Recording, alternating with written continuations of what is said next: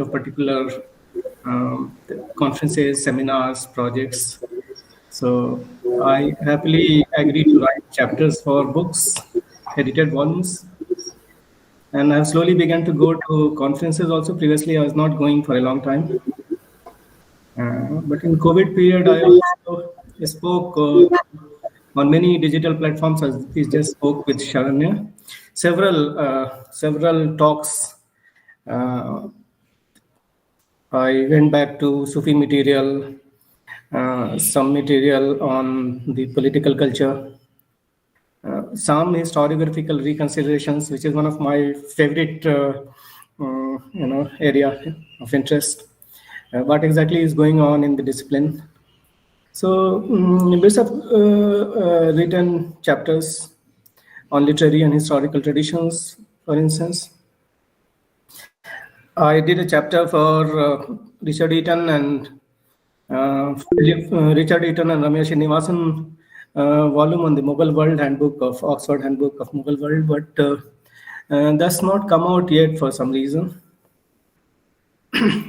So yeah, but while teaching in the university for 4 days a week, it becomes difficult, but some work still.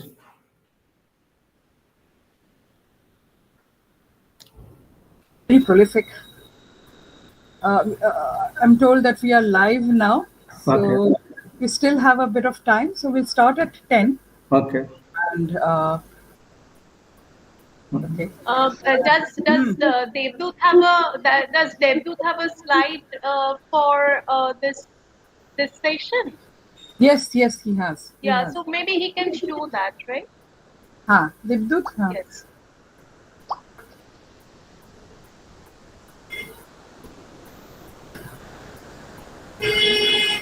Kumkumdi has also joined. Good morning, Kumkumdi. Thank you for joining today. She has been quite regular in attending our sessions. Thank you so much for this. I was wondering, can you let me know what is the time when Sonia Wake will be speaking? She will speak at 2 o'clock. 2 o'clock. Okay, thank you.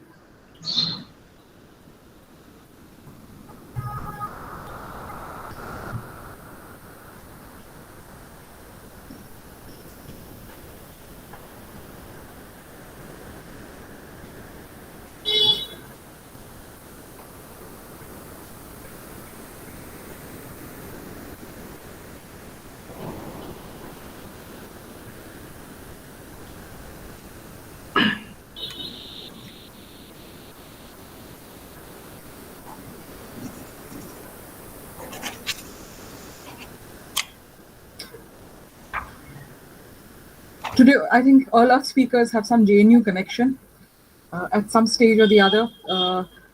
They have studied in JNU. All the 4 speakers. Okay, good. Thank you. I'm doing the connection. JNU continues to attract good students from all over the country still. So lots of questioning, lots of critique will still be possible.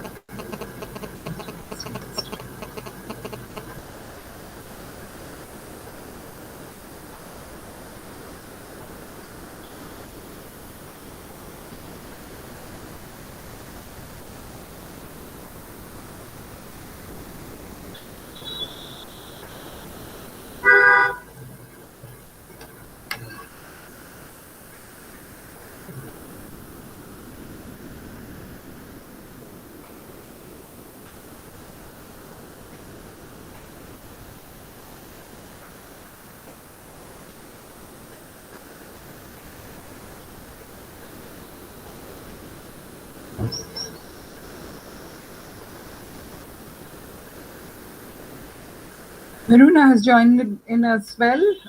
Raji, Maruna is the head of the department, on leave at present, but she's joining next week.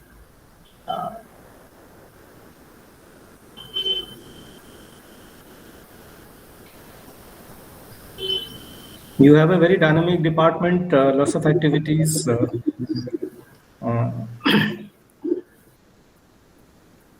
Political, scholarly publication. Some people have very huge publication profile.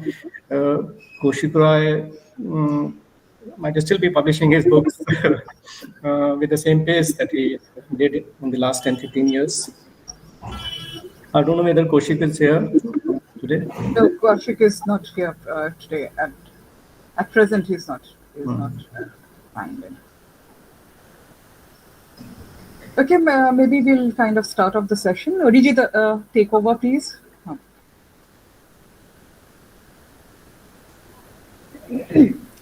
Good morning, esteemed speakers, faculty members, special invitees, and dear participants on Google Meet and YouTube, where the lectures are being live streamed.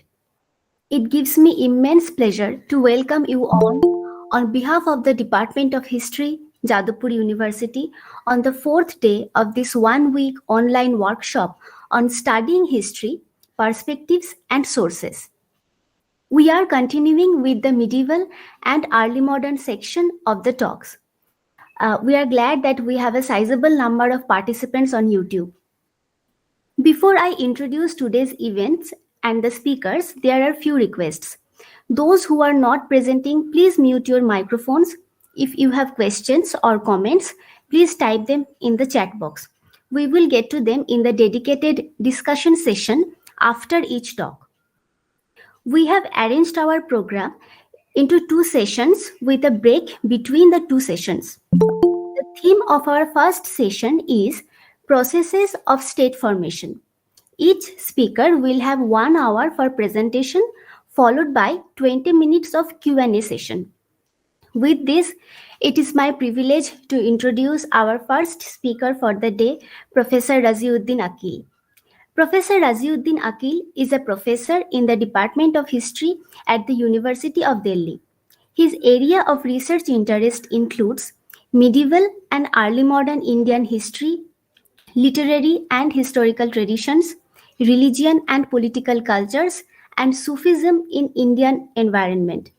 Professor Aqil received his PhD from the Jawaharlal Nehru University, New Delhi. He has numerous publications to his credit. Some of the most recent books he has authored are Days in the Life of a Sufi, 101 Enchanting Stories of Wisdom, published in 2020. Lovers of God, Sufism and Politics of Islam in Medieval India, published in 2017. The Muslim Question, Understanding Islam and Indian History, published in 2017. Professor Aqil has also co-edited a number of books. The most recent are An Earthly Paradise, Trade, Politics and Culture in Early Modern Bengal, published in 2020. Literary and Religious Practices in Medieval and Early Modern India, published in 2016. History in the Vernacular, published in 2008. Professor Aqil has numerous papers published in journals and edited volumes. Today, he will speak on political violence and the question of legitimacy in the Delhi Sultanate. I now request Professor Raziuddin Aqil to kindly begin his presentation. Over to you, sir.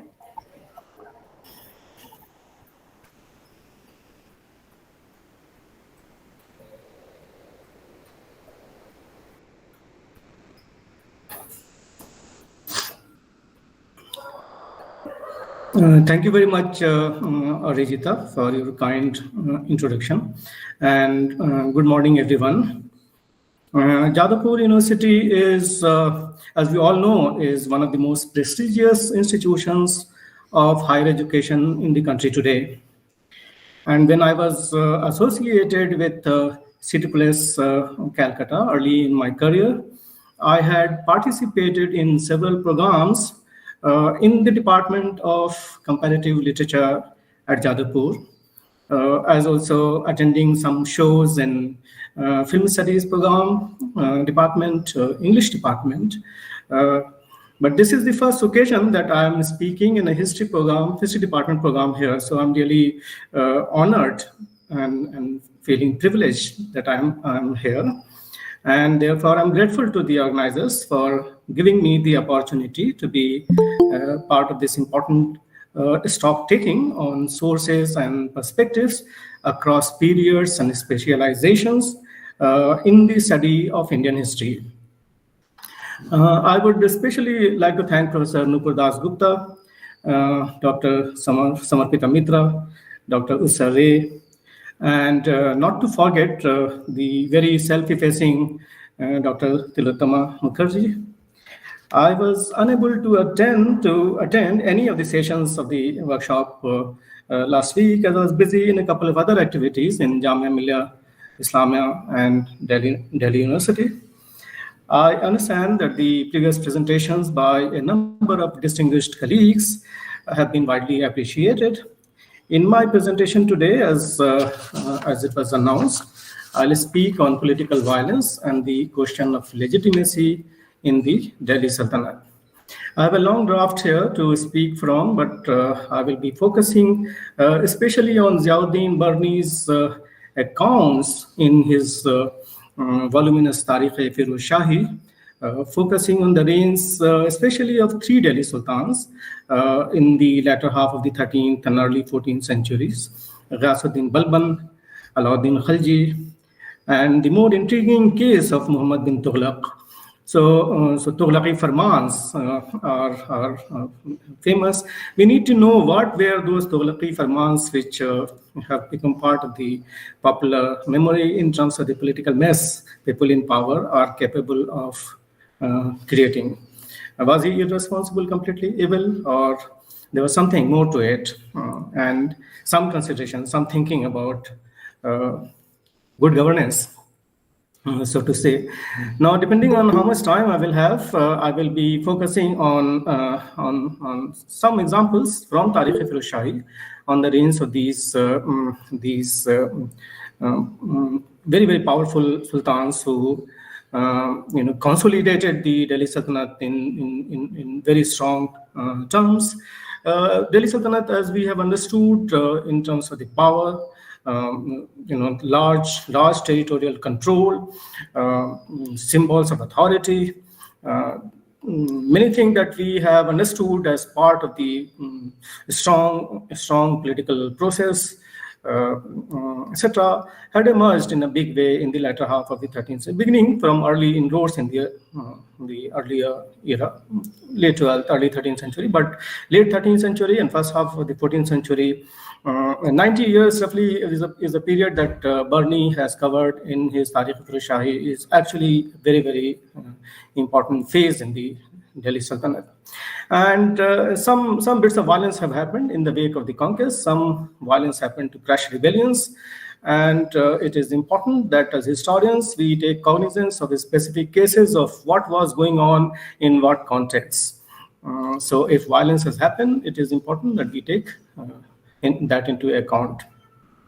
So therefore, given the frequent reference to violence in pre-colonial period in our political discussion today in the public domain, it is important that serious professional historians return to examine medieval narratives of conquest involving violence, whether we read Tabaqat-e-Nasri of Minhaj-u-Siraj or in some cases of the kind that I'll present, Barni's Tarikh-e-Firuz Shahi. Those violence may not have been genocidal in terms of nature and scale as an organized ethnic cleansing that we know did not happen, but political violence nonetheless, and therefore justification of that violence in the name of religion, for instance, and therefore seeking legitimacy for political actions. So to ascertain the accuracy and distinctiveness of particular incidents as critical historical moments are the job of the historian. This task has not been properly handled by dominant sections of of professional historians of medieval and early modern India. The right-wing propaganda, from whatever perspective, Hindu right, Muslim separatism, is much of it is propaganda and therefore can be easily trashed. They don't deserve serious scholarly consideration, except an analysis of what exactly they are saying and what abuses of those examples they are making in the politics that they are doing.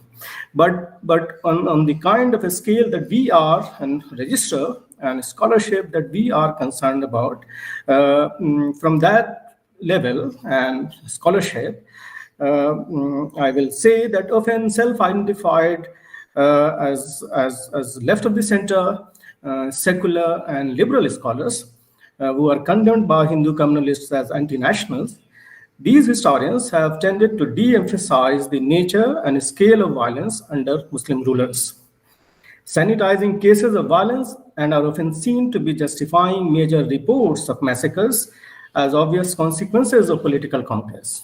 Sultan Mahmud did violence because he was not doing anything with regard to religion. He was only interested in loot, maybe.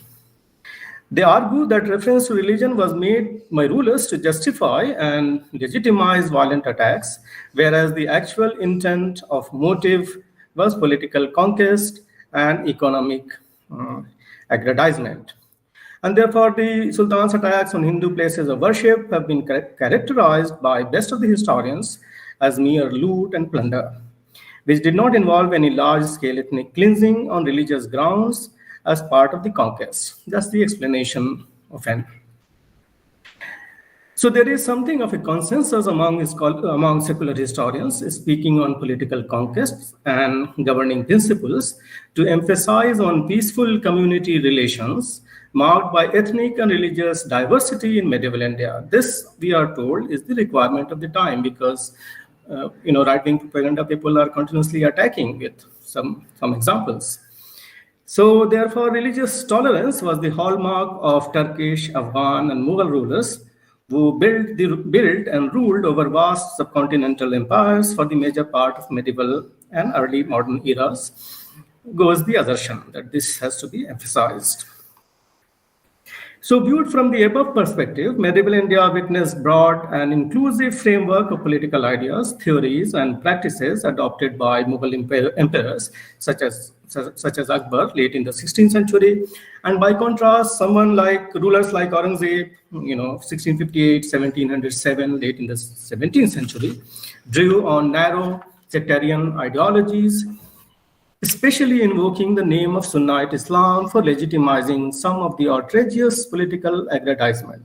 So we have broad political theory framework, something of the akhlaq kind that Muzaffar Alam had proposed, and we also have the older, more Sunni Islamic kind of political proposition of the kind that Aurangzeb could be abusing for legitimation of his political aspirations. So violence was possible in the wake of conquest and empire building, but medieval works on political theory advocated minimum use of force under all circumstances. This is from Alauddin Khalji's time and even earlier, that maybe people can be enslaved and used rather than killed. So these texts therefore articulated political ideology on how to govern a vast subcontinental country with so much diversity, especially for resolving the question of religious assertions through emphasis on broad-based governing principles, conceptualized as peace with all in Akbar's case, by late 16th century, Sulh-e-Kul. It was understood that political conquest might involve a lot of violence, but governing principles of the state had to be inclusive and just, offering space for all the diversity to respectfully coexist. And intersecting political and cultural domains, Sufi Bhakti propositions, complex maybe, also preach peaceful coexistence and tolerance of other people's religious beliefs and practices, which further explains the amazing diversity as a historical reality in our country and society. Peaceful coexistence, respectful coexistence of different sects and cults and communities. In this context, there is a need, therefore, to take cognizance of cases of aggressive sectarianism, complex identity formation, questions of conversion, and desecration of places of worship, and occasional attempts to abuse political power in the name of religion. Often, historians would be either, abusing these issues or be silent about them. Unlike early modern Europe, where the emperors had realized that since they had the power to conquer and build an empire, they had the power to control and govern also. And this is from the Governmentality, very fine lecture by Michel Foucault on governmentality. On the other hand, medieval and early modern Indian rulers continued to seek religious legitimacy for political action. So religion and politics get entangled. Thus, historians have attempted to explain religious justification of political violence in the wake of battles for conquest, examine governing principles and political frameworks. And political frameworks are important, some political theory. Since the conquerors needed to come down from their horses and establish their rule as well as law and order. So what were the governing principles, political frameworks informing the law? Shariat is one, but Sunni Hanafi interpretation of Islam in the form of what they call Shariat, law, Islamic law, is one way of looking at things. But rulers will also be devising their own different rules and regulations, Zabta or Zawabit in plural, as Barney has written in both Tarikh-e-Firuz Shahi and Fatwa-e-Jahandari, to which I'll come back shortly. And therefore, to understand continuous attempts at resolving religious and cultural conflicts, in terms of interest, rulers created these conditions for a consensus. So moving away from the usual binary, either celebrating or condemning political violence and bloodshed, as in the separatist communal kind of narratives, or completely denying the cases of violence, some writings have stressed on the struggle for peace as actual example of peaceful community relations. So struggle for peace is the reality.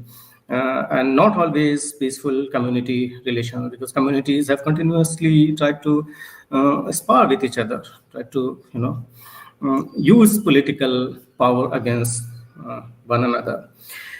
Mass violence would not have been the order of the day in terms of political action or butcheries, but politics and society was not free from religious and communal tensions either.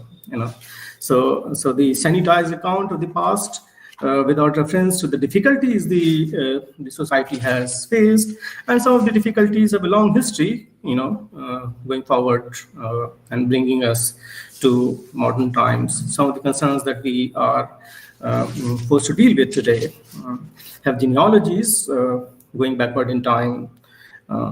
19th century projections of what was happening in the medieval period, etc., with some examples from the medieval period arbitrarily used.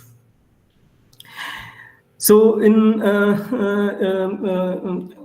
my presentation here, I will refer to some specific cases of political violence and reports of massacres in the Delhi Sultanate, long period, 1206, 1526, but there are different phases. The 13th century, the 14th century, 15th and first half of the 16th century, for the major part of which roughly the whole of the Indian subcontinent was ruled from Delhi by powerful sultans with Turkish antecedents and exposure to Persianized political culture of Central Asia and Iran. In view of the abundance of material available in contemporary sources, and there's no dearth of sources for the Delhi Sultanate that historians should not be working on, the focus here will be on moments of violence under three most despotic rulers who brooked no criticism, resistance or protests against their rule, which tended to be completely arbitrary and in complete disregard for existing conventions of politics and governance. Though continuously Balban would be referring to what were the Sassanid, pre-Islamic Sassanid rulers were doing, and was styling himself accordingly. Alauddin Khalji would be continuously referring to styling himself as something of an Alexander II, Sikandar Sani, to the extent that in that arrogance and madness with power that he enjoyed, he also thought that maybe, like Prophet Muhammad, he can start another religion. And he also has 4 friends, like the 4 caliphs of the Prophet. He was a completely jahil person, Alauddin Khalji, he would say, and he was completely irreligious also, but had such aspirations. And especially the very interesting case of Sultan Muhammad Tughlaq. He was not a jahil person. He was a learned person. Was continuously consulting scholars and discussing with them as to what is good for his rule, as Alauddin Khalji also would do, but some difference. So these are the 3 rulers whose examples, some of which I will be from their rule I will be presenting here. Together they covered a long period. 1266 to 86 is Sultan Ghiyasuddin Balban. 1296 to 1316 is Alauddin Khalji. Muhammad Tughlaq, 1325-51. Long period of 25-26 years, Muhammad Tughlaq alone. The intervening period of about 10 years each between the reigns of the first 2 and the last 2, Balban and Alauddin Khalji and Tughlaq, were somewhat marred by political uncertainties and crises, especially due to dynastic changes. Ghiyasuddin Balban's death was so unfortunate for him and his family, in the sense of he had terrorized his own family so much that Bughrah Khan was happy that he can continue to be based in Lucknow in Bengal, rather than coming to take over as the Sultan of Delhi. So instead his son would become, and he couldn't handle it.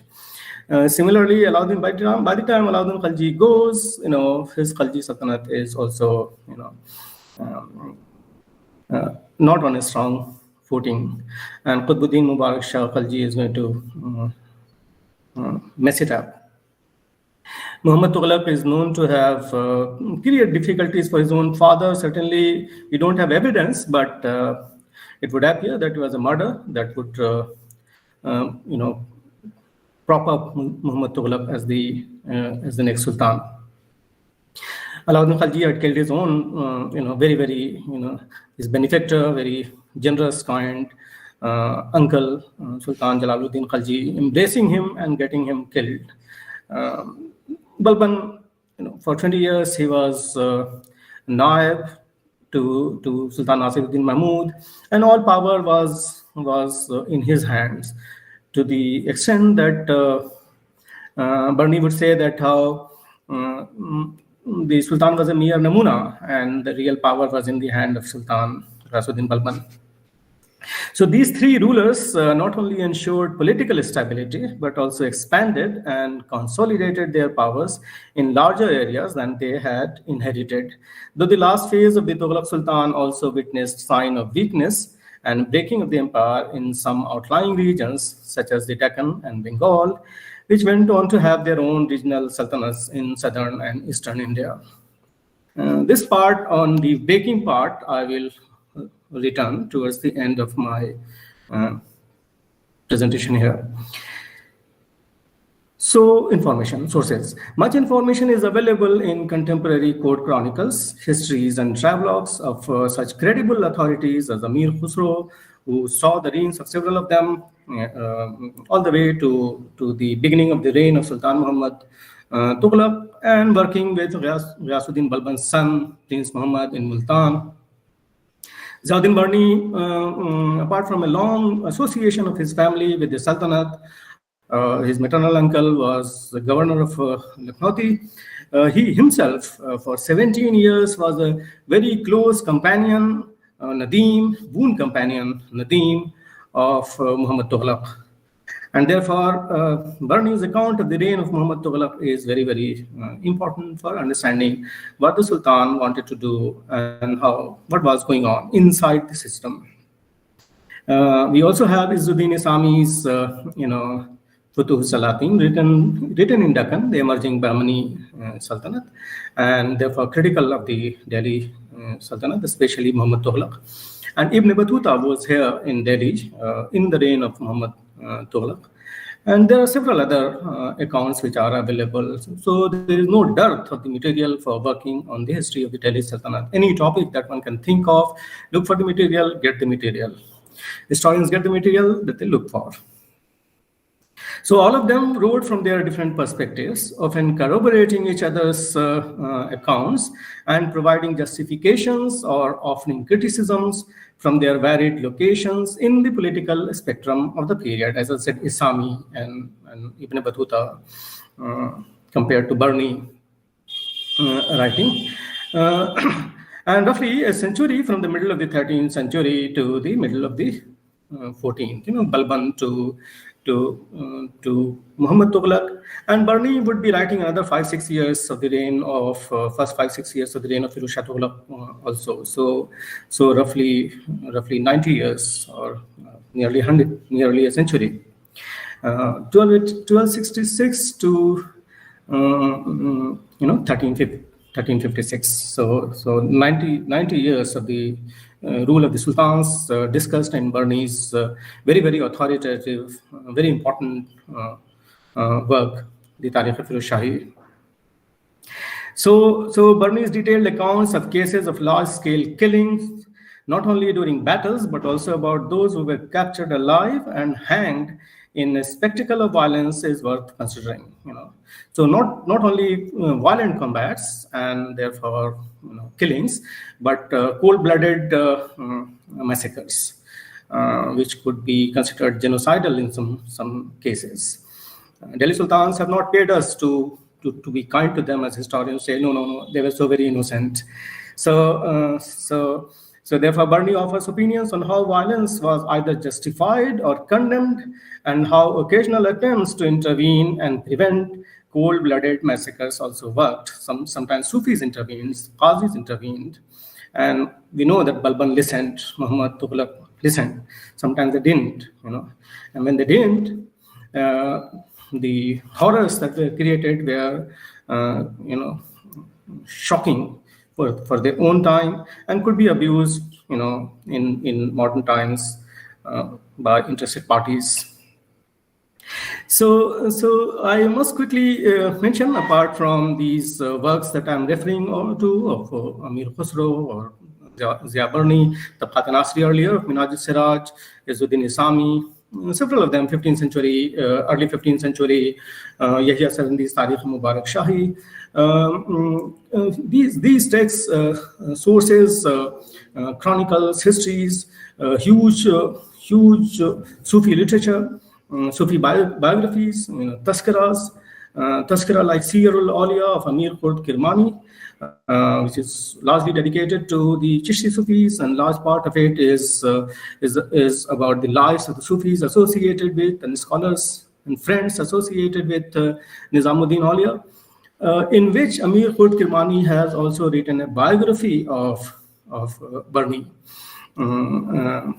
as a friend of part of a close circle of Nizamuddin Awliya, along with Amir Khusro, Amir Hasan Sizzi, etc. I will come back to it. But let me quickly mention that scholarship on Delhi Sultanate is not completely devoid of the complexities of the kind that we bring to bear in our scholarship, and therefore we know that Delhi Sultanate scholarship has also, the focus has been largely certainly on the Mughal period, in the late 16th century, 17th century.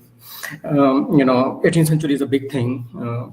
Whether you look at from the perspective of Mughal centrism or regions asserting themselves in terms of the vibrant economy and political culture in those parts. But Delhi Sultanate has also been attracting some of the finest historians in the past, into the present. I'm just thinking in terms of paying tribute to the fine scholarship of A.B.M. Habibullah, then Muhammad Habib and K. Nizami edited, apart from their own works, edited that comprehensive history of the Delhi Sultanate.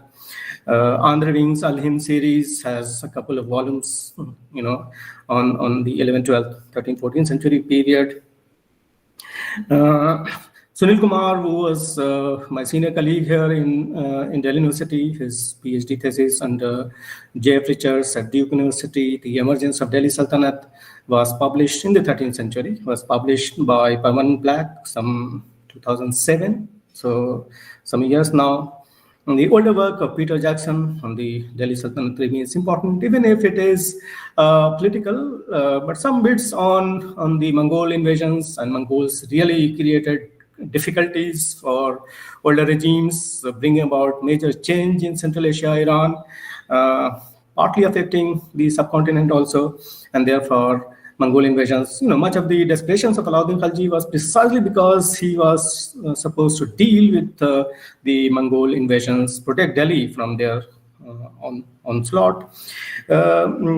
Muzaffar Alam's Languages of Political Islam has a discussion on Sufis, also on Barni's Fatah Chandari, which is slightly disappointing in the sense that Muzaffar was my supervisor in JNU. He's one of the finest historians of Mughal political culture, religion, political culture today.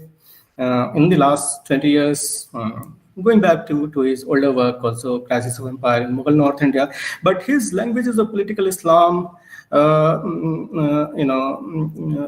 the chapter on Barni is somewhat disappointing in the sense that Muzaffar is not saying anything different from what Muhammad Habib has said about Barni being a fanatic theologian, etc. And Muzaffar should know that it is not true. Barni was associated with Nizamuddin Aulia, Amir Khusro, Amir Hasan Sizzi. He was a personal companion, boon companion of Muhammad Tughlaq. What theology was he doing? He was not a theologian at all. In recent times, Blaine Oyer's work is on the Delhi Sultanate, symbols of authority in medieval Islam. I have a copy of his book here. Let me show it to you. It's a paperback, new series of paperbacks published by Bloomsbury. This is Symbols of Authority in Medieval Islam, History, Religion, and Muslim Legitimacy in the Delhi Sultanate. As also a couple of fine articles by Vasilius Cyrus, who is in JNU these days on Greek chair professorship, on Muhammad Tughlaq compared with Firoz Shah Tughlaq. So Muhammad Tughlaq as an evil who failed, so failed state of Muhammad Tughlaq compared to the virtuous, pious, pietistic Firoz Shah Tughlaq, whose welfare state of the Delhi Sultanate latter half of the 14th century was celebrated by Shamsi Raja Afif in his Tarikh Firoz Shahi. So a couple of other very interesting comparisons Cyrus has done. Barni compared with Machiavelli. So Barni in the 14th century is talking about ideas which are discussed by Machiavelli in the 16th century. So it's 200 years advance on political principles and governance and ideas, etc. So these are some interesting works that come to mind immediately. I mentioned about various different kinds of literary sources. There are built heritage all over Delhi, or wherever you go from the 13th, 14th, 15th century. We have huge architecture, visual, which historians of architecture, art and architecture are using now in their fine work. And then there are older, conventional sources like inscriptions and coins available for historians for some appreciation, better appreciation of the history of the Delhi Sultanate. I am focusing on Barni's account because Barni's account actually provides us a very, very detailed, almost accurate accounts of the reigns of these the sultans of the Delhi Sultanate. And therefore, let me quickly refer to where Barni was coming from. He is dismissed in secular histories as a bigoted theologian whose views smacked of communalism. And such an understanding of the author sounds simplistic, even contradictory, as I said earlier, also dismissing as unimportant the work of a fine historian that he is, looking at Tarikh-e-Firoz Shahi, a perceptive political theorist, a well-informed personal advisor of Sultan Muhammad Tughlaq, sincere disciple of Chishti Sufi Nizamuddin Aulia, and close friends with noted Sufi poets and Sultanate officials, Amir Khusro and Amir Hassan, among others. And therefore, indeed, Barni had nothing to do with theology, and he dismissed as impracticable the claims of Shariat as a state law advocated by the Sunnite ulama. Instead, the author was articulating, and this is a very, very interesting point that emerges from his Tarikh-e-Firoz Shahi and Fatah-e Jahandari, that he was articulating an elitist political discourse.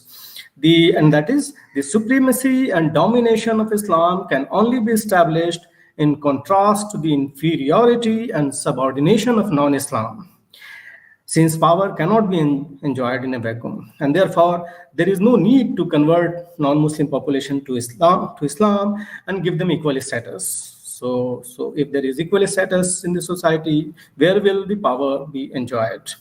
So therefore, conversion is not recommended in such an ideology. And even Indian converts to Islam, they are to be treated as inferior people who should not have been converted in the first place. And Muhammad Habib, in his translation of Fatah-e Jahandari, is sharply critical of Barni's condemnation of the so-called low-born people, low-caste people, calling them kamina, and all that is important in the sense that he was speaking from that very, very elitist position. And it was happening because with a certain degree of democratization of the Sultanate polity, a large number of Indians were able to break into a system to change the course of history, which would mean that the older nobility and their family and interests were going to be at stake. And therefore, it would create difficulties for them. And therefore, someone like Barni would be reacting in that manner. If you read the introduction to the Tarikh-e-Firoz Shahi by Barni, which is now, this text is available in a very good English translation by Ishtiyaq Ahmad Zilli, who was a professor in Aligarh, and he now is the director of a very important early 20th century established Center for Research in Azamgarh.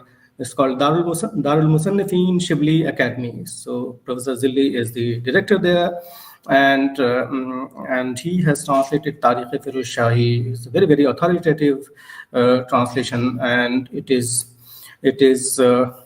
published by Primus, and it is available. So those of you who are interested in reading this text should actually look out for a copy. The introduction especially is very, very important in terms of Barni's method and as a historian. And within that, he is very sharply critical of people coming from non-elite kind of background, pretending to be writing history, which he says that are so bad that it will be trashed, it will be sold to Kabadiwala, no one will read, and the paper will be recycled for writing a better history of the kind that he has written, and therefore there will be a lasting presence of that text of the kind that he did. In fact, he makes that claim that the history of the kind that I have written has not been written by any other place, any other person. And if I make such a claim, who will agree with me? Because no one is capable of agreeing with me either. Is a very, very interesting claim he has made in the concluding part of his introduction.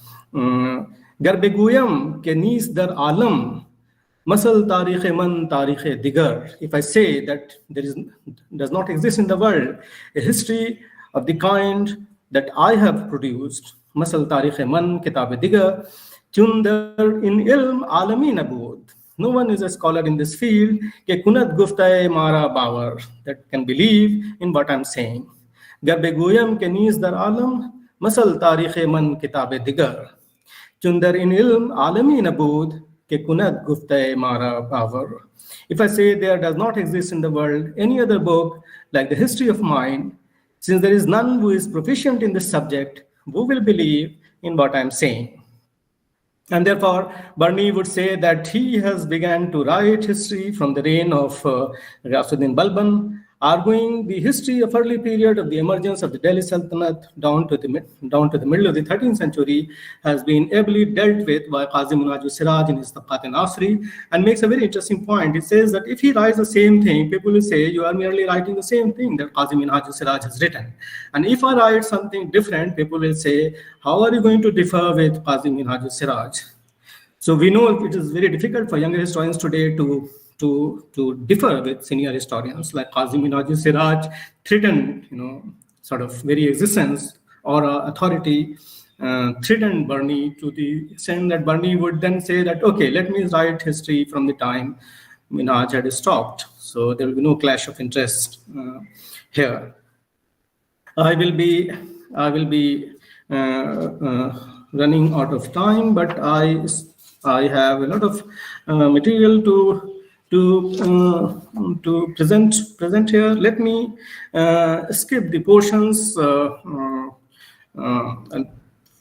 regarding Balban, examples from the reign of Balban and Alauddin Khalji, to move to what Barni has said about Muhammad Tughlaq. And the reign of Muhammad Tughlaq is very interesting from the examples that is available to us. So Sultan Muhammad Tughlaq's outrageous farmans or orders are invoked every time people in power come up with out of the box ideas, drastically changing the system and adversely affecting the general population. The Sultan's eventful rule offers important insights on how brutal measures adopted to implement some very good ideas can get completely discredited. The people rebelled against the despot because of the severity of his actions, and the latter severely punished those who defied his authority. So the more the people resisted, the more they were chastised. It was a vicious cycle already known to people, as we know today, was already known to people in his time, during the reign of Muhammad Tughlaq. People were talking about it.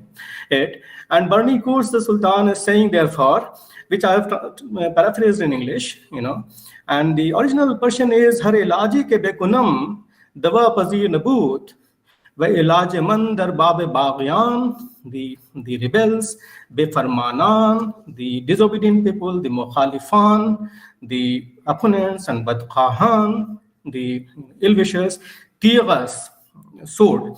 Har ilaje ke bekunam dawa pazir nabud, wa ilaj man dar babe baghyano, befarmanano, mukhalifino, badkhahan, tiras, har chand khalq mukhalafat beshtar khan kar, man siyasat beshtar khan kar.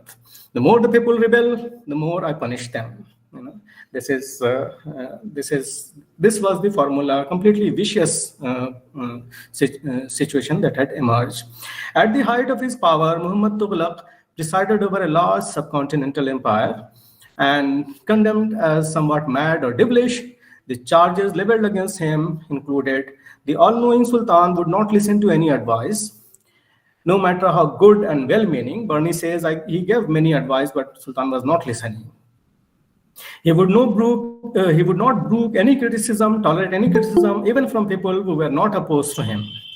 He would not tolerate any opposition, and the opponents could be suppressed and removed in most ingenious ways. Perhaps he had no qualms in killing his own father to capture power, though no judge could have proved the charge, as I mentioned in the beginning also. And there is something about it which needs to be spoken about. The bestowal of kingship in the Sufi sense was certainly operative here, that Sultan Muhammad Tughlaq had become Sultan by the blessings of Nizamuddin Aulia, who was facing lots of difficulties from Sultan Ghiyasuddin Balban. Sultan Ghiyasuddin Tughlaq, we know that returning from a campaign in Bengal, the Sultan had sent a message to Nizamuddin Aulia saying, you have done enough Sufism here in Delhi. You should leave the place, go wherever you want to. So that famous response of Nizamuddin Aulia to Ghasuddin Tughlaq was, Hunuz Dilli Durast. This Hunuz Dilli Durast, Delhi is very far for you, basically, was said in 1325, and it is recorded in a text written in 1415, Tarikh-e-Mubarak Shahi of Yahya Sarhindi. So within 90 years, this formula, rhetorical statement attributed to Nizamuddin Aulia, is already written, is available. And Sufi literature, a biographical account of Nizamuddin Aulia written within 25 years of his death in Deccan, mentions that how Delhi was destroyed by Muhammad Tughlaq while shifting his capital from Delhi to Devgir, renamed Daulatabad, because of the curse of Nizamuddin Aulia, that Nizamuddin Aulia had to face so much difficulty over his practice of music, Sufi music, Mahfil-e-Sama, that was opposed to by the ulama and was used by Sultan Muhammad Ghasuddin Tughlaq against him. So many of the things that the Sultan would be Muhammad Tughlaq would be then go on to do would be completely scandalous, affecting even the Sufis. Nizamuddin Aulia has died quickly, 1325. Within months of Muhammad Tughlaq taking over. Khusro also goes, but Nasiruddin Chiragh Delhi was the successor to Nizamuddin Aulia in the Chishti Silsila, had to face serious difficulties at the hands of Muhammad Tughlaq, and many of the Chishti followers, associates of Nizamuddin Aulia were dispersed. Some went to Daulatabad, some went away to Makkah for Hajj. Huge difficulties that was created by this dislocation caused by Muhammad Tughlaq shifting his capital. Nasiruddin Chiragh Delhi actually is said to have the one perhaps was only notable in the city who refused to go, and therefore this epithet of lamp of Delhi, Chiragh Delhi, is ascribed to him, is associated with him. With many of his famous projects like the token currency, the conquest of the Himalayas, many different kinds of rebellions at different places failing, Tughlaq was in a bad situation that we know of. And through all this, Muhammad Tughlaq continued to placate religious leaders, philosophers, foreign dignitaries, and hitherto marginalized actors, besides seeking testimonials from the Caliph of Egypt, to the extent that even Barni was surprised that Muhammad Tughlaq is so irreligious, and yet he is looking for a Caliph who will give him Manshur, a manifesto, saying, okay, you are doing good work in the name of Islam, on behalf of the Caliph, who in turn was spreading the message of the Prophet, who in turn represented God. So it was surprising. So for a while, showing great deference to his moral authority, the Caliph, which baffled the public, for they thought the Sultan was beyond any control. When disgusted, he even contemplated vacating his seat of power in favor of his cousin Firoz Shah Tughlaq, who takes over eventually, and a couple of other officers, and himself go away on a pilgrimage to Makkah. He said, "मैं मक्का जा रहा हूँ, मैं काबा हज करने के लिए चला जाऊँगा." But he was not the one to give up easily. Disobedience to the autocrat was interpreted as defiance of authority of God, which demanded severe chastisement, according to him. Therefore, instead of focusing on policy and governance, he applied himself excessively to the business of punishment. None could escape his wrath. Treatment ranging from simple beheading to more spectacular skinning and cutting into pieces to make veritable meat pulao for serving to elephants, about which this is a spectacular case, certainly. And elephants rebelled because, because elephants are supposed to be vegetarians. So this last episode has been written about in some details by Richard Eaton and Philip Wagner in their very interesting work called Power, Memory, and Architecture. This is with regard to Muhammad Tughlaq's own cousin, Gurshad Khan, who was appointed by him as the as the governor at Warangal, had rebelled. And he rebelled with, and in doing so, he had taken the support of the local Rajas, who were still not part of the Sultanate politics. So Muhammad Tughlaq had to actually personally march to Warangal to crush the rebellion, and the punishment of the kind that is mentioned here. So returning to Barney's account on what was going on in the minds of the Sultan, and what discussion that he had as a boon companion with him is something that I will quickly highlight, because I think my time will be running out in 10 minutes or something. If you can alert me when to begin to conclude, I will do so. So Barney has offered some insights on the working of the mind of the Sultan through glimpses of his conversations with him. And indeed, Barney has noted that the Sultan once consulted him and inquired, and this is very interesting. You have read much history, many books of history you have read. Tawarikh Basyar Khandei, he will say, have you seen anywhere in what kind of situations had earlier kings resorted to killing? Is what is Muhammad Tughlaq asking Barney, that for all the books that you have read, what were the situations when the Sultan's rulers resorted to killings of their own subject population? Remember, subject population needs to be protected. Sultan has the capacity to kill, but he should not let anyone die. So then the Barney writes, the Sultan Bandera Farmood ke Tawarikh Basyar Khandei. You have read many histories. Jai dide ke Badshaahan dar chand jurm siyasat kardeyan. What situation have you seen that the Badshaahan, plural of Badshah, dar chand jurm siyasat kardeyan? What kind of crimes have been punished with execution? So Barney replied that he had read in Persian histories of Iran, Tarikh-e-Kishwari, that the king Kiswari, that the king cannot rule over the people without taking resort to capital punishment. Some people needed to be removed. If the king did not inflict ultimate punishment when needed, God alone would know what kind of calamities may raise their head due to the recalcitrance of the headstrong and unruly people, and what forms of impiety and sinfulness would appear from the subject. So Barney is actually recommending capital punishment for rebels or those who defy the authority of the Sultan. So Barney also added that in this regard, a confidant of pre-Islamic Iranian Emperor Jamshed asked him what kind of crimes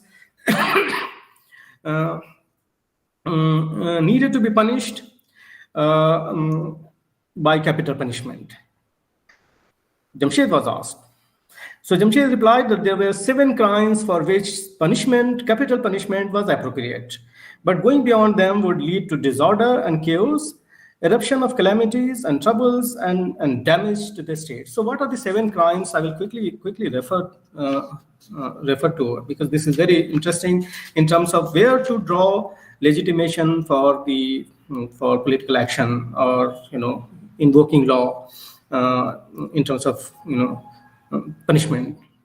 So it may be worthwhile to count them here to illustrate how Barney's advice was not taken seriously by the Sultan. Barney quoted ancient Iranian ruler Jamshed mentioning the first kind of crime was apostasy, irtadad in Islam, that someone is born in Islam and then rebels against it.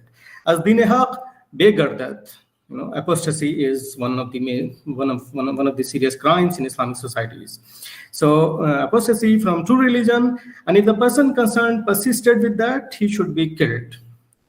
The second is one who kills a law-abiding subject would be also killed. So mutiyan, the law-abiding subjects. One who has a wife and still commits adultery with another woman. Zane digari safa kunad is the expression that Barney has used. Fourth, one who contemplates treason, ghadar, against the king and treason is proved, would be killed. And for killing is a siyasat kunan, like insaf kar rahe hain tumhare saath. Fifth, one who rebels, bagawat, baghi, and remains engaged in it would be killed. Sixth, the subject of the king who enters into friendship with the enemies of the king, dushman wa mukhalif, will be killed. Seventh is one who commits disobedience to the king, befarmani, farman ki nafarmani, that causes damage to the state would be killed. The Sultan inquired how many of these cases were approved in the traditions of the Prophet. So because he's saying that he's writing a letter, wanting a letter from the Caliph to the effect that he's ruling in the name of Islam, then he should be invoking the traditions of the Prophet and say that his actions are within the Sharia regulations. So then he would say how many of them were approved in the traditions of the Prophet. Hadith Mustafa sallallahu alaihi wasallam is the original expression, and how many of them were concerned with the discretion of the king. So Barni submitted that 3 of the 7 crimes which warranted capital punishment were mentioned in the tradition of the Prophet. Hadith Nabawi, Hadith Mustafa, 3 of the 7. These includes apostasy, irtadad, killing of a Muslim, qatl a Muslim. There it was mutiyan, any subject population, and adultery by a married man. Zanae muhsine, or zanae muhsin is the expression. So these are things. These are the gunai kabira. Irtadad and qatl Muslim means someone was a skilled Muslim man, so becomes a shaheed actually, and adultery, zana. The other 4 are concerned with discretion of kings, so not supported by the traditions of the Prophet. So Barni also mentions that the Iranian Emperor Jamshed observed that the reason why rulers appointed wazirs, raised them to high status and entrusted their kingdom and administration to them was that they implemented rules and regulations. So sultans needed wazirs, powerful wazirs. Waziran dar mulk badshahan, mulk badshahan zabta paida avardeyan. Wazirs are required to establish, implement rules and regulations, so that rulers did not need to personally stain their hands with the blood of any creature. The rulers, the Sultan does not need to kill anyone to blood, to stain his hands. As amale in zawabid daste badshahan, hand of the kings, dar khoon heech afride alude nagashte, should not become polluted, stained. Alude nagashte, khun, as khun. The Sultan replied to Barni that the use of capital punishment about which Jamshed had spoken was related to earlier times. In the present age, the Sultan asserted, there were very large numbers of wicked and disobedient people, and he killed them under suspicion of rebellion, treason, wickedness, and treachery. And many people who were therefore otherwise innocent, in the opinion of Barni, were eliminated. And the author is cursing himself by saying that on many occasions he had to agree with this Sultan's action, because Sultan would then otherwise remove him or from his position, or could also get killed. He says that he was greedy for power and money, that he would support the Sultan. And therefore he says that maybe Sultan is gone, now I have to face for bigger punishment on the day of judgment.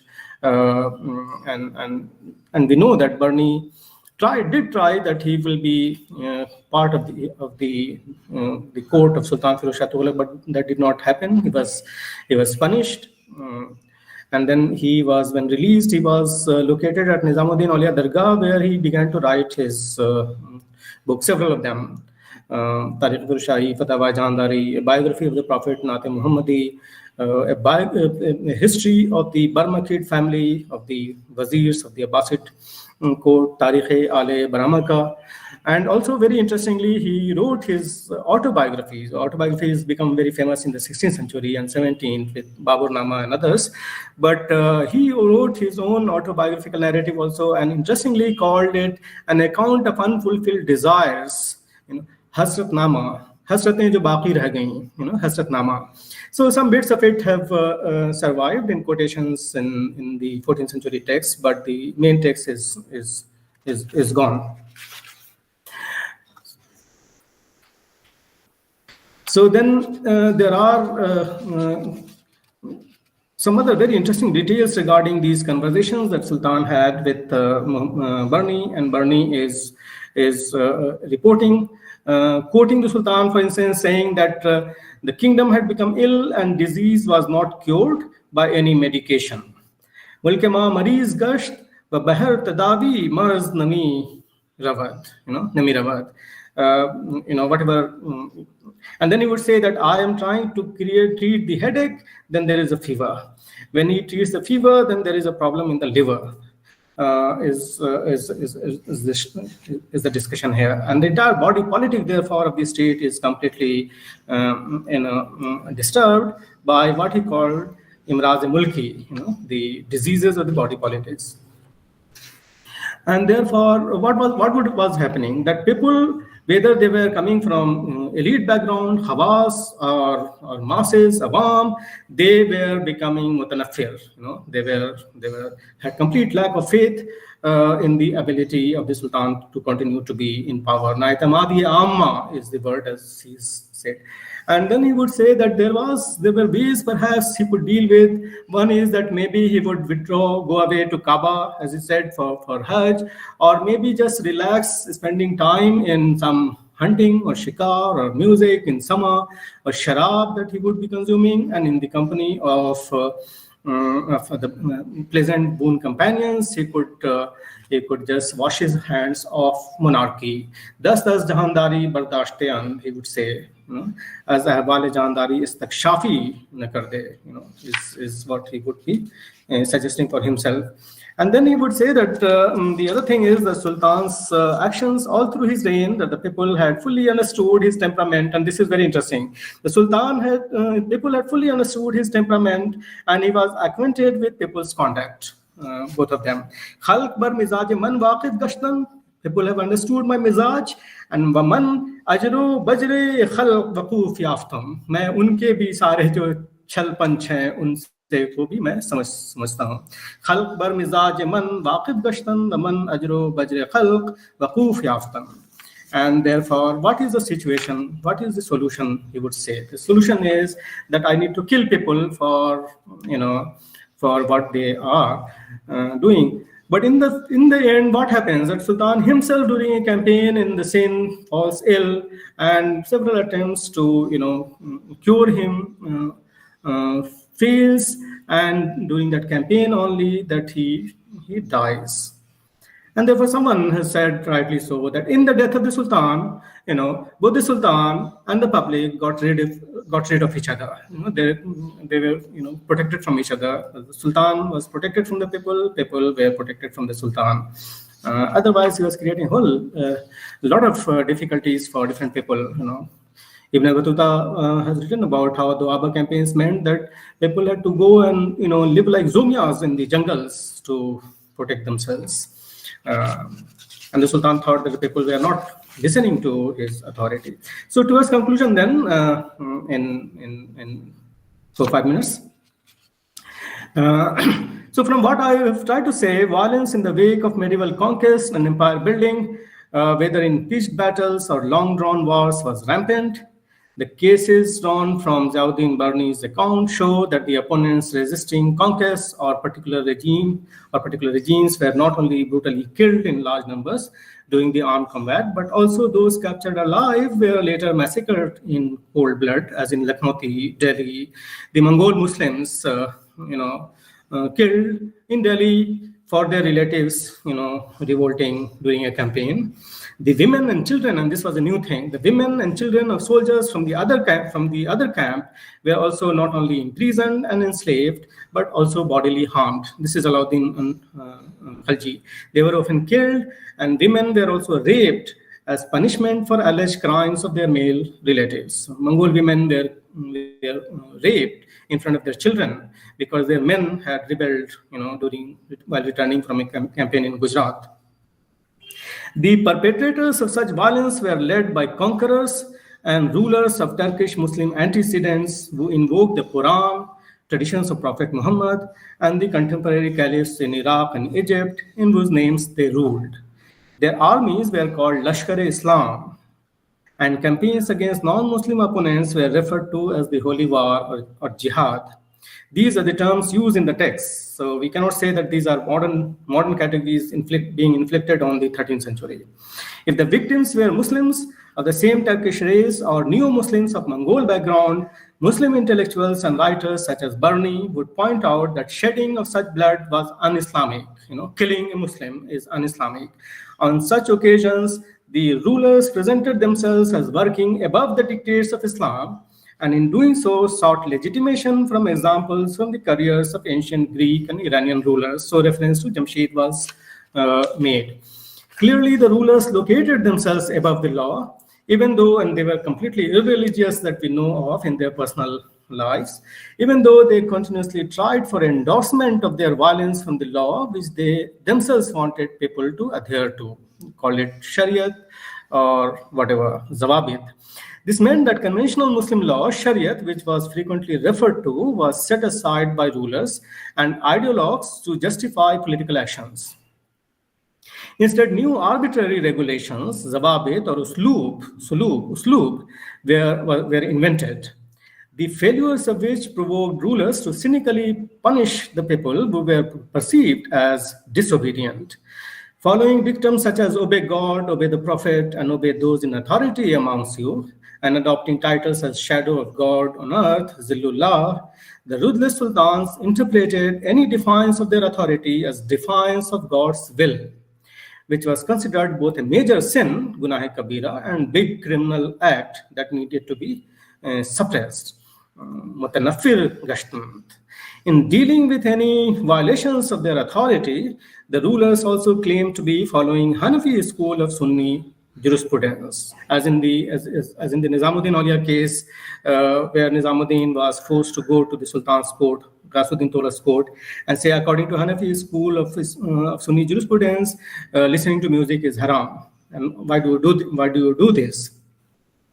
When opponents were non-Muslims, say Hindus, they could be condemned as kafirs, which was easier for them, and thus any amount of brutal action against them would be considered lawful. In Islamic theology, kafirs resisting Muslim political authority peacefully or otherwise were to be either killed or forcibly converted to Islam or forced to migrate. Mercifully, none of these options were systematically exercised by Delhi sultans, so massive dislocation of the population was not resorted to.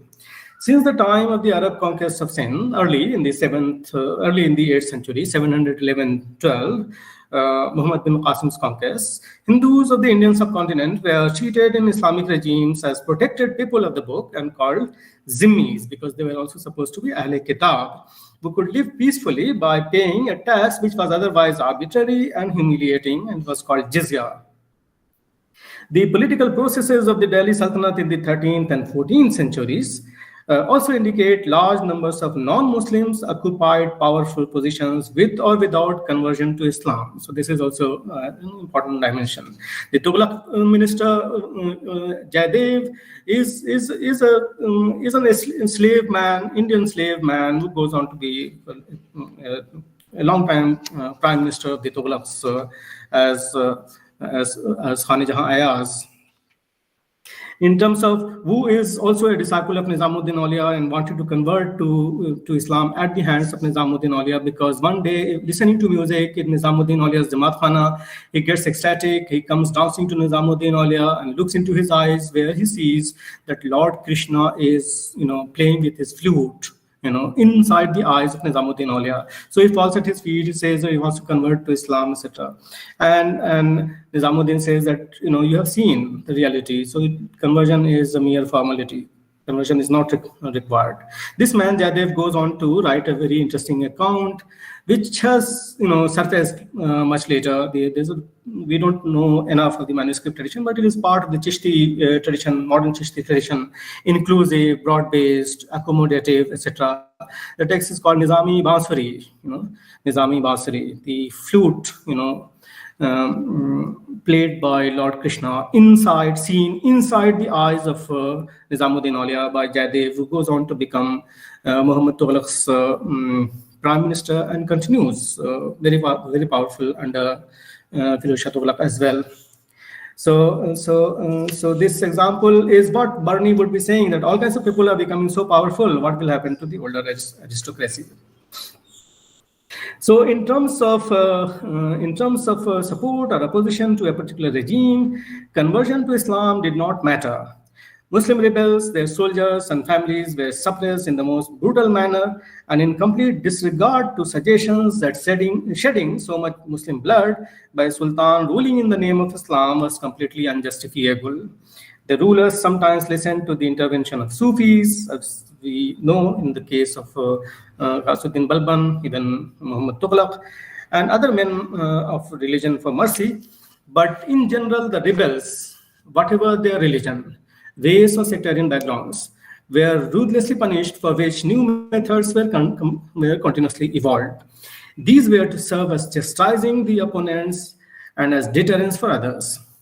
Those seeking to justify violent actions of the sultans would also refer to the contradictory qualities of God, both as beneficent and wrathful, Rahman, Rahim, Kareem, God, and could also be Jabbar and Qahar. So the sultan must have that, because sultan is a shadow of God on earth. So those qualities of God, which would be contradictory otherwise, should be found in the persons of the sultan. So therefore, people were not surprised that how Alauddin Khalji should not and could not, or Muhammad Tughlaq could not resort to violence. In being what they were, for Barni, the sultans were either divinely inspired or magically or diabolically dictated. So that was the other categorization being made. Because someone like Alauddin Khalji was not religious, not Sharia bound, was completely disregardful of anything that was coming from religion, even if he would be invoking that particular often for legitimation of his power. And therefore, it would be that, Khalji period was doing very well because Nizamuddin Auliya was located here, and some of the best minds of the city of the Sultanate were located in the Sultanate and in the capital, and therefore, some sanity. But otherwise, perhaps these sultans were magically or diabolically dictated. Shaitan Sawar. As it would turn out, even someone like Barni, who belonged to a politically resourceful family and himself enjoyed close proximity to Sultan Muhammad Tughlaq, as I said, 17 years, boon companion, Nadim, and advocated violence and massacres of rebels, regretted in his last years for his complicity in terrible violence out of greed for power, saying, what is he going to say to God on the day of judgment? He feared the retribution or justification of all the violence, both here in this world and the hereafter. Violence could be either justified or condemned, but peace, and this is certainly also important, peace was considered to be the most recommended practice for agreeable resolution of political crisis, and not merely through violent means. Without justice, and for this, justice was required. Cries for peace, need for justice was continuously invoked. Without justice, there would be anarchy. Medieval intellectuals and ideologues feared dismantling of law and preferred 100 years of despotism over one day of anarchy on the streets of the city. This is a famous statement attributed to, actually written by Imam Ghazali early in the 11th century, late in the 11th, early 12th, 11th, 12th century, and that if there is no political authority, there will be anarchy on the streets of the city and people will butcher each other. It is this fear of anarchy that erroneously forced people to submit to the authority of tyrants who throve in violence. Those who resisted or rebelled gave invitations for genocidal massacres also, and there are many cases of completely unacceptable violence that the sultans have inflicted on their opponents, enemies, rebels, those who resisted conquest, etc. So I'm stopping now, and maybe if there are questions or comments, I'll be happy to listen to them and perhaps respond.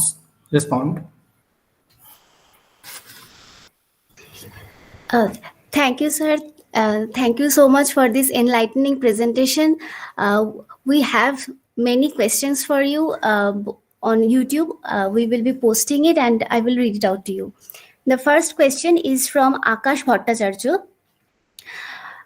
He is asking that I think there were many newly converted Muslims. If we look at Barani's writing, there he is trying to present Islamic heroes or sultans like Mahmud of Ghazna.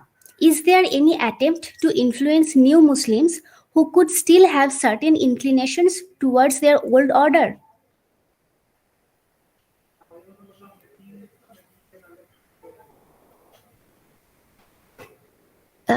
Sir, should I read it out again?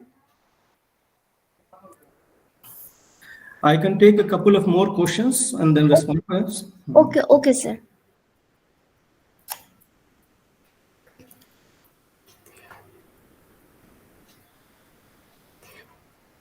The next question is from Sharonna Banerjee. She's asking, do we find any mention about violences against women during this period? And she's also very curious to know about women and juvenile criminals and how they were dealt with by the state. Shrija is asking, how actively were women participating in politics in Delhi Sultanate and how did they perceive the entire notion of violence?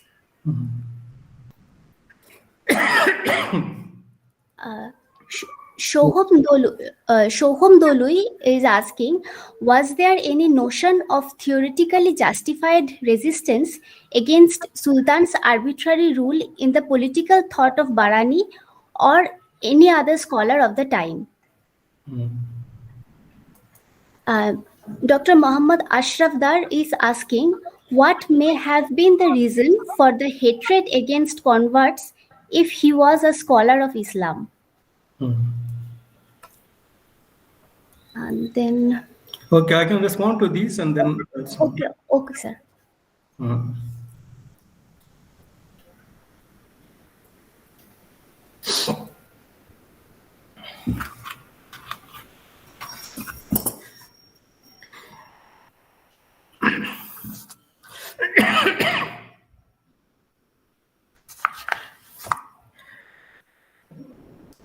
Newly converted Muslims and the question of political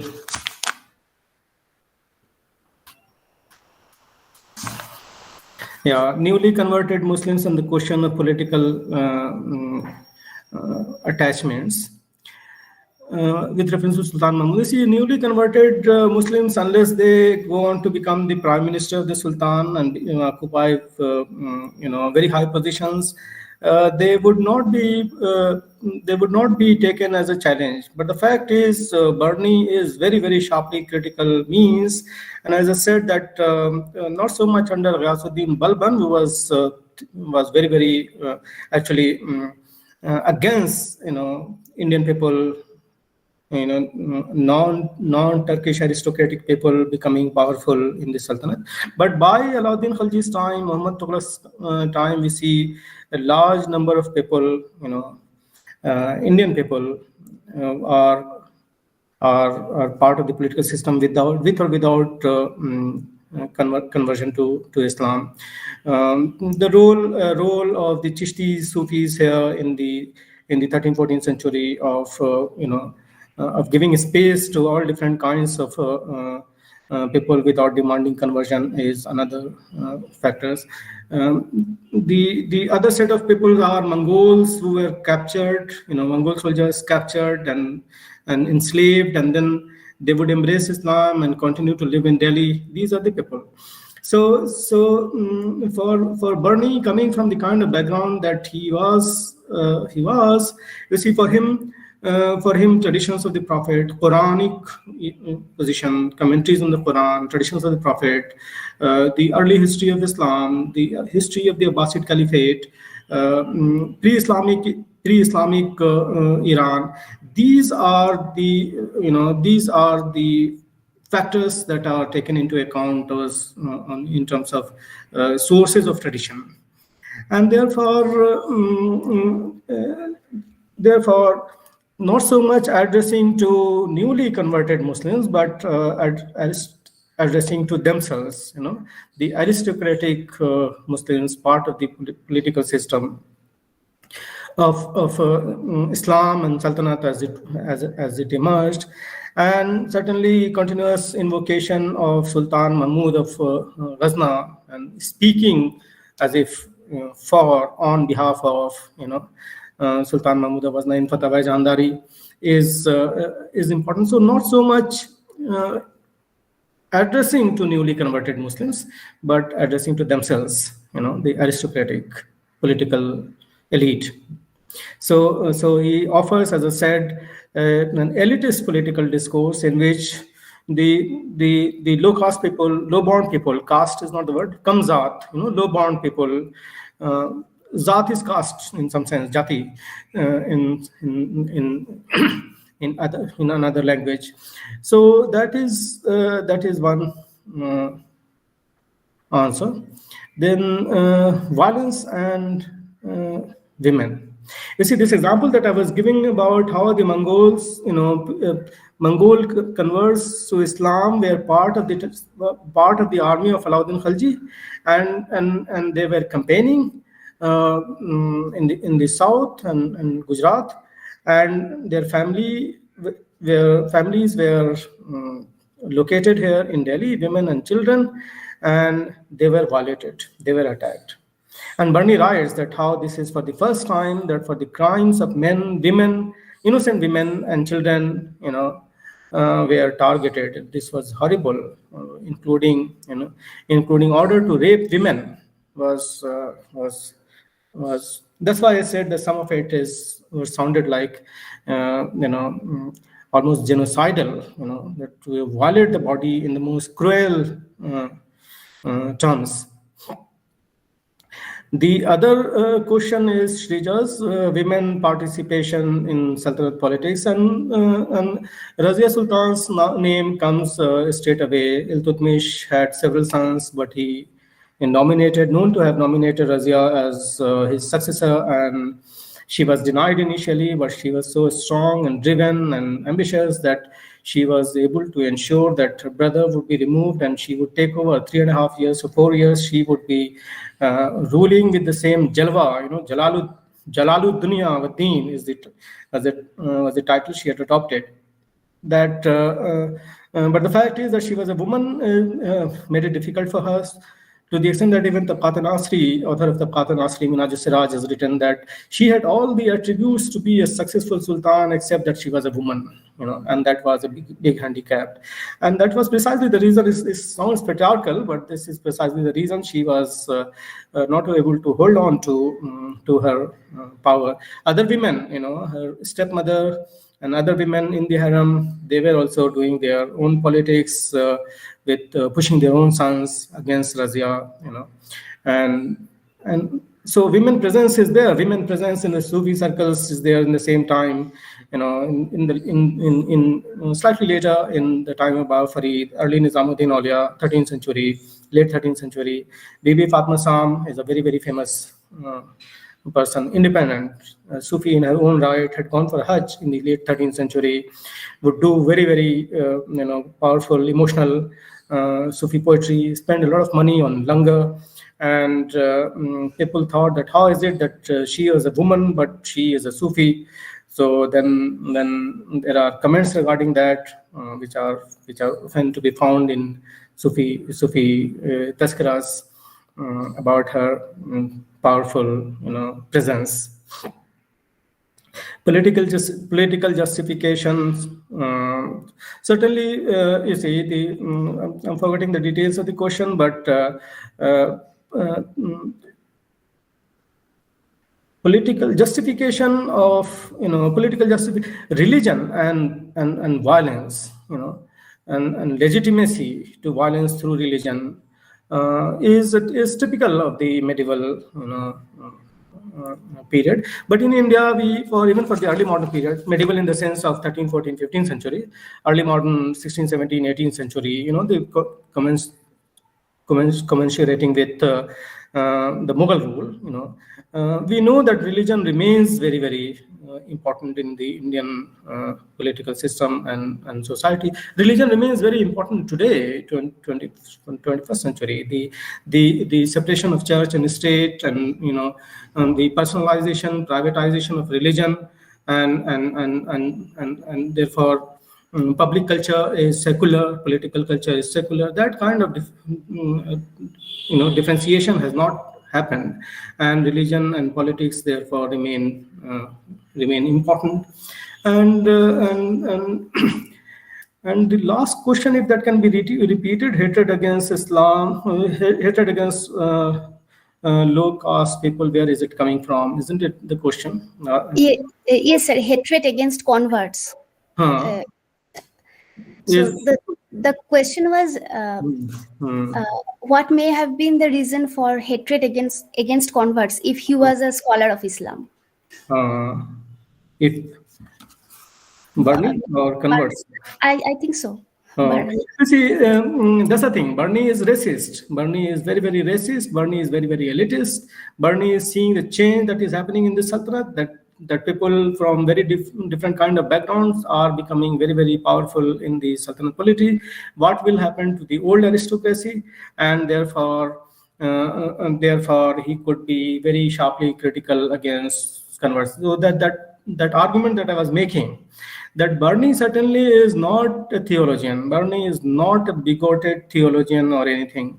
If at all, Barney was introduced to Sufism, but Muhammad Habib will say that, but he was not. This is not Sufism either. Nizamuddin Aulia would not recommend what Barney has written with regard to the converts or the low caste people. So in fact, there is a discussion to this also, that Barney and others have spoken to Nizamuddin Aulia, is that how is it that you allow so many people to become disciples without checking their background, antecedents, etc., and without knowing where they were coming from. So Nizamuddin Aulia said that how he is not going to check their caste or social, religious, political backgrounds. People are coming with faith, and the report is that going from here, they continue to remain fine human beings. They continue to adhere to some of his advice on how to conduct one's life as good human beings, etc. are by him. So someone like Barney, Nizamuddin Aulia is not not making that discrimination between the high-born or the low-born, or Indian people or Turkish people, or Muslim or non-Muslim. But certainly Barney is doing. And Barney is not a theologian. Barney is a political advisor to companion of Muhammad Tughlaq, who was not following the Shariat clearly, from what the details I was giving. The other thing that I said, that if you start giving positions of power to all kinds of people and not limited to entrenched, aristocracy in the political system, then the old aristocracy will lose all the power that it has. So opening up of the system was what was happening under Alauddin Khalji and Muhammad Tughlaq, and therefore these old timers would be reacting like this. But will Amir Khusro react in the same manner as Barney has? No.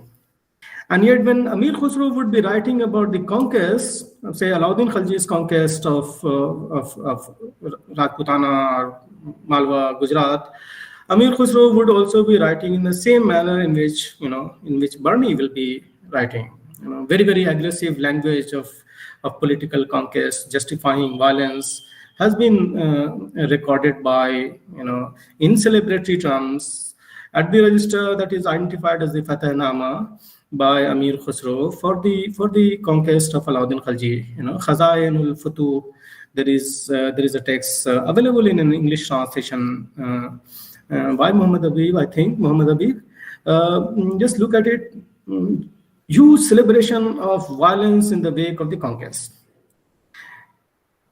But in peaceful times, as a political practice, as an inclusive political practice, certainly there is a difference between Amir Khusro's position and Ziauddin Barni's position.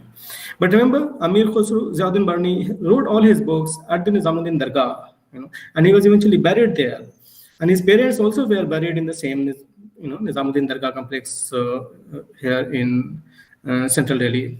So depending upon what specifically Bernie has written about a particular episode, we can thrash out what was happening and why that kind of opinion was expressed.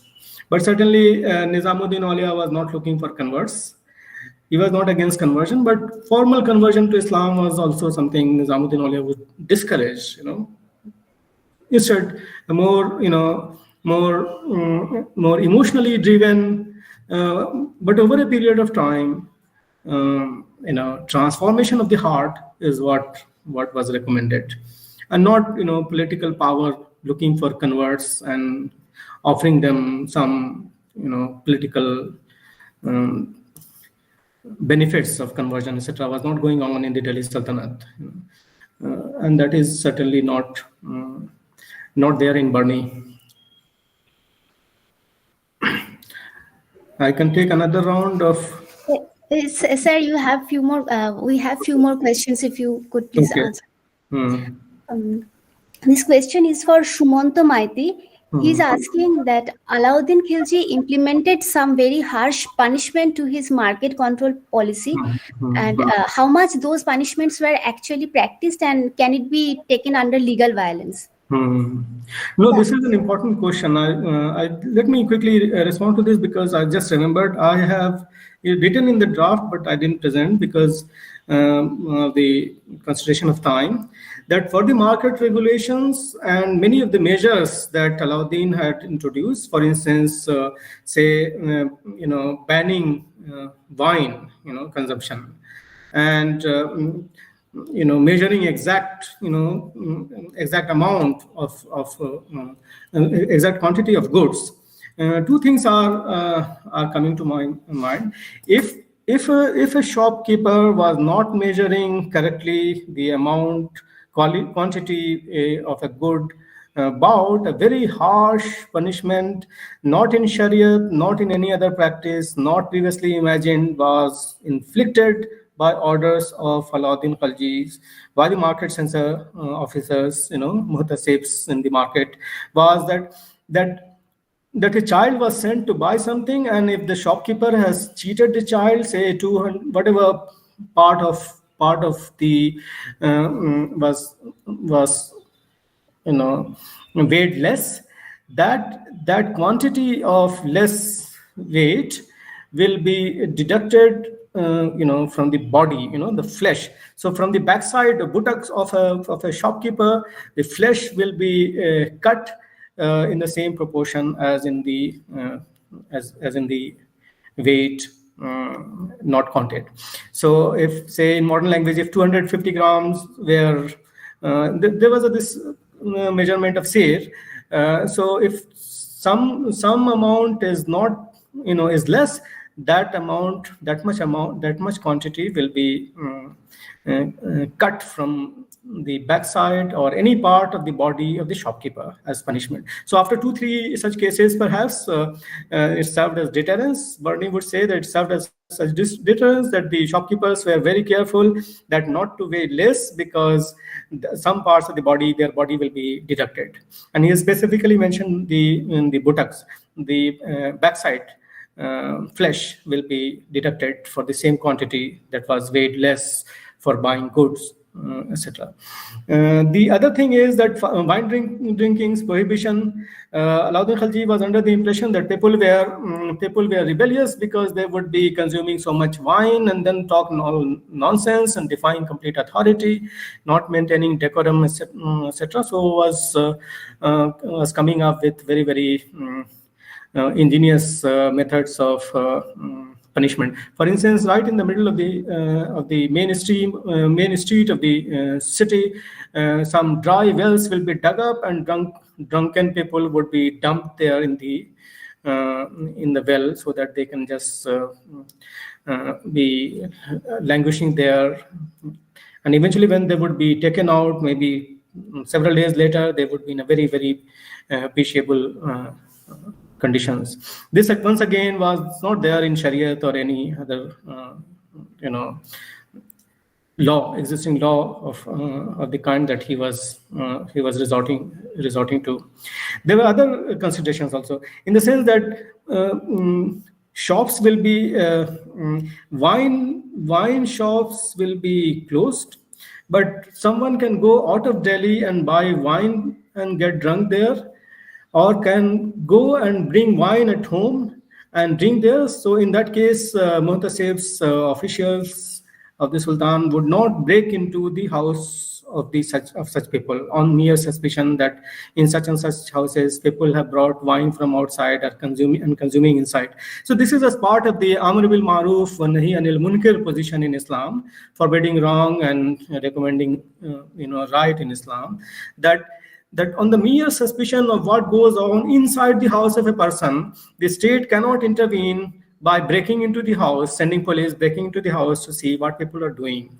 So if there is no public nuisance caused by the consumption of wine brought from outside, or wine distilled within the precincts of the house, is not a matter of public nuisance created, and therefore there will be no action. But if someone gets drunk and is found on the streets, will be dumped in the dry well and will emaciate, languish, when brought out in a very, very famished condition, completely, terrible conditions, which Barney has criticized when lamented. So many of the things, that episode about Gurshad Khan's body cut into pieces and skin taken out and stuff, with straw and then taken in a procession in the Warangal city, and the meat pieces cooked with rice to make meat pulao given to elephants, etc. will be was certainly new, and therefore some considerations certainly are there with regard to what different ingenious ways of punishment these sultans were resorting to. I think the time is over, perhaps, and for me, then I can. Yes, sir. Yes, sir. Thank you so much for answering the questions. It cleared lots of misconception and questions from our mind. Now, thank you very much. Now we will move on to our next presentation. Although there are many, thank you, sir. Thank you. Thank you, Razi. Wonderful to have you here. It was wonderful listening to you. Sudesh Nadi here. Thank you very much. Thank you. So we will now move on to our next presentation, though many questions are coming on YouTube, but because of time constraints, we cannot bring them up. So let's move on to the next presentation. Just a gentle reminder that microphones be kept on mute, and the questions or comments are kindly typed in the chat box. We will get them in the dedicated discussion session after each talk. Speakers will have 1 hour for presentation and 20 minutes for Q&A session. With this, it is my privilege to introduce our next speaker, Professor Tanuja Kothiyal. Professor Tanuja Kothiyal is a professor at the Liberal School of Studies at the Dr. B.R. Ambedkar University in Delhi.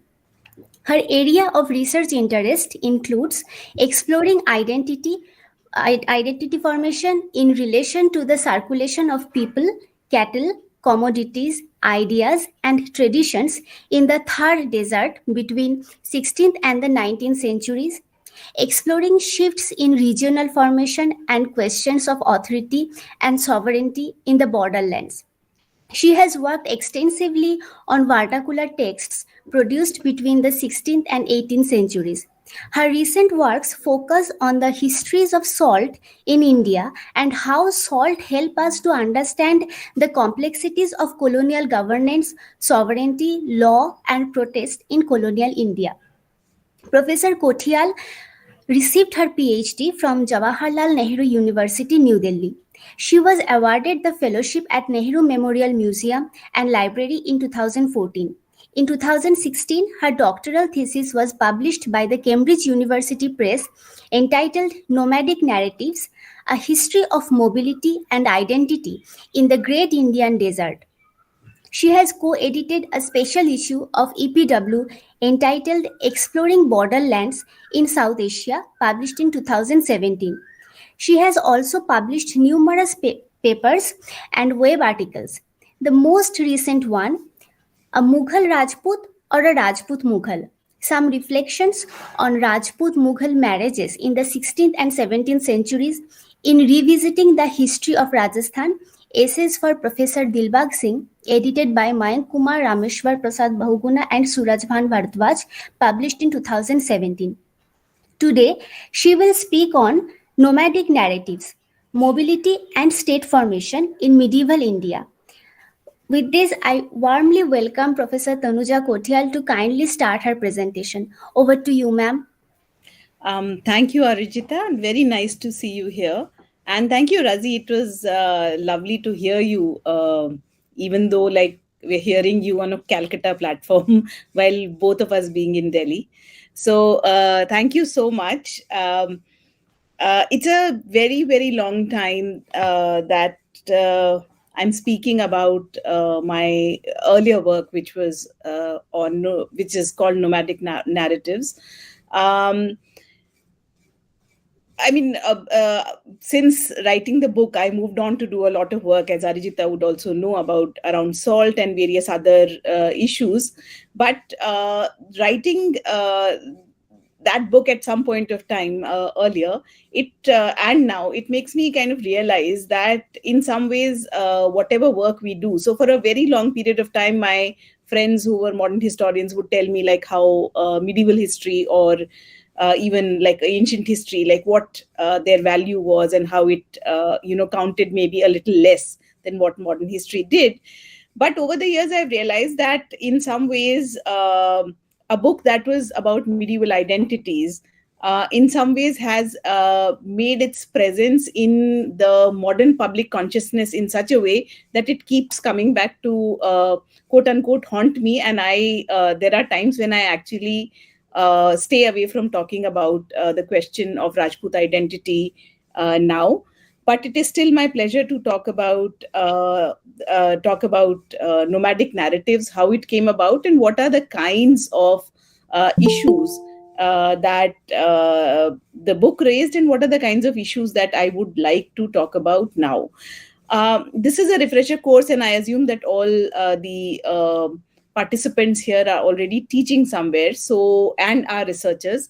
So I would actually like to talk at a level in terms of how I came to do this research and what are the kinds of research questions that came up while I started this work, and how they continue to be a part of my research agenda even now. So while, obviously this work was it sort of resulted from a very long engagement with Western Rajasthan, Thar Desert, and these regions over a very long period of time, right from my MPhil. And at that point of time, as Tilottama would remember, we were all we were taught by Professor Datta and Professor Alam, and so we were all in that mode where one kind of looked at 18th century state and market and identity and so on. And so I sort of started out with looking at the idea of how did the 18th century state engage with the question of trade, as a lot of us did at that point of time. And research actually made me question a lot of my assumptions about what regions were, what trade was, and what identity was. So starting with what I called Marwar to begin with. While I started doing my PhD, it turned into what I called Western Rajasthan, because Marwar was a limiting category, and went on to, by the time I wrote my book, it made me realize that, again, Western Rajasthan itself was an artificial category. And so there was a larger category that I had to think about. And there came the idea of the Thar Desert itself. So region, what regions are, and how are the ways in which regions can be understood, how they can be imagined. What are the categories, or what are the concepts, or what are the ways in which regions come to be defined beyond the political category that we know them as, is one axis that informs the book and the work that I continue to do. The other idea that became integral to what I was doing was this idea of mobility. So very often the notion of state formation, particularly in ancient and medieval state formation, was informed by this idea of an agrarian state, which was which stood upon this idea, or which was created around this idea of appropriation of agrarian surplus and its channelization into various categories of, or various functions of the state. Particularly looking at a region which was semi-arid and arid dry, an important question that came up was like, how do we actually look at and understand state formation in areas which are not agrarian, quote unquote agrarian, but rely on different forms of livelihood, like say, for example, trade, pastoralism, and so on. And so what are the modes of surplus appropriation? What are the modes of like how state engages with mobile communities or mobile modes of economy? As well as like, how does mobility in itself help us understand both state formation as well as region formation? So this again became an important axis through which I have continued to look at not just Western India, but also say Himalayas, which is another area where I have been interested. And the third question that became important and continues to inform the way I look at this region is the idea of methodology. As historians, we are all trained to use certain kinds of archives, whether it is the pre-colonial archive or the colonial archive. So there's a certain idea of method with which we function. While researching, I also came to the understanding that a number of the kind of research that I was trying to follow did not actually have any kind of correspondence in, or had a very different kind of presence in the archive that I was looking at. So whether the archive of the state, whether it is the pre-colonial state or the colonial state, was it allowing me to actually understand communities who were making their presence felt in the archive through the context of the sedentary state. So mobile communities were being talked about through the context of the sedentary state, through the perspective of the sedentary state, and through the questions or through the expectations that the sedentary state was laying for them. So what are the ways in which then we engage with the absence, with these absences in the archive? What are the other kinds of methodologies that one ends up using, and how does one use these methodologies? Now, these are the questions that have remained with me. These are the questions that I tried to address at that point of time, and I still continue to engage with these questions. And I found these questions to be important even in areas where we think there is the area that I worked at, Rajasthan, is an area, is a region, for example, in the context of medieval history, that was considered to be one of the richest archival presence. So the Rajasthan State Archive is one of the areas where, or one of the archives where there is a huge trove of non-Persian archival documents, particularly from the 17th century onwards, and which have proved to be a very rich source of social history writing. Say, for example, Nandita Prasad Sahai's work, Dilbag Singh's work, or even very, very recently, Divya Charan's work. All these depend upon this fantastic archive which is there. And yet, like, what is interesting was that there were certain sections of the society that were completely missing from this archive also. So in a sense, I tried to actually look at these questions, and these are some of the questions that I will try to raise even today. I will, again, like one of the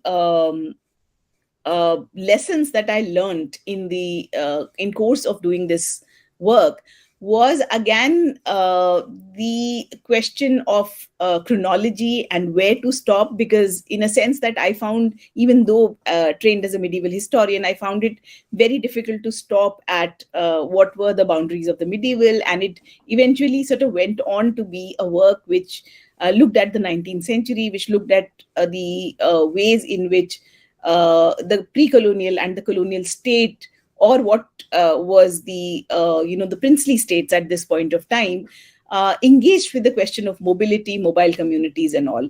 And these are the questions that I'm going to raise in my talk today. I hope it raises some curiosity and some questions, and answers some questions in the course of discussion. So in that sense, like, going back to where I started, which is like how research started at the Center of Historical Studies and what it meant to study, mobility at that point of time. So I would say that the early research that I started, it allowed me to and facilitated the questioning of several categories, a questioning that became my larger research project. I began by studying relationships between market and the state in the late 18th century Marwar. It is in this process that I realized that both the idea of market as well as that of the space that I was taking for granted was quite contrary to what my sources and the space that I had begun by then traveling extensively in were opening for me. Exploring the domains of trade and market led me to rural markets and cattle fairs, and thus to the world of pastoral nomads themselves, expanding the spatial boundaries of my research to Thar, the Great Indian Desert. In geographical terms, the Thar could be defined as the vast sandy plain circumscribed by Aravalli Mountains. I'll just open a map, which might help sort of clarifying some of the... Is it visible now? Yes. Yeah. Not here. Is the map visible on your screen? No, it's not visible. Just a second, please. Okay.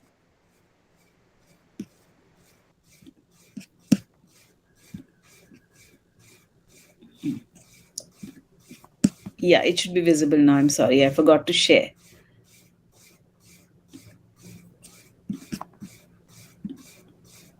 Yeah, is this visible now? Yes, ma'am. Yes. So this is a hand-drawn map of Marwar, of the Thar Desert.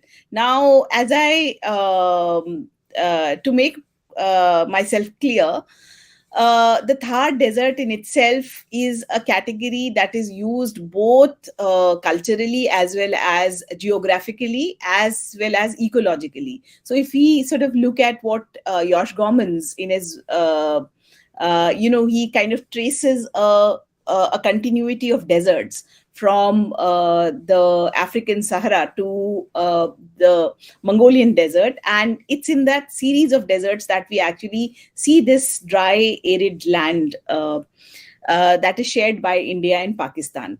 Normally, in Rajasthan, in India, when we are talking about the Thar Desert, we assume it to be Rajasthan.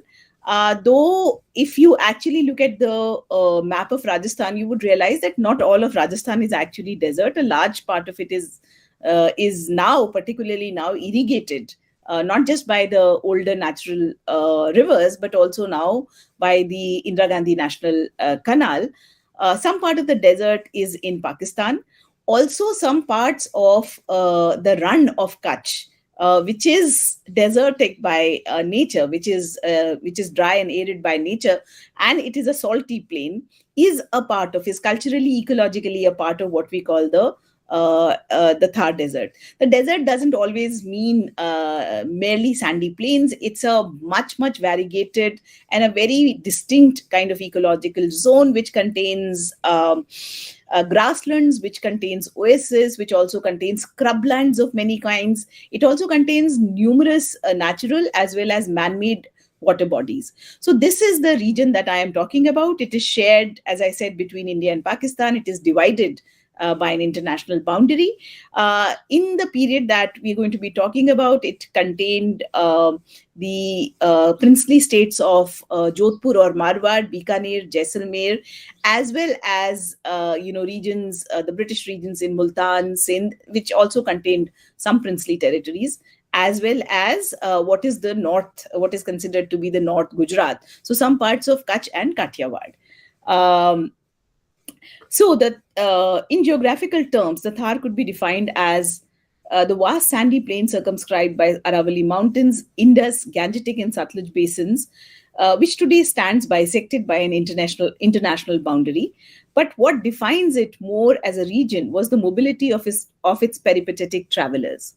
Warriors, traders, pastoralists, bards, ascetics, often in overlapping capacities, traveled through the desert, in the process redefining themselves as well as the space through which they were traveling.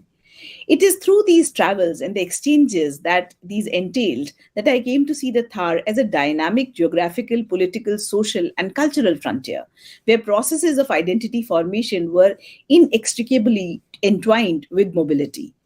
My research through these processes demonstrates that while self-fashioning of Rajput lineages as sedentary aristocratic lineages in the 15th century was beginning of redefinition of identities, it was the altering of circulatory networks in the late 19th century that irrevocably transformed community identities.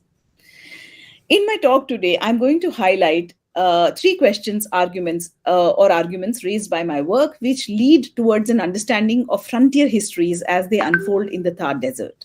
The first concerns approach to the study of region, whereby I suggest that rather than any other factor, it is mobility that is more constitutive feature of the Thar as a region, and that it is the emergence of a homogeneous Rajput identity and strengthening of Rajput-Mughal relationships that orient the region towards North Indian riverine plains from its older orientation towards the river Indus.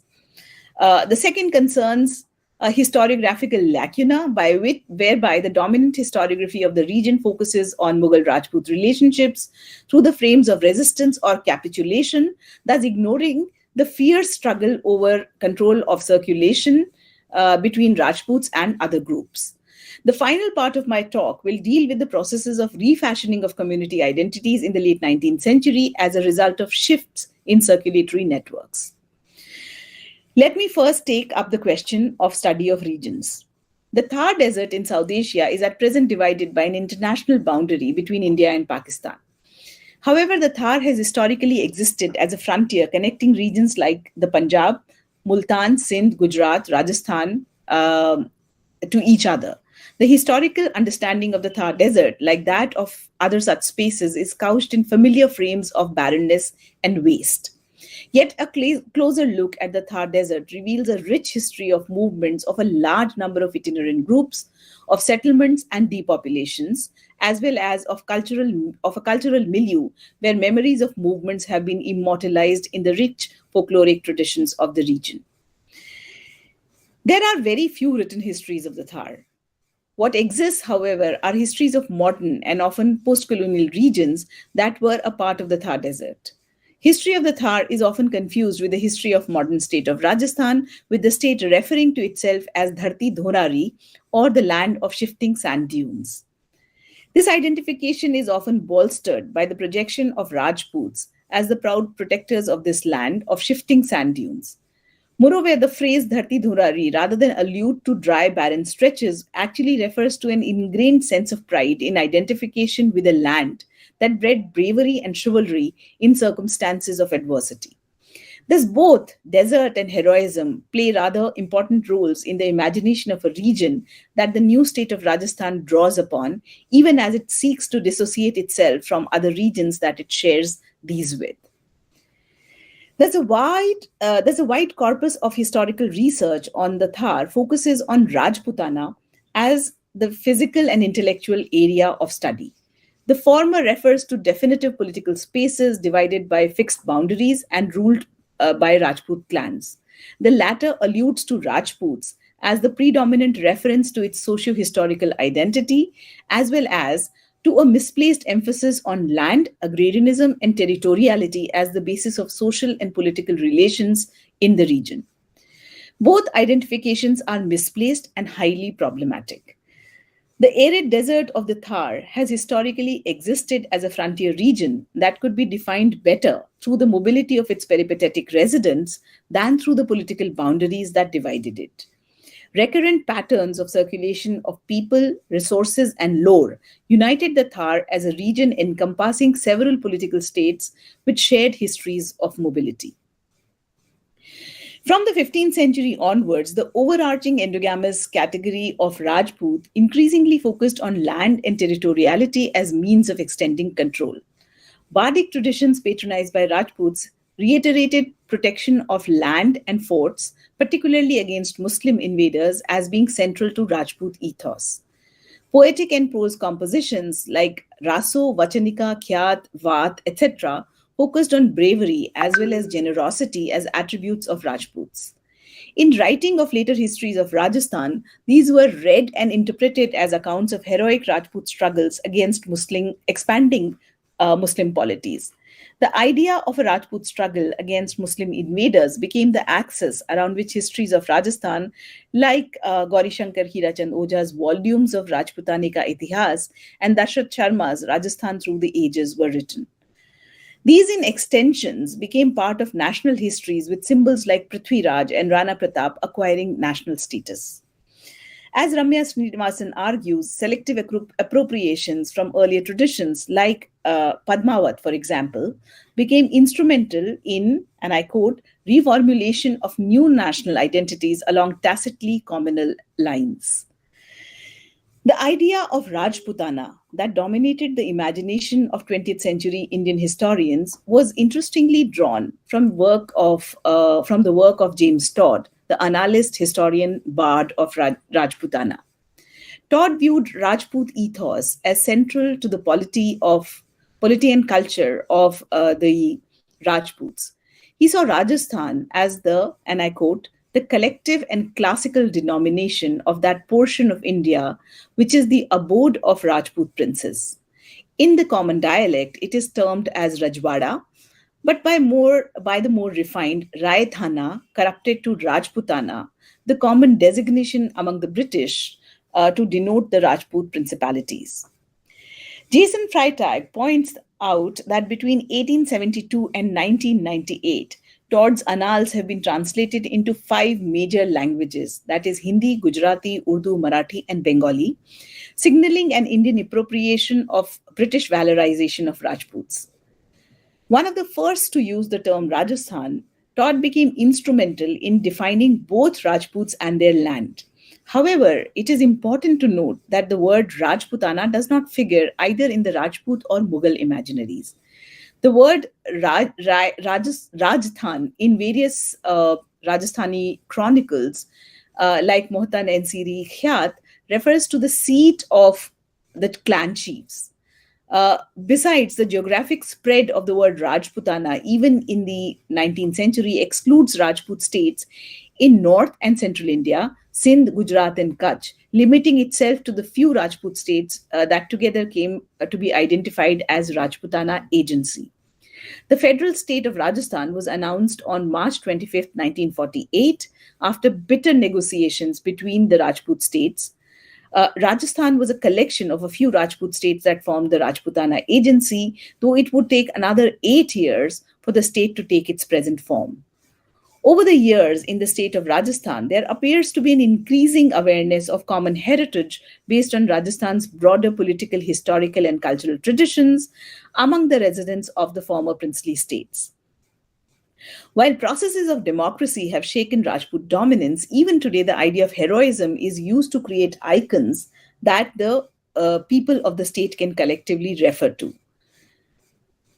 However, this rather narrow identification could not be further from wider space that comes to mind when we ravel through the various ways in which the distant parts of the Thar Desert were connected through a wide range of migratory movements.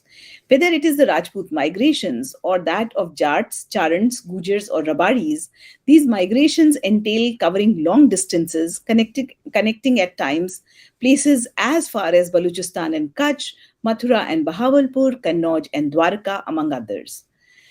Let me begin with the networks of Rajput migrations that a number of chronicles from Nancy onwards refer to. Rajput migration narratives often describe journeys of itinerant warriors in search for employment, often as mercenary soldiers. So the ancestors of Rathore Rajput are referred to as have traveled from Kannauj to Dwarka in order to atone for sins of parricide, where circumstances led them to meet Mulraj Solanki of Anhalwad Patin or Gujarat, who married a sister to them, thus providing a foothold in the region to his descendants.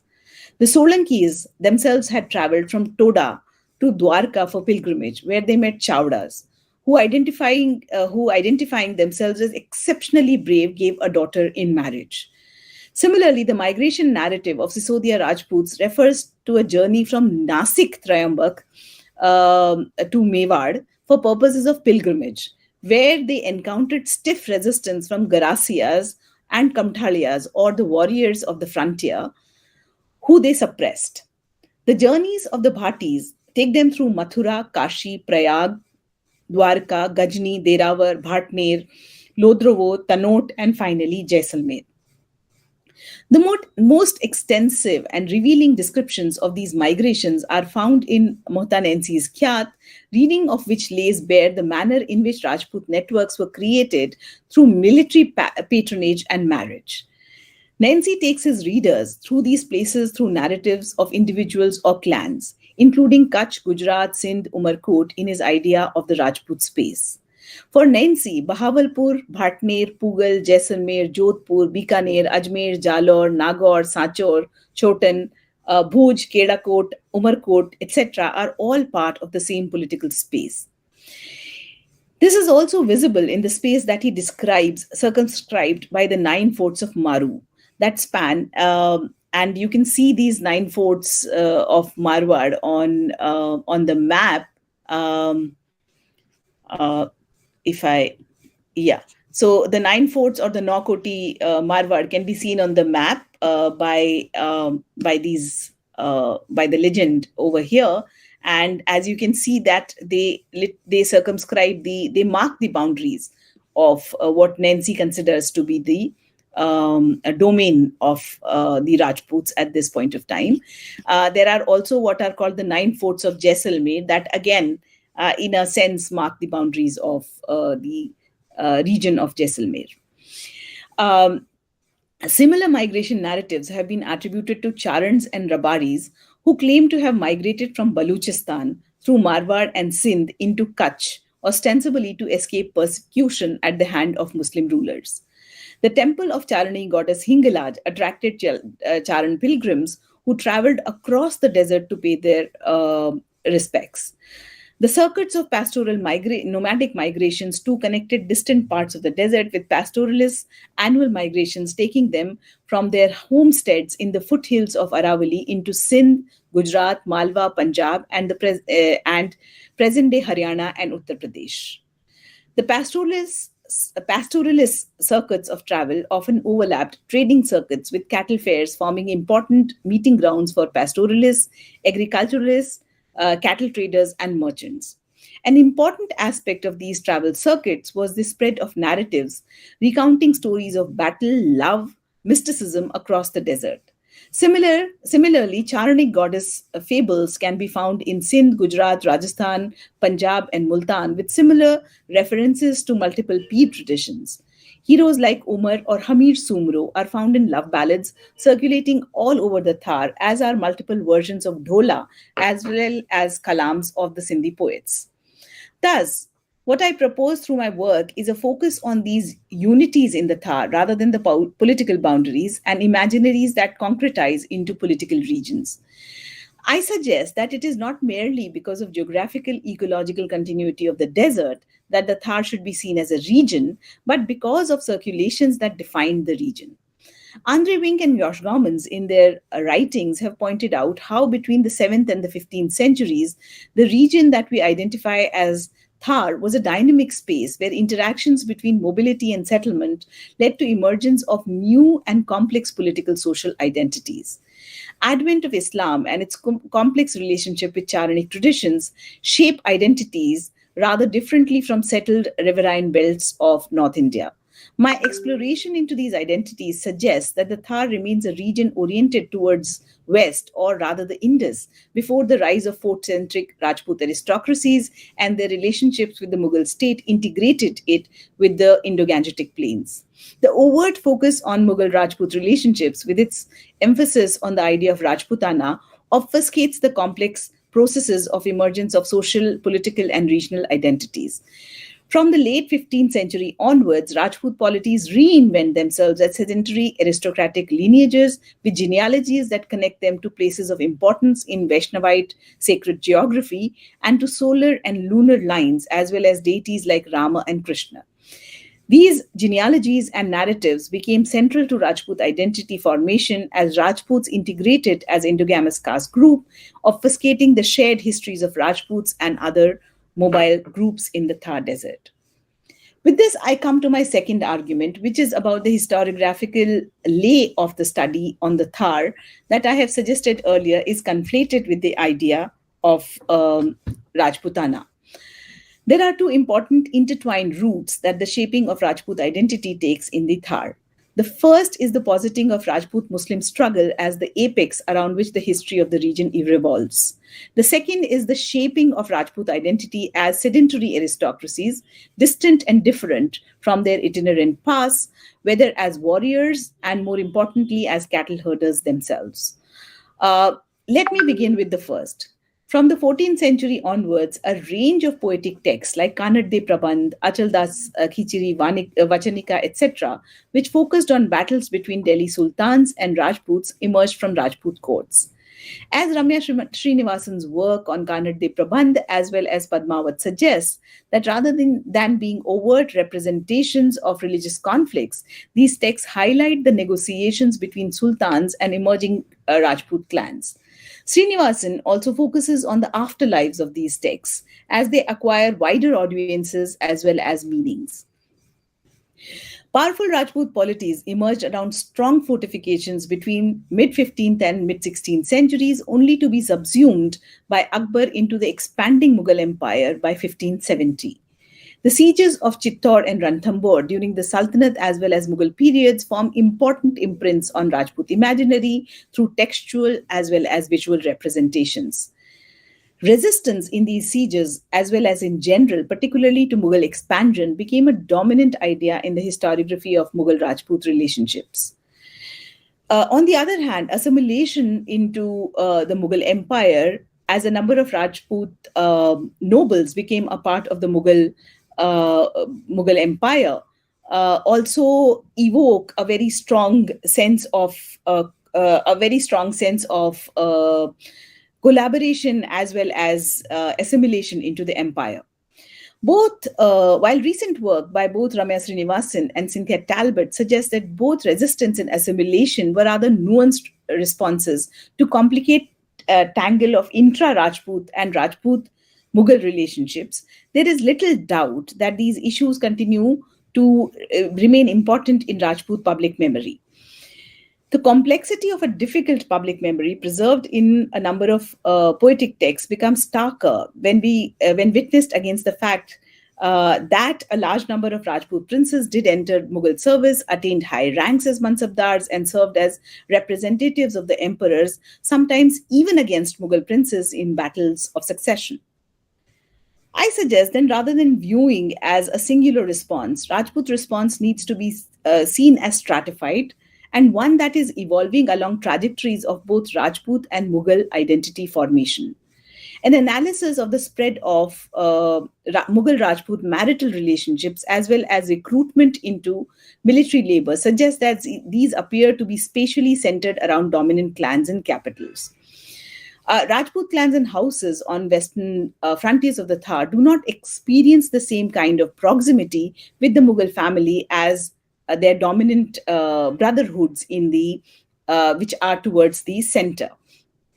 This is something that Norman Ziegler also documents in his work.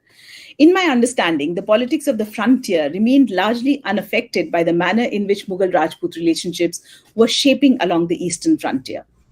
This also brings me to the second point that I made in this section, that is of diversified trajectories of Rajput identity formation.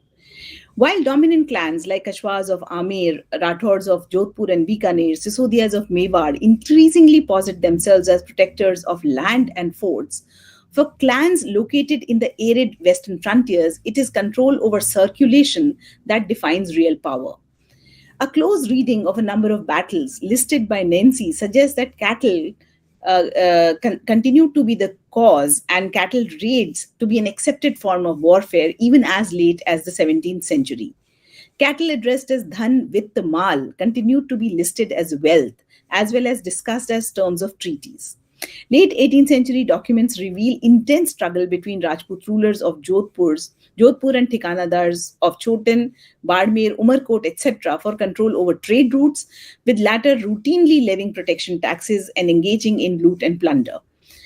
Therefore, while elite Rajput Mansabdars became ideal representations of the empire, the rebellious Rajput of the frontier continued to operate within an older culture of political exchange.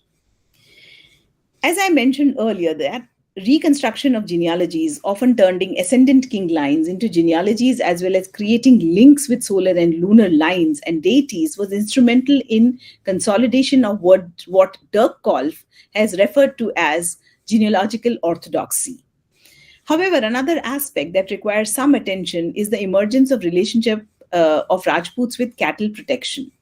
Rajput folk deities like Pabuji, Mallinath, Gogaji, Harbuji and are venerated by cattle herding communities as martyrs, offering a range of protection to cattle rather than as cattle herders, traders, or even cattle rustlers. Among these narratives circulating in the Thar, the narrative of Pabuji is the most telling narrative about shifting Rajput identity. While the entire narrative focuses on self-sacrificial acts of cattle protection by Pabuji, the narrative also underlines the fact of intense struggle for cattle among Rajputs themselves. Shift in various versions of the narrative suggests that gradually, rather than being viewed as participants in the cattle economy of the Thar, protectors of cattle and cattle herders, Rajputs distanced themselves from their mobile past and posited themselves as protectors of cattle and cattle herders. Interestingly, most cattle herding communities of the Thar refer to a Rajput past and fall from Rajputhood as a result of consumption of proscribed meat, contact with dead cattle, or marriages with low-caste groups. While often read as narratives of fall from Rajputhood, these narratives can well be read as narratives of rise and separation of Rajput identity as one that separates the Rajput from the other. In fact, by claiming to carry the Rajput Amsha while appearing to reiterate having been Rajput once, what these groups underline is the fact that at some point in time, Rajputs were one of them. By the 17th century, emerging genealogies as well as histories from Rajput courts shaped the identity of Rajputs as against the non-Rajput. This literature posited the Rajputs as protectors of dharma, ones who prevented the breakdown of social order by acting against communities like Beels, Mayrs, Meenas, who forced a kind of social mixing. That's what these genealogical traditions do, is to distinguish Rajput itinerancy from other kinds of itinerancies in the region. Rajput itinerancy is mythologized and later seen in connection with the Muslim rule is projected to have taken place in order to restore a weakening moral order by offering to protect forts, land, cattle, and women. Thus, in my understanding, by focusing merely on aspects of Mughal-Rajput relationships, what the historiography of Rajputana misses out on in the inherent complexity of relationships of Rajputs with their own clansmen, as well as with a range of groups that they historically shared the control of frontiers as well as its resources with. My exploration of sources suggests that the reach of both Rajput states as well as the Mughal state in these frontier zone was a highly negotiated one. Rajput rulers of Jodhpur and Bikaner employed a wide range of strategies, including negotiation as well as intimidation, to be able to operate in the frontiers, a legacy that the British inherit. In fact, when the British officials started exploring these frontiers in the early 19th century, they termed them lawless, teeming with miscreants who levy forms of bolai or protection taxes for allowing passage.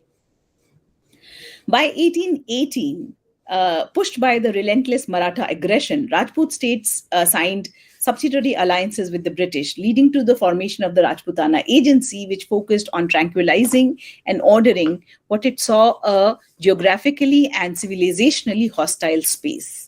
The ordering of the Thar was undertaken through several means, including construction of roads and railways, regulation of trade levies, extension of monopoly on salt and opium trade, construction of canals, building of fodder farms, and enclosure of forests, etc. In this final section, I will, however, focus on two aspects of British engagement with the idea of crime in the frontiers of the Thar. The first dealing with the suppression of banditry in the frontiers of the Thar, and the second with mobile groups that were notified as criminal tribes. In doing so, I argue that what British viewed a crime or as a crime were representations of complex and historical claims to authority and sovereignty that were deeply connected with control over circulation of several kinds. Following subsidiary alliances with the Rajput states between 1812 and 1818, and the conquest of Sindh in 1843, the entire Thar came under the direct or indirect British control. With this began a long process of settlement of the Thar, with demarcation of boundaries that were to clearly define jurisdiction between British and the native territories. This appeared to have been of particular necessity in the Tharparkar region, west and southwest of Marwar, where and here this is what we call the Tharparkar region,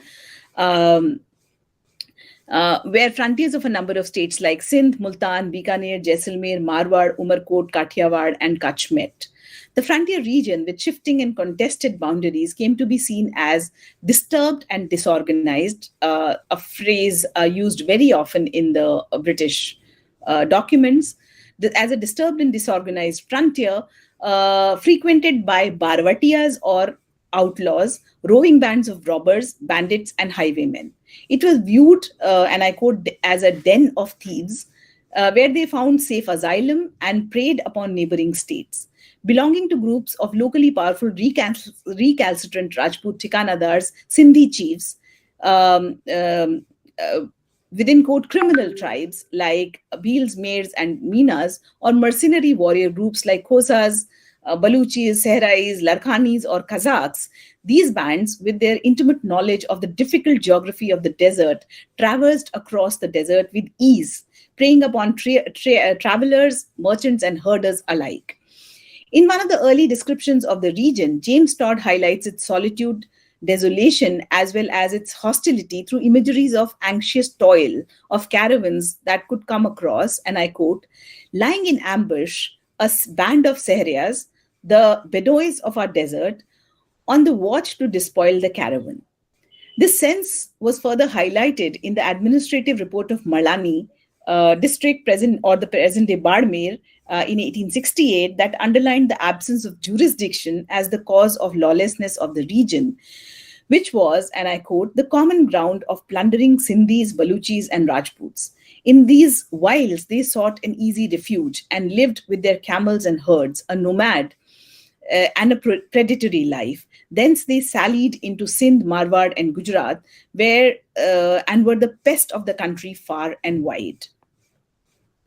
British intervention in the affairs of Rajput states in the Thar began with military action against recalcitrant chiefs or fugitives. For instance, in 1824, the Jodhpur Maharaja was forced to give away 21 villages in the Kot Kirana and the Changparagnas for the suppression of Khosas, a Baluch mercenary group operating in the Thar.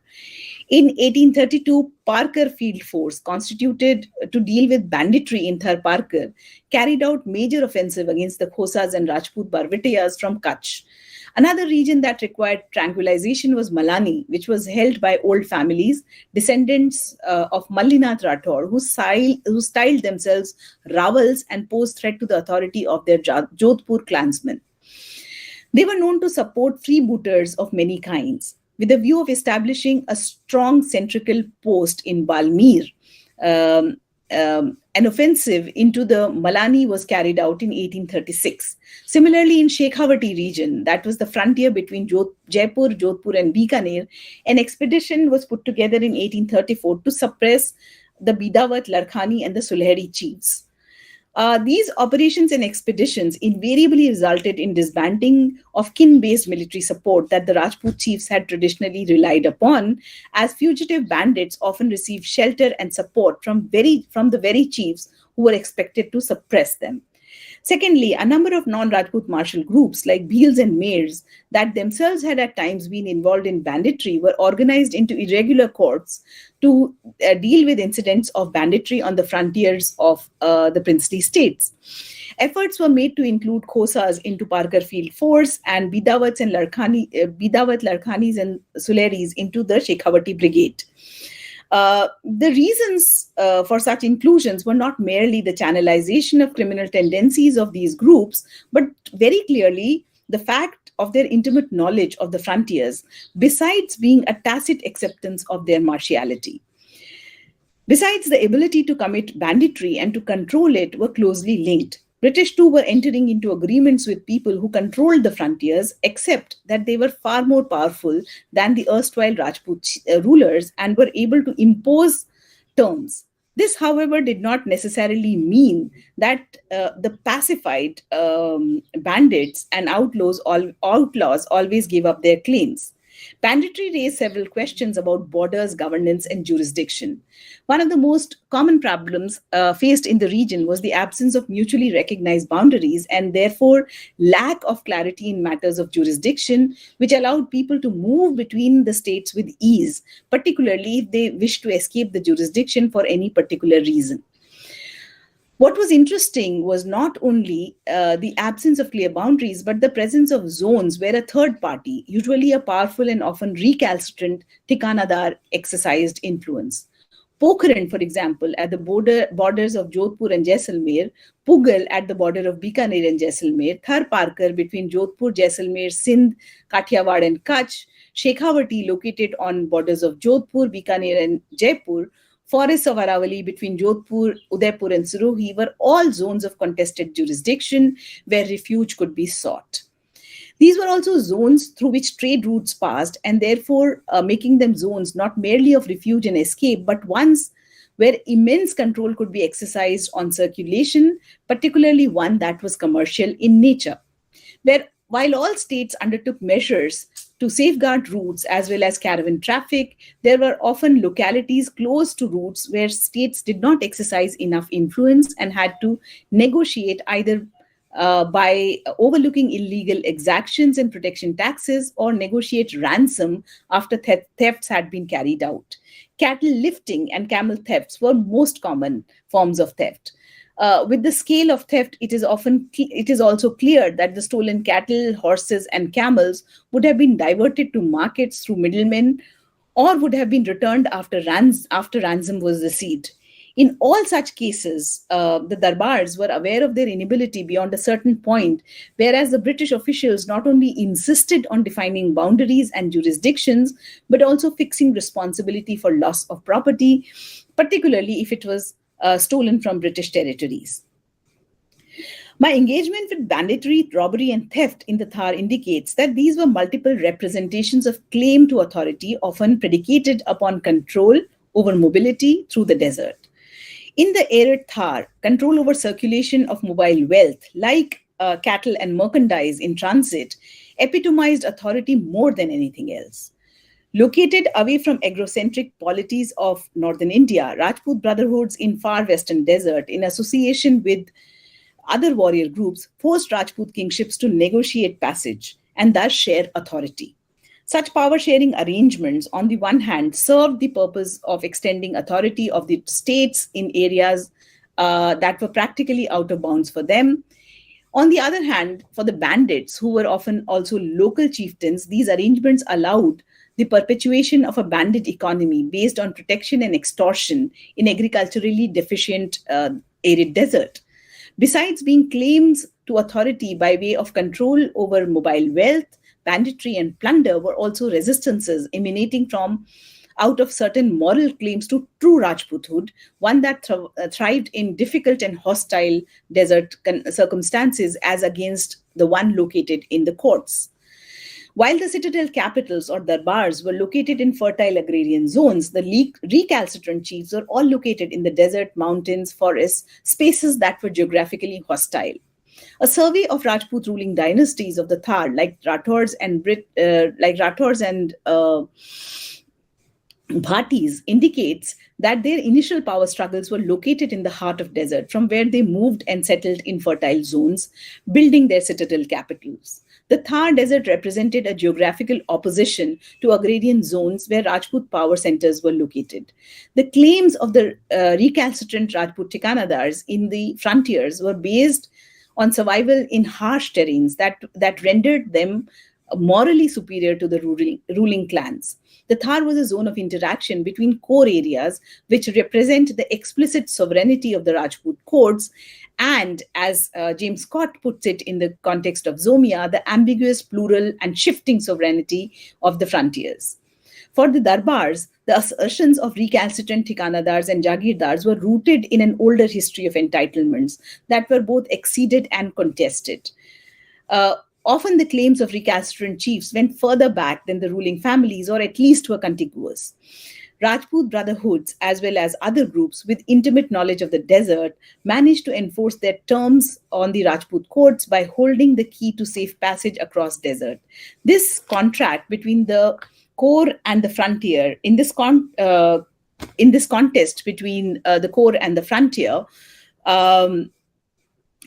banditry emerged as a system of exchange. Moreover, depredations carried out by outlaw fugitive or Barvatia attracted a respectful acceptance and can be seen to represent a kind of institutionalized dissidence.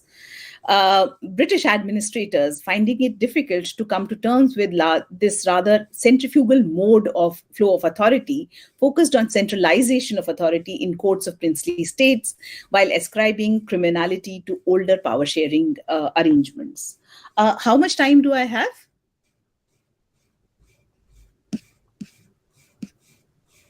A few minutes more. Okay, all right. So while to end actually in a few minutes, one of the big part of the British engagement in the region was, and it sort of was in the context of law and jurisdiction, was to implement rules and regulations to curb the movement of mobile communities across the desert. In some senses, it comes with the 1871 Criminal Tribes Act, whereby a number of communities were labeled habitually and hereditarily criminal, and a number of restrictions were then imposed upon their movement across the desert.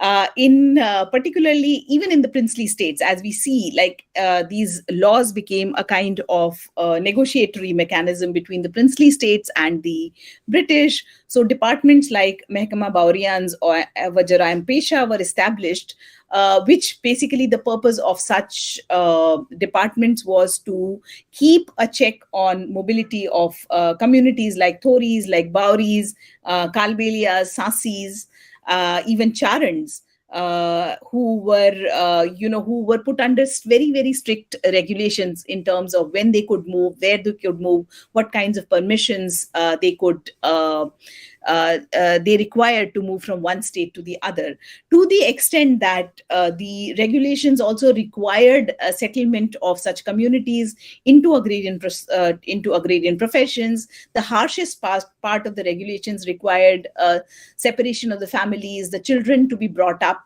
away from their mobile communities, from their parents in the mobile communities, so that they do not acquire the habits of their communities themselves. So this, in a sense, like as we see, leads to, particularly with the context of, and I'm only going to focus on that in this discussion. Say, for instance, the Banjaras, who were engaged heavily in salt trade, and we find that as the British takeover of the salt sites in Rajputana, in the states of Rajputana, begins from the 1830s and well into 1860s, we find that increasingly the regulation of the Banjara traffic through these routes, particularly ones that were associated with the trade of salt, begin to expand, and the Banjara movement begins to be prohibited, restricted, as well as we see a decline as we go through the reports, the annual reports of the salt departments. We increasingly see a decline in the Banjara salt trade through the region as the railways also expand.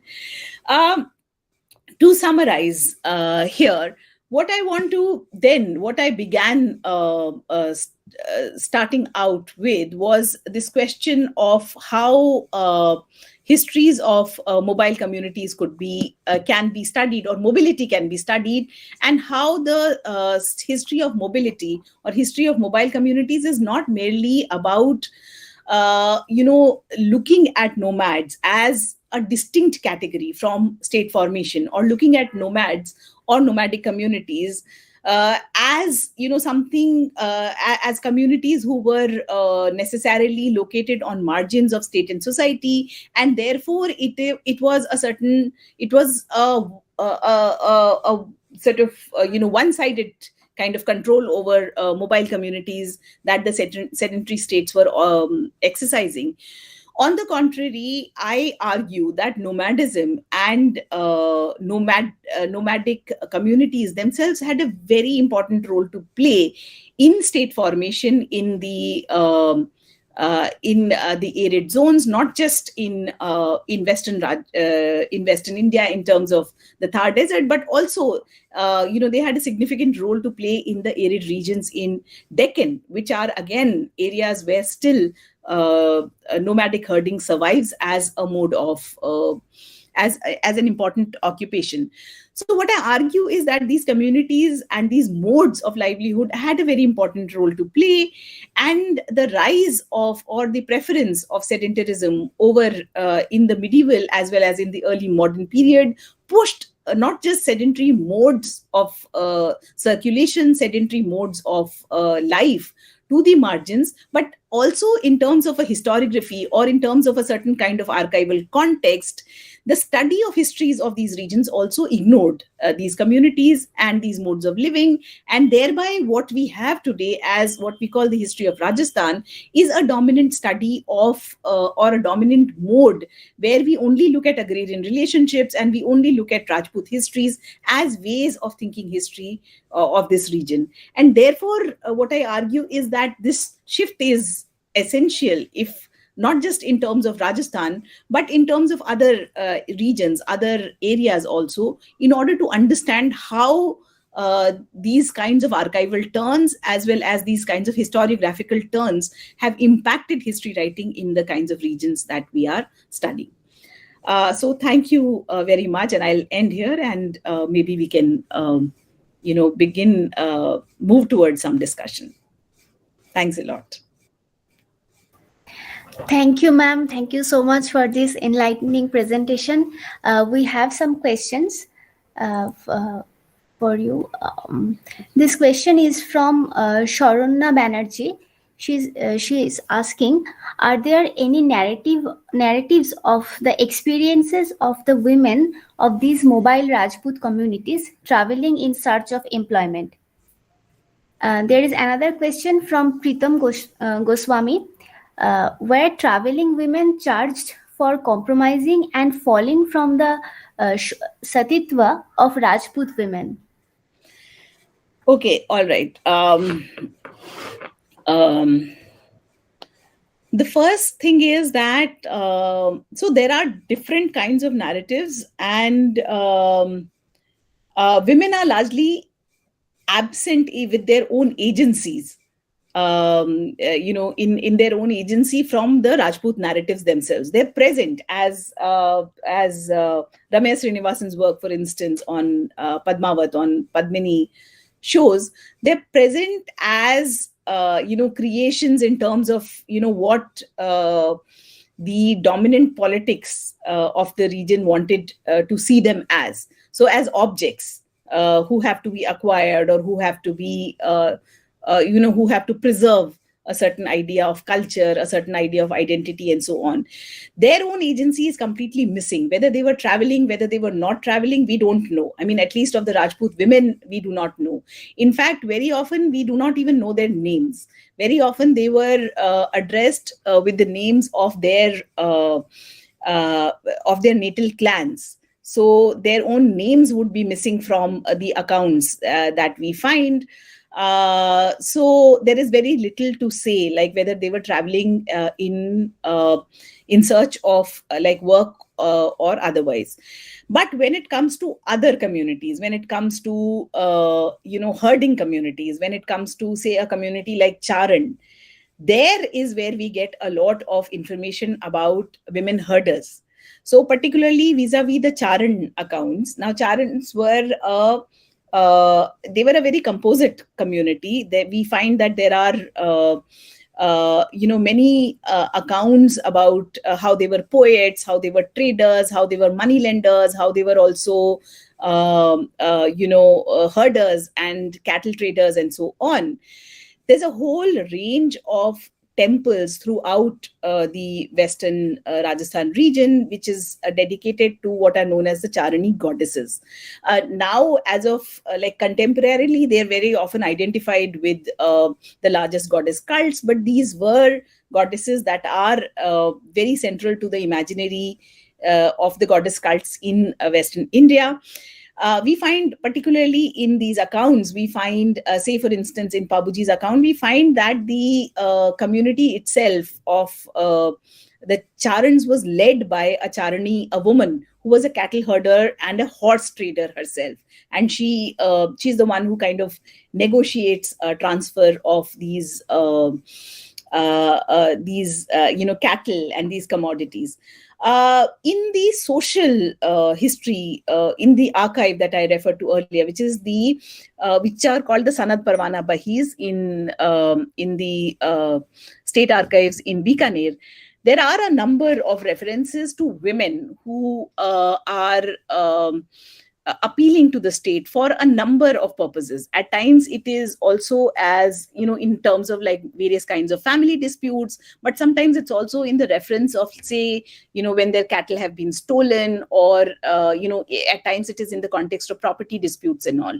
So there's a large presence of women in such documents, where they are present as petitioners of various kinds. However, it is still, at least in the Rajput accounts, it is very difficult to find women as ones who kind of express their own agency in terms of, what they were doing or what their presence was like.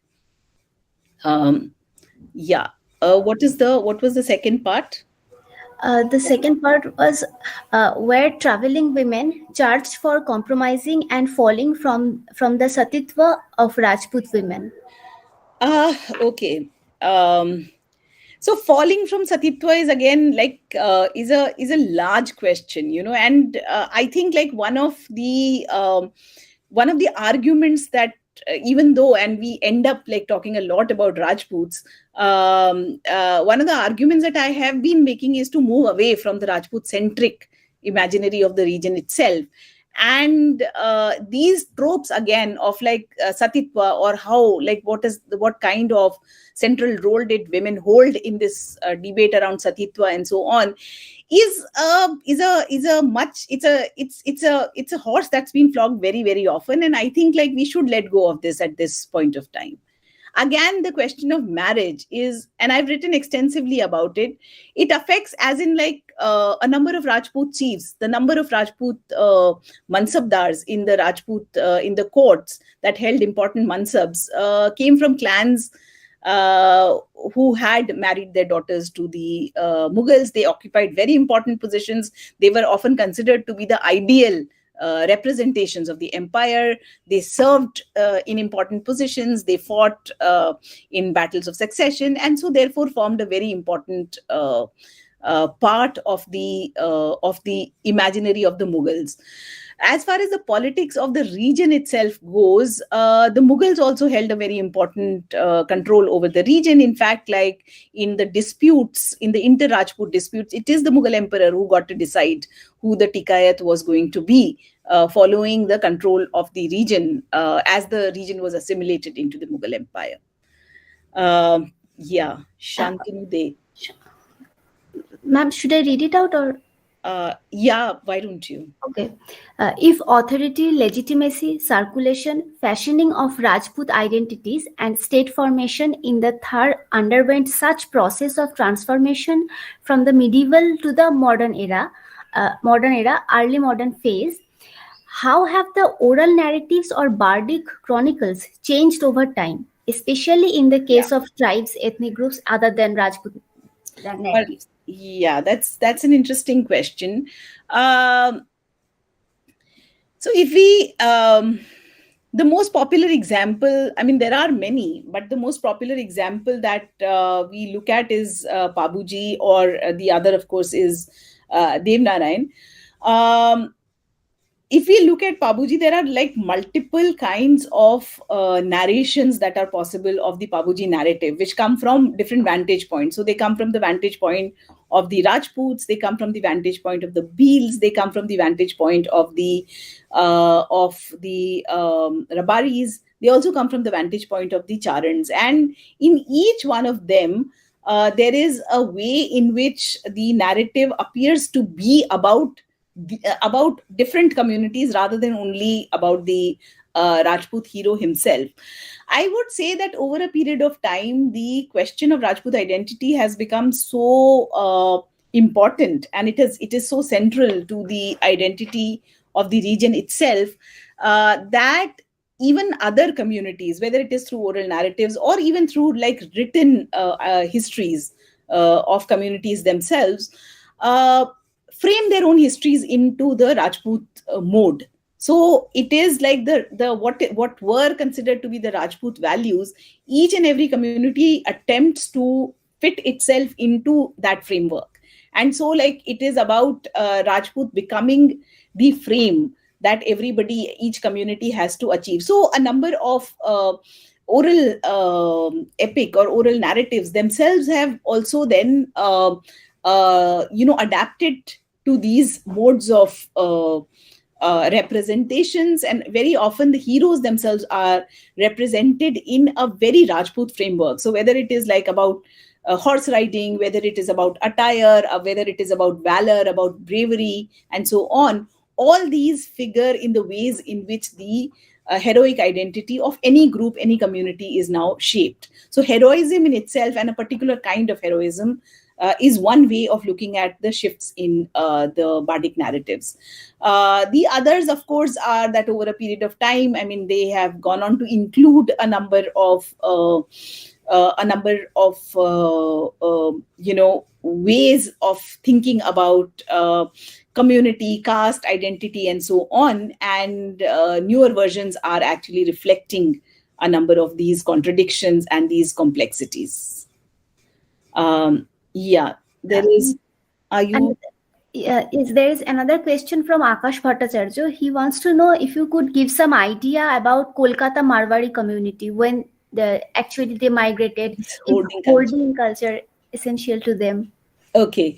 The Marwari migration as such. So the Marwari traders, again, like what get to be called Marwari traders are not necessarily only from Marwar.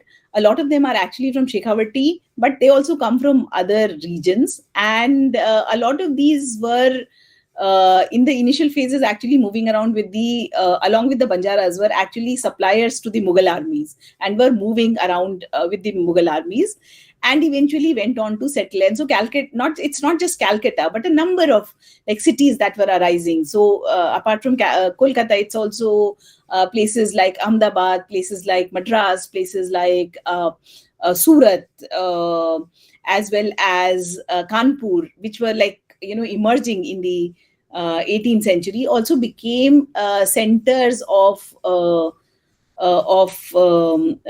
Marwari migration. 18th century, in fact, with the and that's the only time when actually a true Rajput state is actually witnessed, which is the post-Mughal and pre-British phase. We see that the Rajput state actually goes on to these states, both Bikaner, Marwar, as well as Jaisalmer, go on to great lengths actually to protect the trade routes. They are, despite like all kinds of conversations around insecurity, around distress that the later British sources cite, there is actually a lot of emphasis and a lot of focus on protection of trade routes, as well as on increasing the amount of transit trade through the region. Despite that, there is clearly a very big emigration that happens, that begins to take place, and Marwadis invest in not just grain and ghee trade that become like the important areas where they invest, but they are also investing in new newer forms of trade, including, say, opium, that's sort of emerging in this period. Hoarding, I suppose, is essential to all mercantile cultures, not just Marwaris. And there is, in fact, a lot of like work that is emerging around morality and immorality of hoarding, and what are the kinds of public opinions that begin to emerge, particularly in Bengal, Orissa, and all these regions, because of the famines in the 19th and the 20th centuries. So 1860s, 1890s, and in the 20th century. So hoarding actually becomes a big question in these regions. The other question is from Devdut Mondol. He wants to know that Mughals would be on the move. For example, Babur, Humayun, Shah Jahan. How would their interactions of the mobile communities be like? Later, when such Mughals would settle as emperors, do you see some interaction between the emperor and those mobile communities they might have encountered? And do local myths and legends of those local communities feature in their memory? Okay. While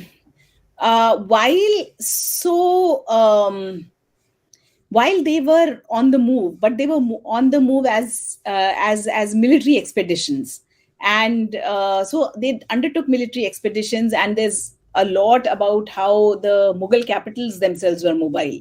So along with the emperor, the whole administration or the whole sort of capital would be on the move. We do hear a lot about the Banjaras particularly, and so if you read Irfan Habib's work, you will read about like Banjaras as an important mode of supply to the Mughal armies also, but also to the towns and the cities. And as far as interaction goes, there isn't much, as far as I know, about like any kinds of direct interactions between emperors or even of the high nobility with the Banjaras or such communities. Of course, they played their roles, and so there are all kinds of roles that we hear about, not so much from the Mughal context, but let's say from the Rajput administration or the administration of the Rajput states. We hear that they are the mobile communities or such tribes are used as trackers, for instance, in the case of cattle theft or in the case of any kind. So they're pagis. They are people who can trace the steps and so on.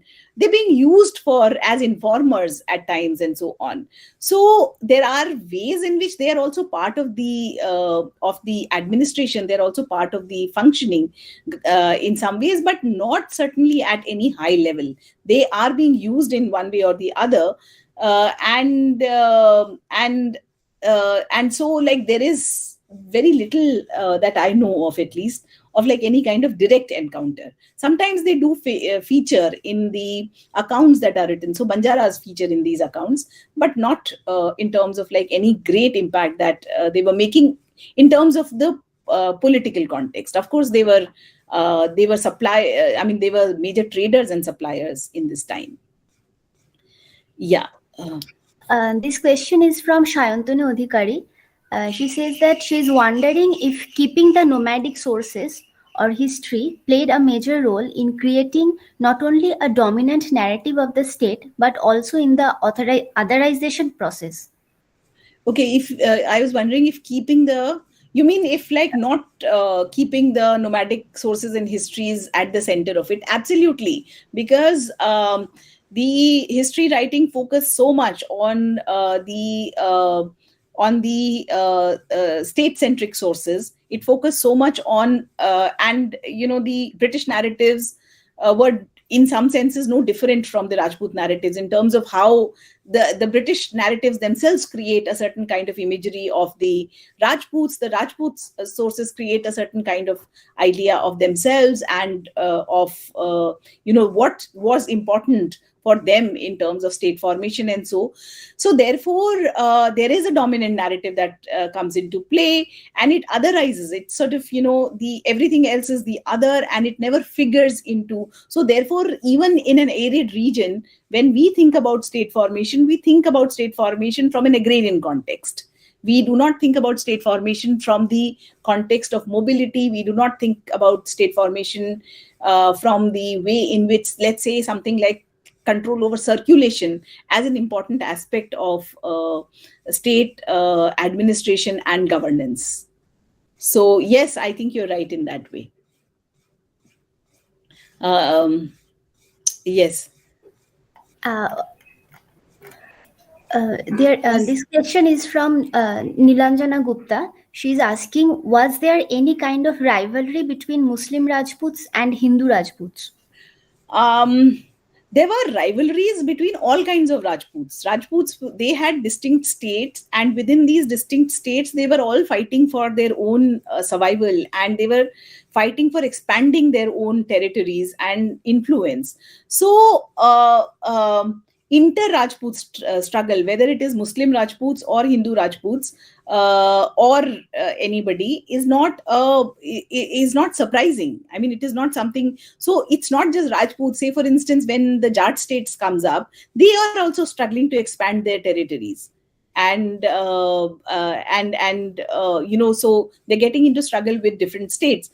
The Muslim Rajput or the Kayam Khanis, that in itself is an interesting category, and they and a very complex one, where they actually continue to use or continue to project the idea of the Rajputhood as being central to their own identity also. So I don't think that being Muslim in itself was the only constitutive form of looking at their identity at this point of time. And as far as struggle goes on, I mean, it was a free for all, in the sense that all states struggled to expand their territory as well as their influence. Yeah. We don't I think that's it. We don't have any more questions, but thank you, ma'am. Thank you so much for answering the questions. Thank you very much. Thank you. Thanks, Tilottama, and everybody else. Thank you. Now we will head on to the second section of our talk, but before that we will take a break, and we will resume our program at 1:50 p.m. So thank you all the speakers and participants. See you all very soon. We will again resume at 1:50 p.m. Thank you.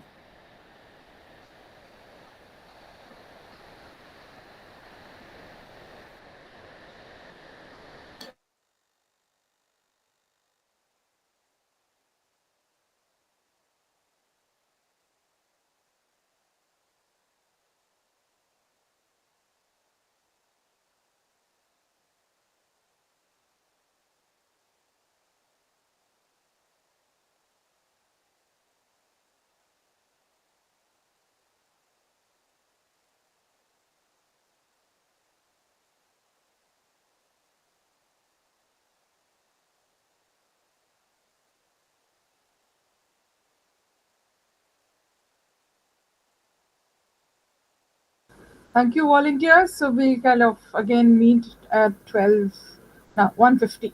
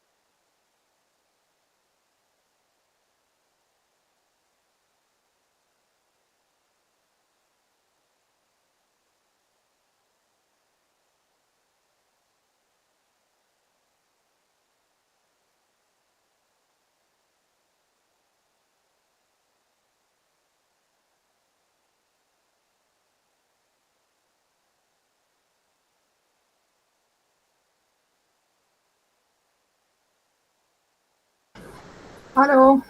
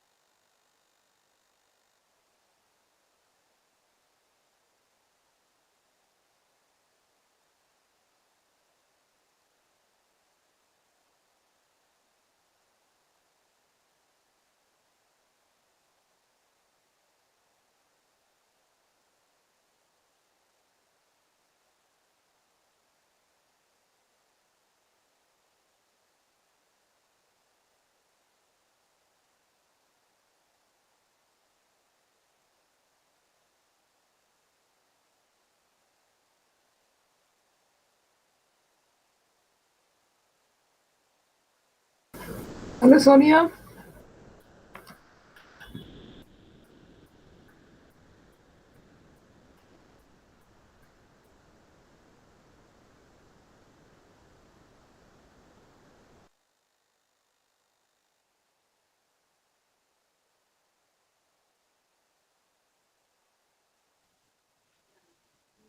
Um, Hello, hello. Hello, ma'am. Hello. Ma'am, I was wondering if I could check if my presentation can be shared from my end. Yeah, sure. Go ahead. Go ahead. Go ahead.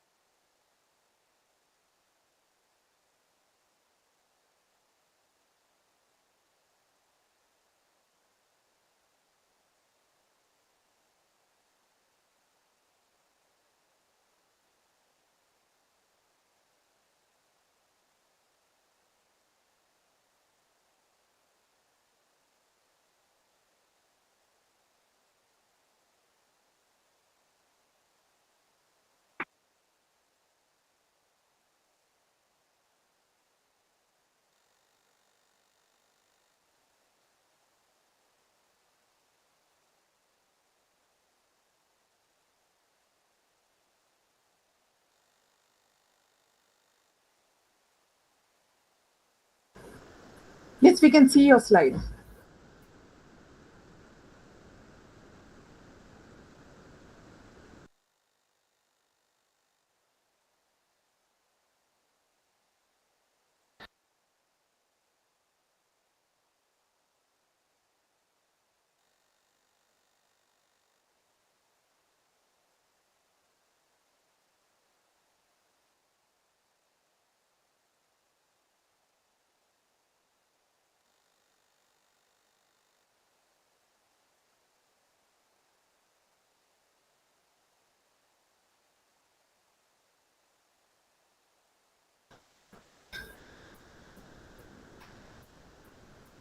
Dr. Sonia Vig is trying out whether she can share her screen.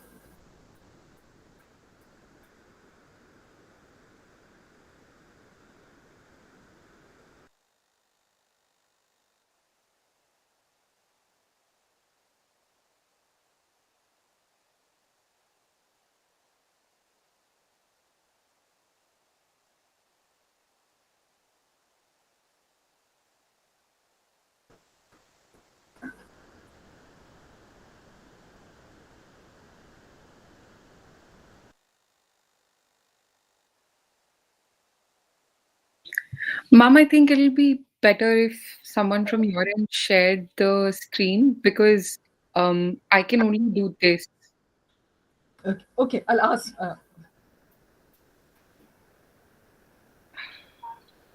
Devdut, are you around? Yes, ma'am. Devdut, can you share the PPT that Dr. Sonia Vig has sent? Just try it. Sure, ma'am. Sure.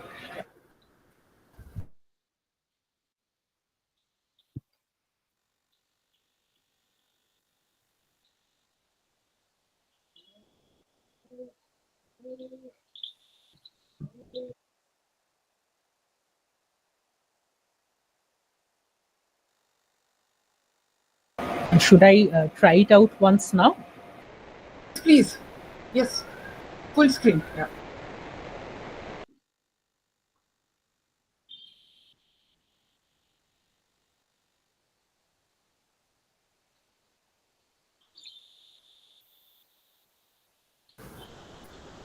That's yeah. Okay. yeah, that's great. Thank you so much. Devdut, go back to the first.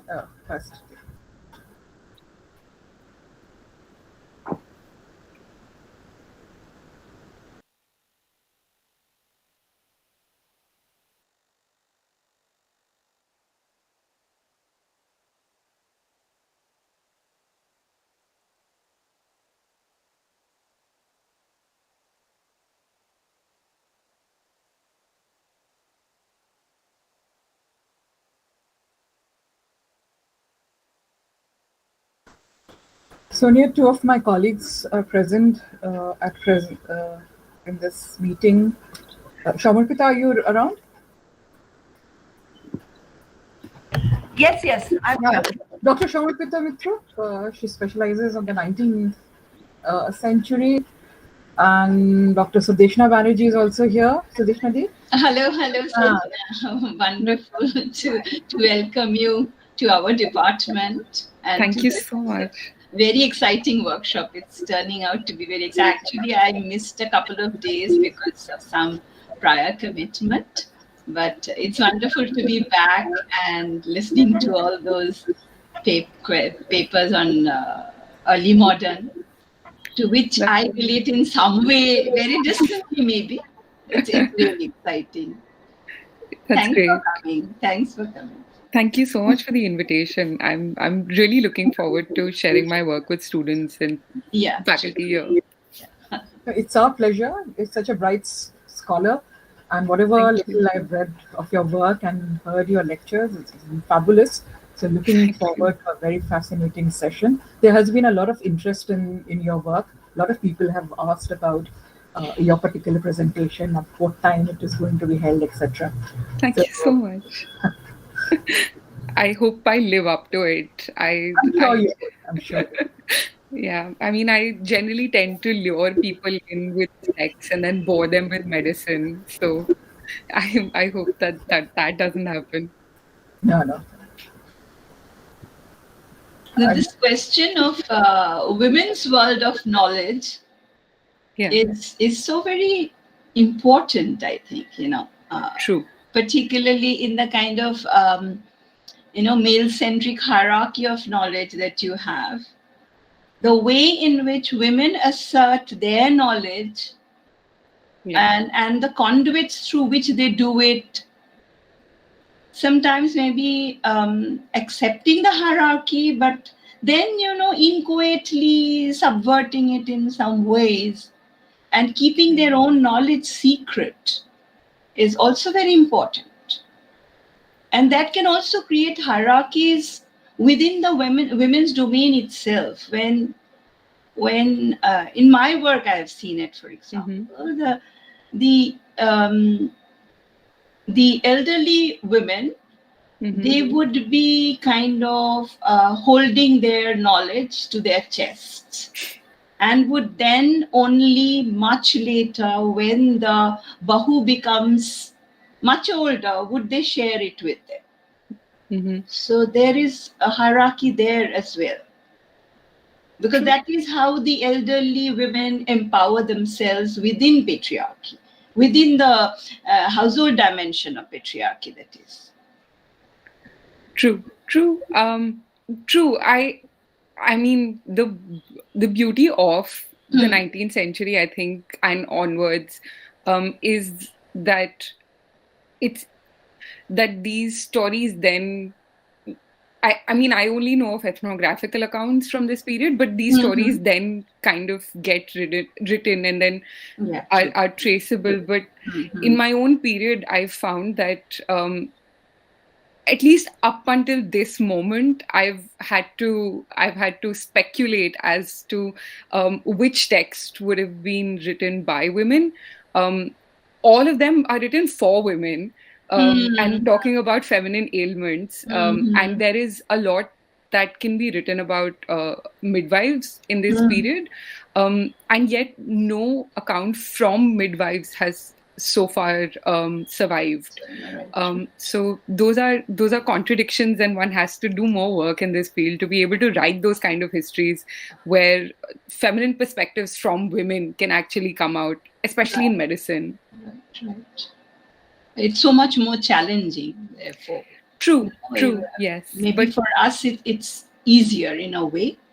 But of course, then you have plethora of sources, and the question of navigating through these sources also becomes another kind of challenge. Absolutely. The whole intertextual maze presents its own problems then.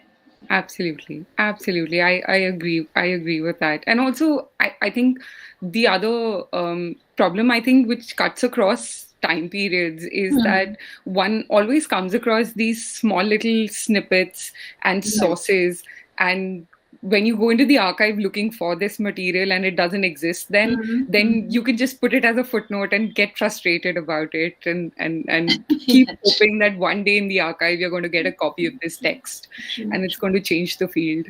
True. Is Devdutt having problems opening the PPT or whatever for her? No, it's working fine. Okay, then you can continue. Yeah. Before we start. Devdutt, just to give you a small warning, I did make some minor changes, so I might ask you to go to the next slide and the slide back, but I hope that doesn't throw you off.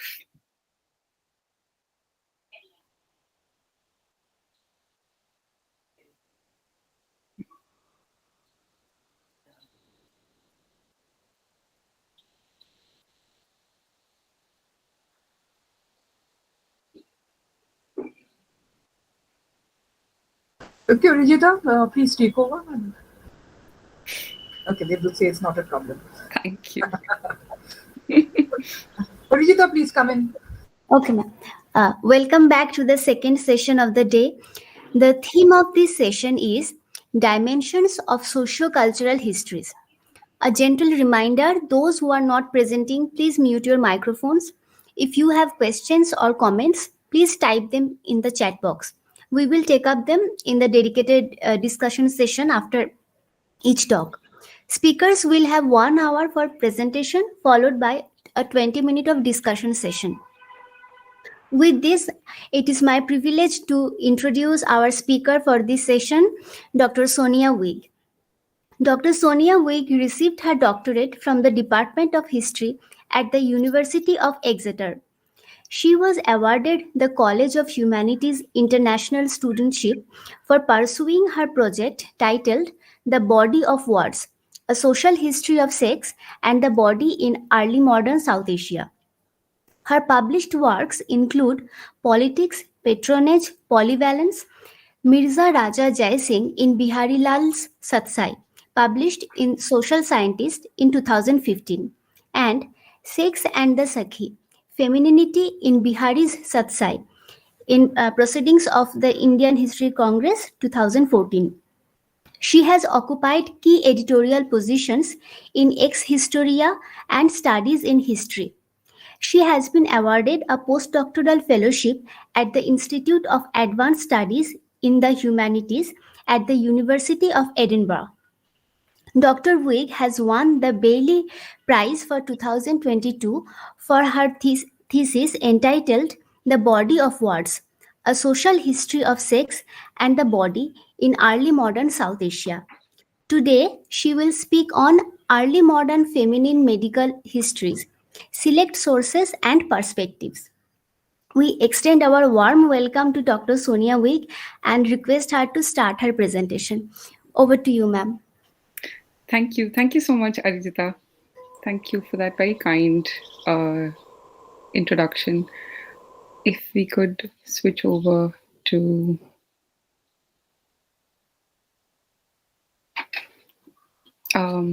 Thank you so much. Thank you.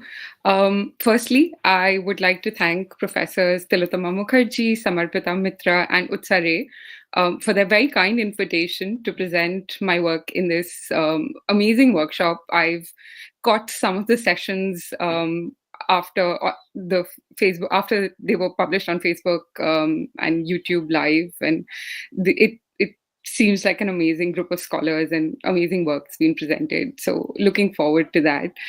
This paper contains snippets from my doctoral thesis on sex and the body in early modern North India. And I'm really glad for the opportunity to present some of my work to such an august audience. So thank you so much. If we could move to the next slide. I would like to begin today's paper with 2 quotations that are on your screen. The first from the Quran about how God creates what he pleases. Some people get male children, some female, and some remain childless. In this granting of progeny, he is considered wise and capable. The second quote is evidently from the Emperor Jahangir's recollection of the incident surrounding his own birth. It says, until my father, Emperor Akbar, was 28 years old, none of his children had survived, and he was always soliciting dervishes and hermits who have spiritual proximity to the divine court for the survival of a child. During the days when my exalted father was seeking a son, he met a dervish named Sheikh Salim. Because my father was a devotee of dervishes, he visited this one too. One day, while Sheikh Salim was in a trance, my father asked him, how many sons will I have? And the Sheikh answered, he who bestows without obligation will grant you 3 sons. Now, clearly, childlessness and the consequent desire for progeny were concerns deeply rooted in early modern North Indian society. As can be seen from the incident remembered in the Jahangirnama, issues of childlessness might be deeply feminine, but mostly are remembered in chronicles written by men, usually talking of childlessness of men. And while that is in itself important, I am in no way saying that's not important. In today's paper, I want to introduce you to a small slice of writing early modern feminine medical histories by looking at a range of texts discussing a woman's fertility or lack thereof.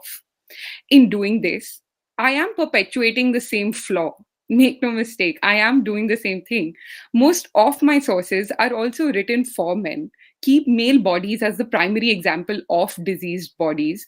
And yet, as scholars like Monica Green, Anwar Giladi, Mary Fissel, and many others have shown, there is ample opportunity to write feminine histories through these medical sources. Secondly, this paper will focus on infertility in women. I am by no means saying that reproduction was the sum total of feminine diseases in South Asia. What I am attempting here is to take female infertility as one example of feminine diseases and show you how it is treated in different types of medical source material. Broadly speaking, we will be going through two main genres, Tibbi or medical, with multiple subgenres ranging from theoretical medical manuals to clinical notes of practicing physicians to anonymous medical text. The other main genre is going to be eretological or sexological sources. Through a critical analysis of these sources, my paper today demonstrates that even though yearning for a child continued to be an early modern societal concern, it wedded the experience of childbearing to the idea of femininity itself. To gain such an experience, women used the help of medical professionals, male and female, and we will talk about female quote-unquote midwives or experienced women, as well as sought divine interventions. If we could move to the next slide. Now, scholars like Ruby Lal and Lisa Balban-Lilar have demonstrated the primacy of reproduction in an elite woman's life, especially as it became, quote, vital for the survival of the empire that was coming into being by the early 17th century, end quote. The Timurid Mughal Empire spanned over 3 centuries from 1526 onwards and controlled vast geographies. Apart from immigrants from Central Asia, Iran, or present-day Afghanistan, the Mughal emperors incorporated many local rulers into its military administrative orders and imperial services. These imperial functionaries became major landholders, mansabdars, someone that I don't need to explain in this audience, revenue collectors, commandeered soldiers, and became important patrons of art and architecture. These imperial land grants were not routinely hereditary. We all know that they were not. And yet, birth defined one's initial ranking, entry into court circles, and subsequent career.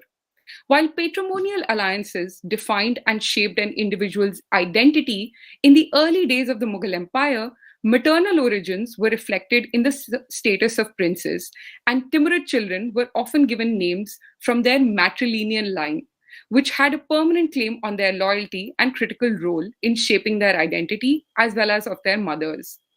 Over the next 100 years, the Mughal harem saw substantial changes, especially through the influx of women with Shi, Rajput, and even Christian ancestries within their ranks. But the desire to produce a child, an heir, persisted. Concomitantly, the inability to produce a child became a source of grave anxiety, not only for the affected women, but for the society as a whole. Most elite households, in accordance with practices in the Mughal harem itself, fostered hierarchies amongst women. These were primarily based on their origin, marital status, concubinage, slavery, and their ability to bear children. The Timurid Mughal practice of tracing legitimacy of rule through descent from both the mother and the father's family has been well established and well studied. In case a woman was unable to bear children, the practice of fosterage, especially through interfamilial adoption, is also very well studied and well documented. Furthermore, the birth of a child was of primary importance to a woman, especially when seen in conjunction with the social equity it provided her. According to the Hanafis, the most popular of the 4 religious Sunni Islamic school of jurisprudence in early modern South Asia, even a slave wife's status would change in the event of carrying her master's child, thereby making her Walad, or mother of the child. She would not be resold, which theoretically other slaves' wife could be. And yet, producing a child was not the summation of a woman's existence either, as evinced by numerous examples of women being politically active, economically independent, and producing and patronizing courtly literature. These things are different and yet similar. Having a child was not the most important thing in a woman's life, and yet it was important, and one cannot wish that away, as it were. While I acknowledge that a woman's role in empire building was beyond reproduction and contingent on more than producing or fostering a male heir, my paper will argue that early modern eritological and medical texts were geared toward fostering reproduction, inasmuch as they viewed the inability to bear a child as one of the special diseases of women. And this is the term that I kept encountering in most of my sources when talking about childlessness. They were the special diseases of women. Clearly, a child, an heir, was instrumental not only to secure a man's fortune, but to secure the position of a woman as an important member of the household, not only in her husband's lifetime, but also in her son's. It is within this matrix of wealth and inheritance that I situate today's paper's discussion of knowledge production around feminine reproductive abilities. If you could move 2 slides, please. Next. Thank you. Scholars such as Shalini Shah, Martha Selby have demonstrated that ancient and medieval medical discourses in South Asia, primarily in Sanskrit, were deeply interested in issues of conception, gestation, and childbirth.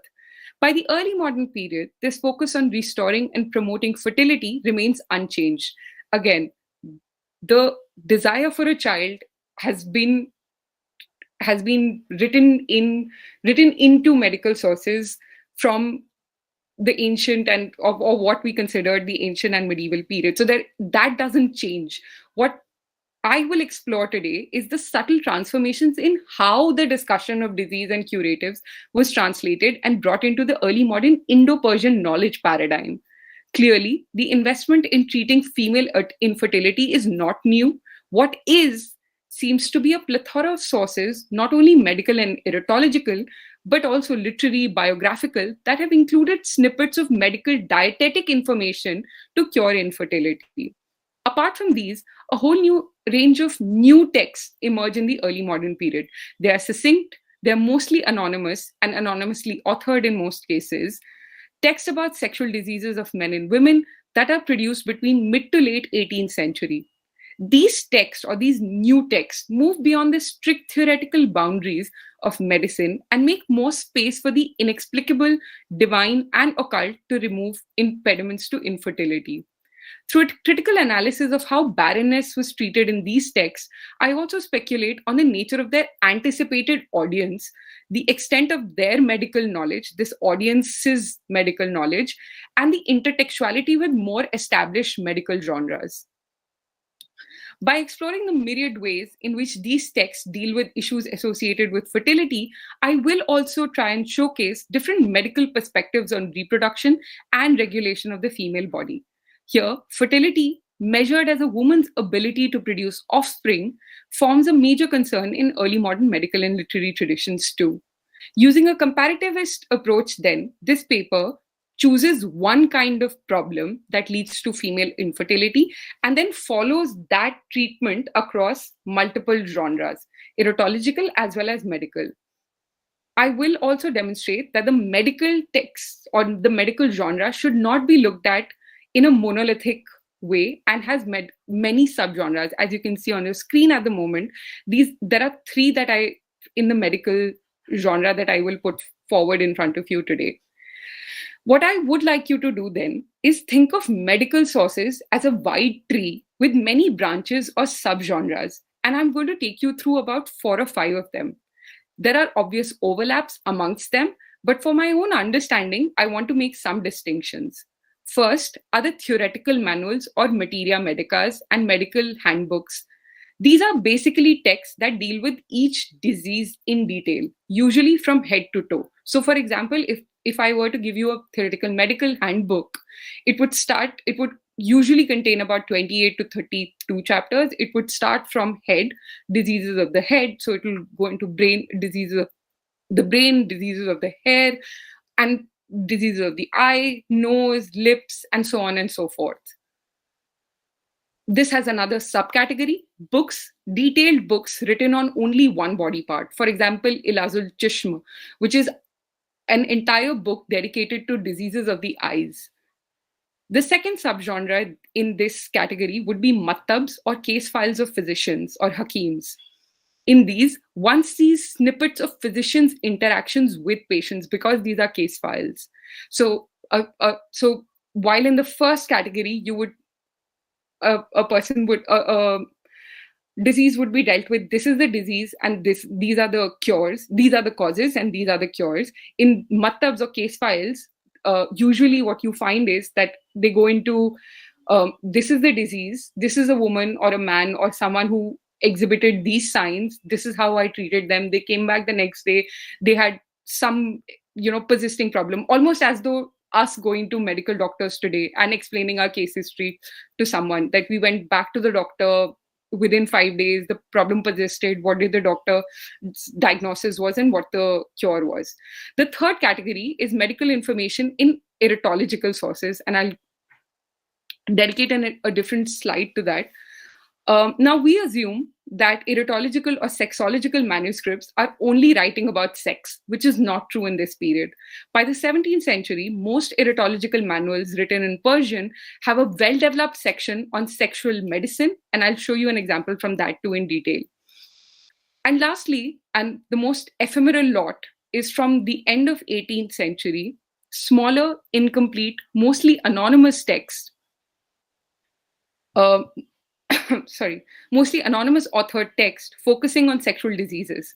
A cursory glance at some of their indicative title, one of which is on your screens, such as Ilaj-e-Aurat, is Cures of Women, and other example is Risala dar Aurat, or Treatises about Women, reiterates that they were focused on the diseases of women, especially reproductive diseases of women. By comparing these very texts, I demonstrate that the same set of problems can be dealt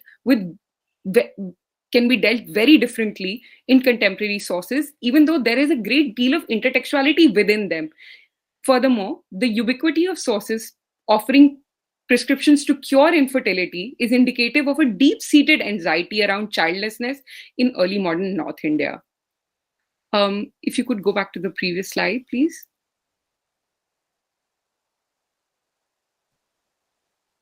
Sorry. Thank you. Now, to go into some of these sources, the biographical account of a very high-ranking Mughal judicial official named Khwaja Dost Muhammad, active in the reign of Mughal Emperor Jahangir, 1605-1627, contains a very interesting story of a case he adjudicated. This case is something that I've talked about quite a lot, but to just give you a brief account of what the case talks about. Here, a man accused his deceased brother's wife of fraudulently passing off a child as his brother's offspring to lay claim on his property. The dispute was founded on his declaration that his departed brother, his dead brother, was impotent and could not produce a child with his wife in his lifetime. Khwaja Dost Muhammad is said to have summoned the mother and the child and made inquiries. The woman acknowledged that there was something deficient in the virility of her husband. She said, "The Rajuliyate Shohre Man Nuksani Bood," by which she meant that her husband there was something wrong with his virility. But a physician had advised her to give her husband rohu fish with its head to eat for a period of 40 days without any break, which would make him virile. She diligently followed the Hakim's instructions, and the man's virility was restored, and a son was born to him. Furthermore, the Khwaja tested the paternity of this child by the smell of fish in the sweat that emanated from the child. The report of this incident brings forth a possible scenario of how the courts dealt with ascertaining a charge of male impotence, even though made after a man had died, and intimately connected it with issues of rightful inheritance. Here, the onus of proving that her child was legitimate fell on the woman. Furthermore, it is the solution applied by the Khwaja that gives us an insight into how certain food items, not necessarily complex medical medicaments, were indelibly linked to curing infertility. What this Khwaja did was he made the child run around the court. And once the child produced some sweat, he collected it in a handkerchief and first smelt it himself and then gave it to the audience, to all the male members who were present, and everybody could smell the smell of fish from that handkerchief. And so he declared that because the man was cured by eating rohu fish, that fish, or the essence of that fish, is essentially being reflected in this handkerchief, in the sweat that is produced from the child. The check by the Khwaja to ascertain the parentage of the child demonstrates that judicial authorities could utilize popular but informed ideas to make legal decisions. As for the nature of the check in itself, it involved ascertaining whether the qualities of that medicine, the rohu fish in this case, or the method which was used to restore virility to the father and made it possible for the conception of the child was retained and then manifested in the resultant progeny as well. The incident also depicts the resourcefulness of the woman for curing her childlessness by seeking a cure for his infertility. She clearly stated that even though her husband had been impotent for a very long time, she sought help from a Hakim who cured him by ordering a diet of rohu fish and its head for 40 consecutive days. The physician's solution, specific courses of regimentation of diet to restore virility, was clearly situated in the contemporary Unani humoral understanding that rohu fish was an aphrodisiac, albeit one that was rare and expensive. And how do we know that? Because even in contemporaneous Unani and Ayurvedic traditions, rohu fish was supposed to be, quote, hot, heavy, and moist. It is an aphrodisiac. It promotes strength, end quote. The fish was much sought after even in the imperial household. For instance, in his memoirs, Jahangir mentioned his affinity for rohu fish several times. But this is just one example. Multiple examples of the use of fish as a treatment for infertility seem to cut across religious beliefs and food practices. The example on your screen at the moment, this incident, was reported by the French Protestant traveler Jean-Baptiste Tavernier, also traveling in the subcontinent between 1605 1689.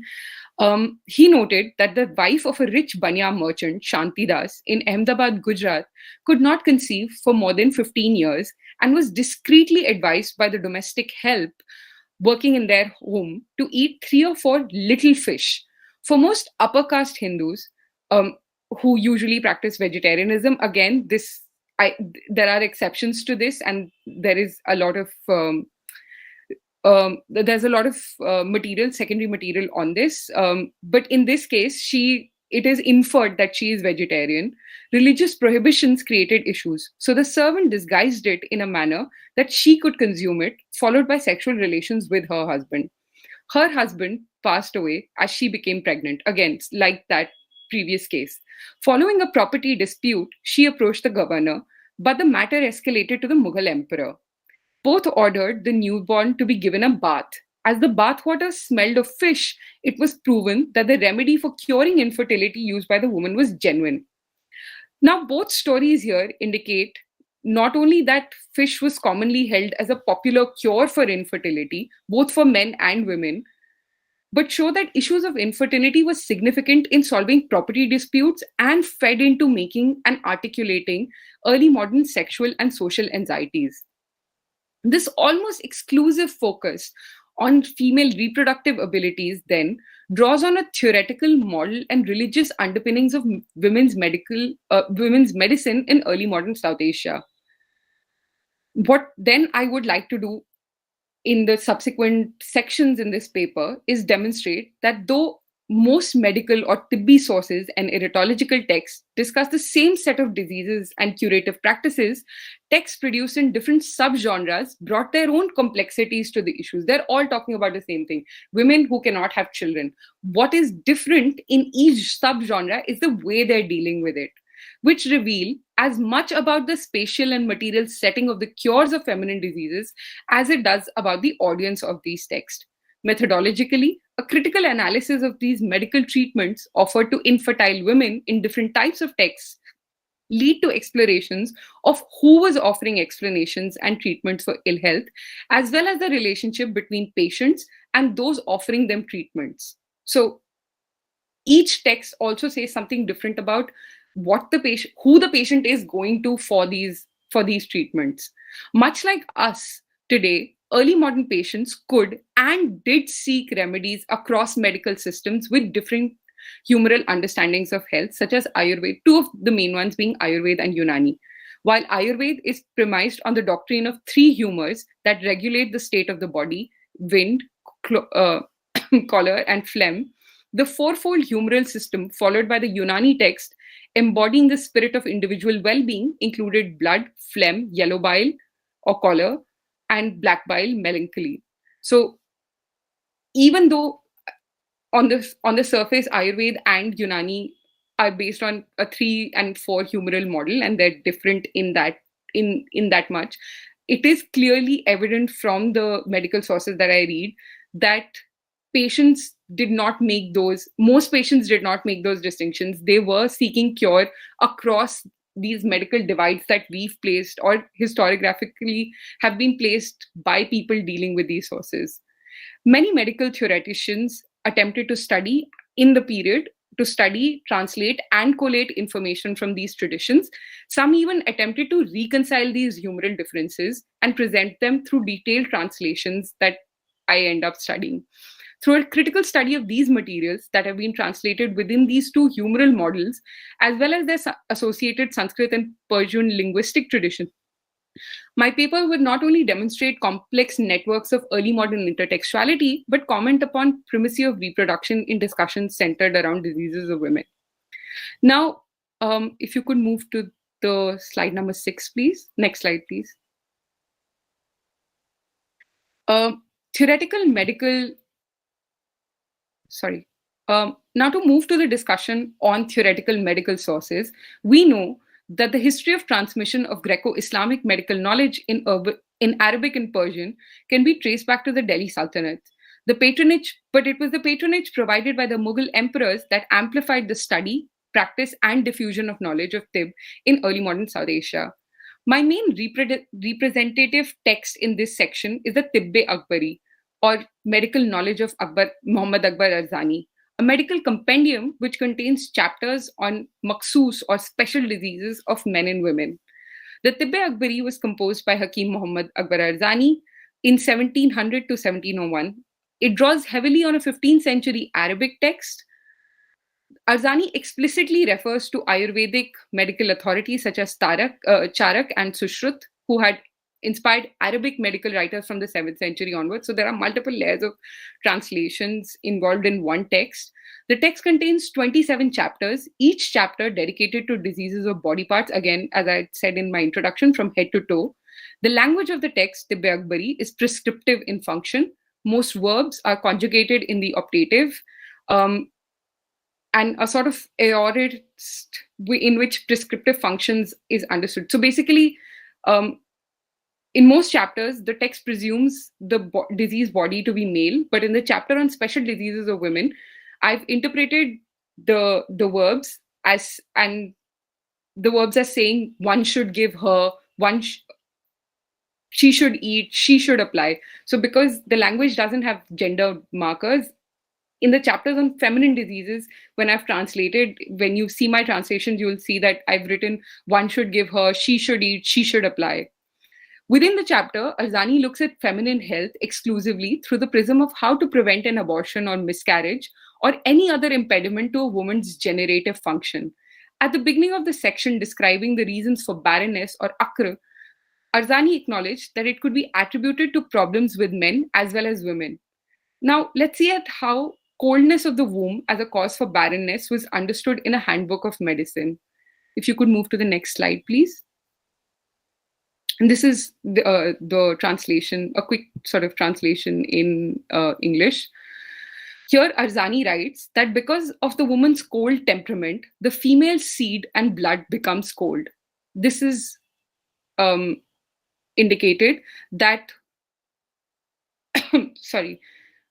what he's writing here is that the irregularity of a woman's menstrual cycle combined with the discoloration of the discharge were indicative that coldness was the cause of the disease here. These signs could be judged only by either checking the woman or speaking to a patient about intimate matters. Arzani also gives a list of very visible signs to any observer, such as discoloration of the skin and hair loss, combined with a full-bodied coldness. So he gives you all the kind of signs that you would need to diagnose the disease of a woman, visible signs as well as invisible signs. Taking the reader deeper into the humoral analysis, he clarifies that these could be caused by unrelieved phlegm, a viscous moisture or mucus that is readily evident in various discharges of the body. So you'd have to, check the discharges of this woman's body to be able to diagnose her.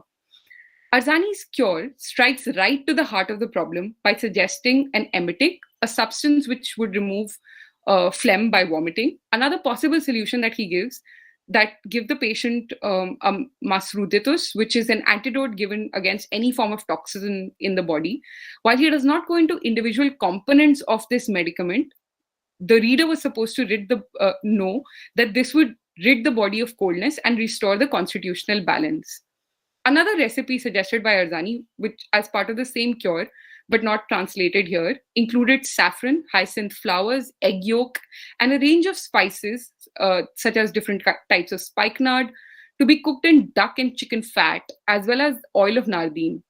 Indian spikenard is well known in medicaments for curing cold diseases.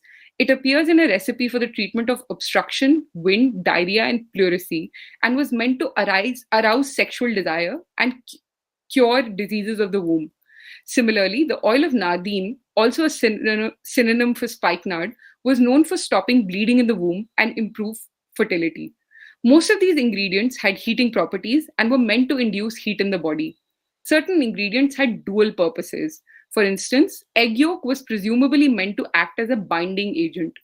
Much more detailed descriptions also exist in the text, but he basically is what I'm trying to tell you is that here he tells you about the disease and he prescribes one recipe to consume orally and another to be inserted into the body after menstruation, leading to after menstruation, after the body has been purified, after a ritual bath has been taken. In Arzani's detailed description, he advises that the patient should combine and burn ingredients meant to combat coldness. So everything that he could possibly give you, if coldness is your problem, then he would give you everything in a restrained manner that could heat the body. He then adds elaborate instructions to ensure that the fumes of this mixture that is meant to induce heat are directed towards the ailing woman's vagina, as this is meant to be beneficial in altering the effects of the disease. Furthermore, theoretical physicians like Arzani were aware that coldness could persist even after the woman was successfully pregnant. So even after the disease was cured, coldness as a disease could persist. To combat it, he included advice in another 18th century text that is attributed to him called Shafa-us-Sibyan, or Remedies for Children. He wrote that, and I quote, "If a pregnant lady is having palpitation due to cold, morbid material, then it will be cured by taking lukewarm water, rose, and performing exercise. Most of the time, the pregnant lady should be given the following," and he puts details of sort of tonics that this woman can take to cure herself. Clearly, medical theoreticians included solutions for a problem across pre and post-fetal formation and provided detailed cure for all situations. Lastly, one last deeper look at the ingredients, especially the ones containing meat, lead to questions about the use of these medicines by certain classes and religious groups, something that we also sort of encountered when talking about Shantidas and eating fish to cure infertility. The universal suitability or use of medical properties can be called into question, as dietetic beliefs were multifarious in character and often varied between different social groups and communities. It would be very difficult, therefore, to map each ingredient onto consumption patterns without a deeper study. And I hope some of you would do that in your MPhils and PhDs and give us answers to these questions. But as animal produce was included even in 16th century Ayurvedic texts like Bhava Prakasha, we can argue that animal meat as well as their private organs were prescribed as medicines, especially for increasing virility, and their consumption patterns across religious, gender, and class divides existed. Now, if you could move to the next slide, a completely different perspective is offered from case files, as I said, of physicians. And the representative text in this section for me is Maktab-e-Hakim Alavi Khan, the purported case files of an 18th century Mughal physician, Hakim Alavi Khan Shirazi, who practiced in Shah Jahanabad. He included accounts of the way he treated individual ailments on a case-by-case basis. While there is a high possibility that these were idealized cases, from his text, one can estimate that the physician would not just prescribe one remedy, but it was a constant back and forth exchange between the physician and the patient that, and in the case of women, was sometimes mediated by the Kabila or an experienced female medical practitioner. To provide a well-rounded picture of existing medical practices for the purpose of this text, I will show you an example of a woman who had a problem of frequent miscarriages. If you could move to the next slide, please.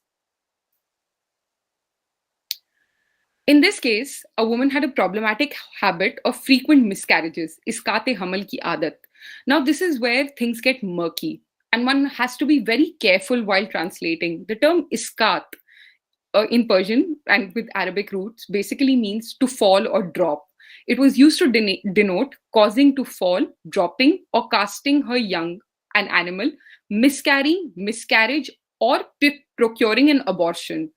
Hence, there's a lot of ambiguity in connotation of the term iskati hamal. It could be and was used interchangeably sometimes for miscarriage as well as producing an abortion, which completely changes the way the act as well as its consequences should be understood in this period. And I can talk a little bit more about it in the Q&A.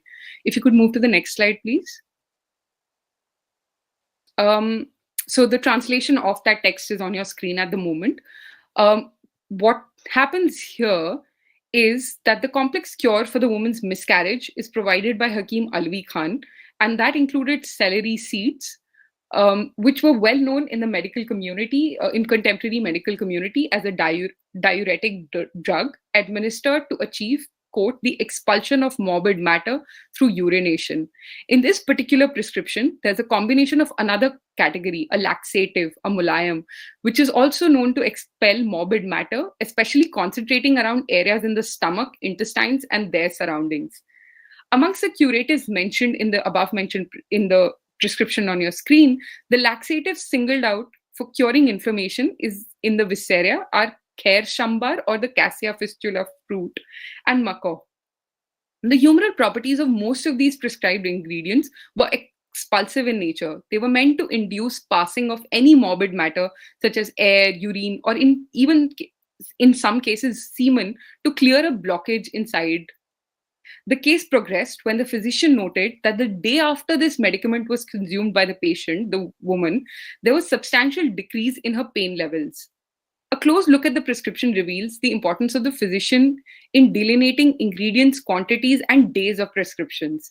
He also made observations on the wound, probably in the womb, caused by repeated miscarriages, and for the pain prescribed a decoction of rosewater with arkbadia, which is kind of a fennel juice, a very popular Unani medicament for reducing flatulence, abdominal discomfort, and restoring digestive disorder. This also underscores the close connection between digestion and reproduction in this period. Again, to go back to a point that I would like to put across, it is noteworthy that the Kabila or the experienced woman is called in to give the abortifacient, the iskate dawa, to the patient. While not a lot is known at the moment about the figure of the Kabila in South Asia, they seem to be the equivalent of, quote, medically experienced women whose testimony was legally acceptable in court of law. Her presence here could be because matters related to childbirth or lack thereof fell under her domain, as well as the fact that in intimate matters, the physician's access to the female body was mediated by medically experienced women. So, furthermore, the nature and composition of the abortifacient is not mentioned by the Hakim, yet it is possible that it was a well-known medicament enough that a Hakim assumed that his readership would be aware of its composition or would have the wherewithal to consult other medical pharmacopoeias or speculatively even go to an apothecarist for it. Like we go to pharmacies today and ask for bhaiya bukhar ki dawai de do. I mean, we know that we must go to a doctor and the doctor is going to look at us, prescribe certain symptoms, and yet we do know enough about what to take when we're ill, that either we self-medicate or go to an apothecarist or a pharmacist and we ask for medicines. So to assume that or a similar process didn't happen 400 years ago is probably, is speculative, but I think is true. The patient bled. So after having this abortifacient, the patient bled profusely as a result, and the pain spread from womb to stomach and the hips as well. So initially she becomes better, but later, because of taking the medicine, the pain returns and the pain spreads to different parts of the body, much like it happens even today. So we take a medicine, it's kind of hit and miss, to be flippant about it. The physician was seemingly wary of giving any more medicine, suggesting bloodletting or fuss that would tighten the womb, but that would also lead to a fever. The physician explained this fever could be stemming from the swelling of the womb, which was possible outcome of abortions. This fever then accompanied pain in the calf. This discussion, and I've given you too many details, I know, but this discussion further illustrates the sharing of knowledge in the 18th century literature beyond theoretical medical texts, as the pain in the calf was listed as symptoms of problem in conceiving a fetus in other kinds of texts as well, in literature that we see in this period. There, the symptom indicates that the fourth reason for barrenness is swelling in the uterus, the sign of which is that the woman experienced pain in the calf or pindli after sexual intercourse. Clearly, different kinds of texts, case file ho, ya, it can be a theoretical medical manual or different kinds of texts are talking to each other and taking information from each other and putting it into different chapters and different contexts. It clearly suggests that Hakims of a certain class were reading and circulating selected texts and understood bodily humors in a similar manner. Lastly, the reiteration of ways to remove impediments to pregnancy reinforces the conclusion that infertility caused individual and social anxieties in the early modern period. Now, as I said in the beginning, Devdutt, if we could go to slide number 13, please.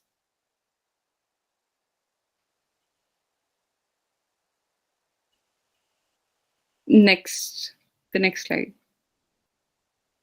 Thank you. Now, as I said in the beginning, there's a sizable medical section in erytological sources. My primary source for this section is a specific cluster of erytomedical texts titled Kokshastra and Lazat-un-Nisa. I'm consciously using the term erytomedical, as these texts not only deal in detail with sex and pleasure, but also with sex and reproductive health. These texts covered many subjects, included but not limited to physiognomy, astronomy, literary, and ethical discussions. Sometimes they demonstrate an excessively canonizing intent, but by creating an idealized categorization of men and women, but there's a lot of material in these texts which is dealing with medicine. There's a limited amount of scholarship on Lazat, and what exists is generally based on catalogue entries made by linguists who classify this as a mere Persian translation of the Kokshastra. The Sanskrit Rati Rahasya, also known as Kokshastra, was composed by the author Koka, also named as Koka or Koka Pandit in the 13th century. As is expected, while the Lazat acknowledges that it was meant to translate or tarjuma kardan or compile, tasneef kardan, the knowledge of Koka Pandit into Persian, the author adds several advices, hikmat, that are born from his own knowledge or experience. And most of the medical section, I think, are what he adds from his own knowledge and from the knowledge of his own period. By the mid-17th century, Lazat-un-Nisa emerged as a multi-genre, multi-form, and multi-functional text in Persian. Today, the example that I will give you from the text is from the earliest existing copies of the text, attributed to a man called Muhammad Shah Jami, and is dated 1646, so well within our period, and was written entirely in verse. What he does is when he's dealing with the issues of barrenness, Muhammad Jami creates a complex narrative to explain the causes and the ways to overcome impediments and to establish a fetus in the womb. So if we could go to the next slide, please, and then I'll continue. So what I'm trying to explain here is that if you see the last two examples that I've shown you on your screen from the medical text, they were both dense texts. They were written, they were not written in the form of poetry, they were written in form of prose, and they were medical in their intent and in their nature. This is almost doing the same thing. This is also talking about problems of barrenness and how to cure it, but it's in verse, it's in poetry. So certain things you have to sort of extrapolate. Jami created a And what is different is that while both of those two texts were talking about barrenness of women, and they were medical texts, they didn't really have to explain where their information was coming from. They had already said that this was coming from either a translation from an earlier text, earlier Arabic text in Tibb-e-Akbari, or Matab was basically case files. So he was talking about his day-to-day experiences with patients. In Lazzat-un-Nisa, what Jami does is that he creates a backstory about why and from where this knowledge is acquired. He writes that once some women went to the Prophet Solomon, Suleimanu Rasul is how he puts it, and asked him why they were barren or unable to have children. Farzan Nayad Azma. Solomon redirected the query to a pari or a jinn, a fairy or spirit, who listed seven reasons for why a woman cannot conceive. It is noteworthy that Jami invokes Solomon, the wise ruler associated with hikmat or wisdom, to do so. By the 18th century, it seems that erotomedical texts like Lazzat increasingly focused on medicinal sections, which became larger and more elaborate as the function of the text evolved over time. Jami then explained each of the 7 problems individually. First, he mentioned the affliction, followed by a distinctive alamat or a symptom of the problem in the woman's body, and then he explained the cure. Usually, the distinctive sign for each iteration of the disease was pain in a certain part of the body after sex. This was followed by a precise cure to combat the disease, including the ingredients and their quantities. Most of the cures were meant to be applied externally on the vulva with the help of cotton pads.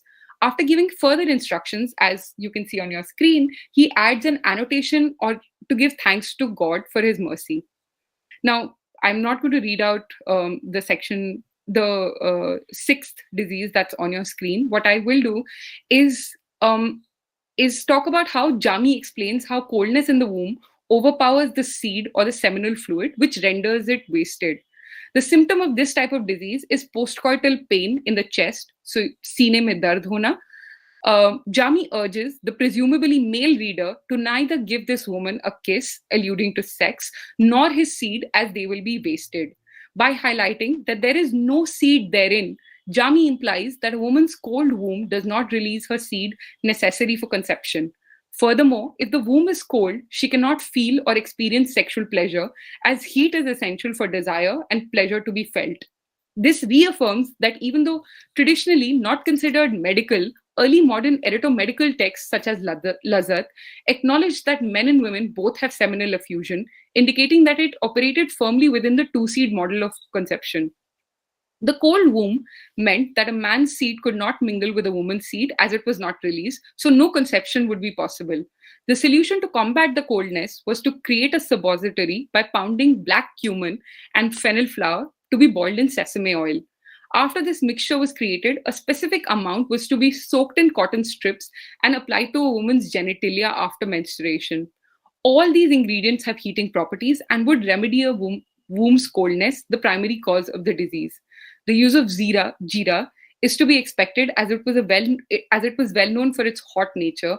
It was also known for being for removing flatulence, promoting digestion, and an astringent. Fennel was also known as a hot and dry drug. Essentially, apart from their heating properties, all these ingredients aided digestion and together worked to restore health to a woman's body. The effect was to ensure that coldness be removed from the womb when the male seed, Abe Mardi, reaches it, leading to successful formation of the fetus. Now, what I would like you to take away from this is that the literary structure that is created by Jami, the symptoms, diagnosis, and cure, seem to be a very abbreviated version of detailed theoretical medical texts that you've seen before, which may be indicative of some measure of intertextuality amongst the Lazzat and Tibbi textual traditions. This suggests that erotological verse narratives were closely influenced by medical traditions and vice versa. These texts were including precise information that were pertinent to the reader. And while it is difficult to ascertain if women were also reading erotological texts like Lazzat, the fact that an entire chapter was dedicated to treat feminine infertility reiterates that it was a substantial enough feminine concern in the early modern period that medical solutions were compiled outside of strictly medical texts to combat it. Furthermore, the author did not include mere platitudes or invocations to God. but gave very specific diagnostic and curative solutions based on contemporaneous medical paradigms, indicating that the reader or the final consumer of this knowledge either had some medical knowledge or at least informed awareness of recognizing outwards and very obvious signs of a disease and creating cures for them. While different texts propounded different prescriptions, the eventual aim was to facilitate the formation of a fetus and subsequently the successful completion of pregnancy. The last and the more speculative of genres that I would like to bring your attention to, if we could go to slide number 11, please. Yeah, thank you. No, the slide before this.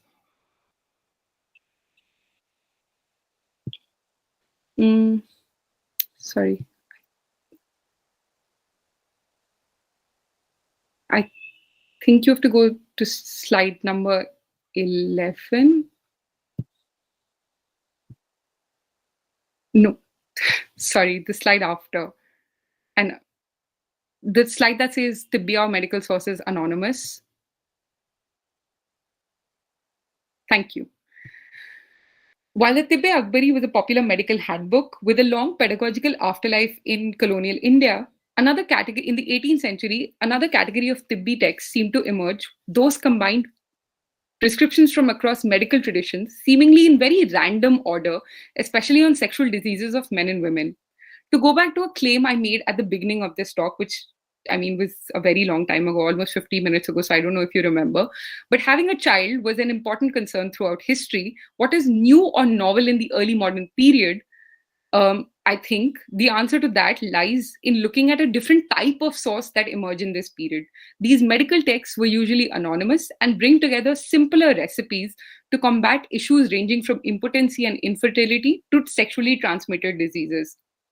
One such text that I will show you an example from today is the Ilaj-e-Aurat, which is an anonymous late 18th century text on the diseases of women.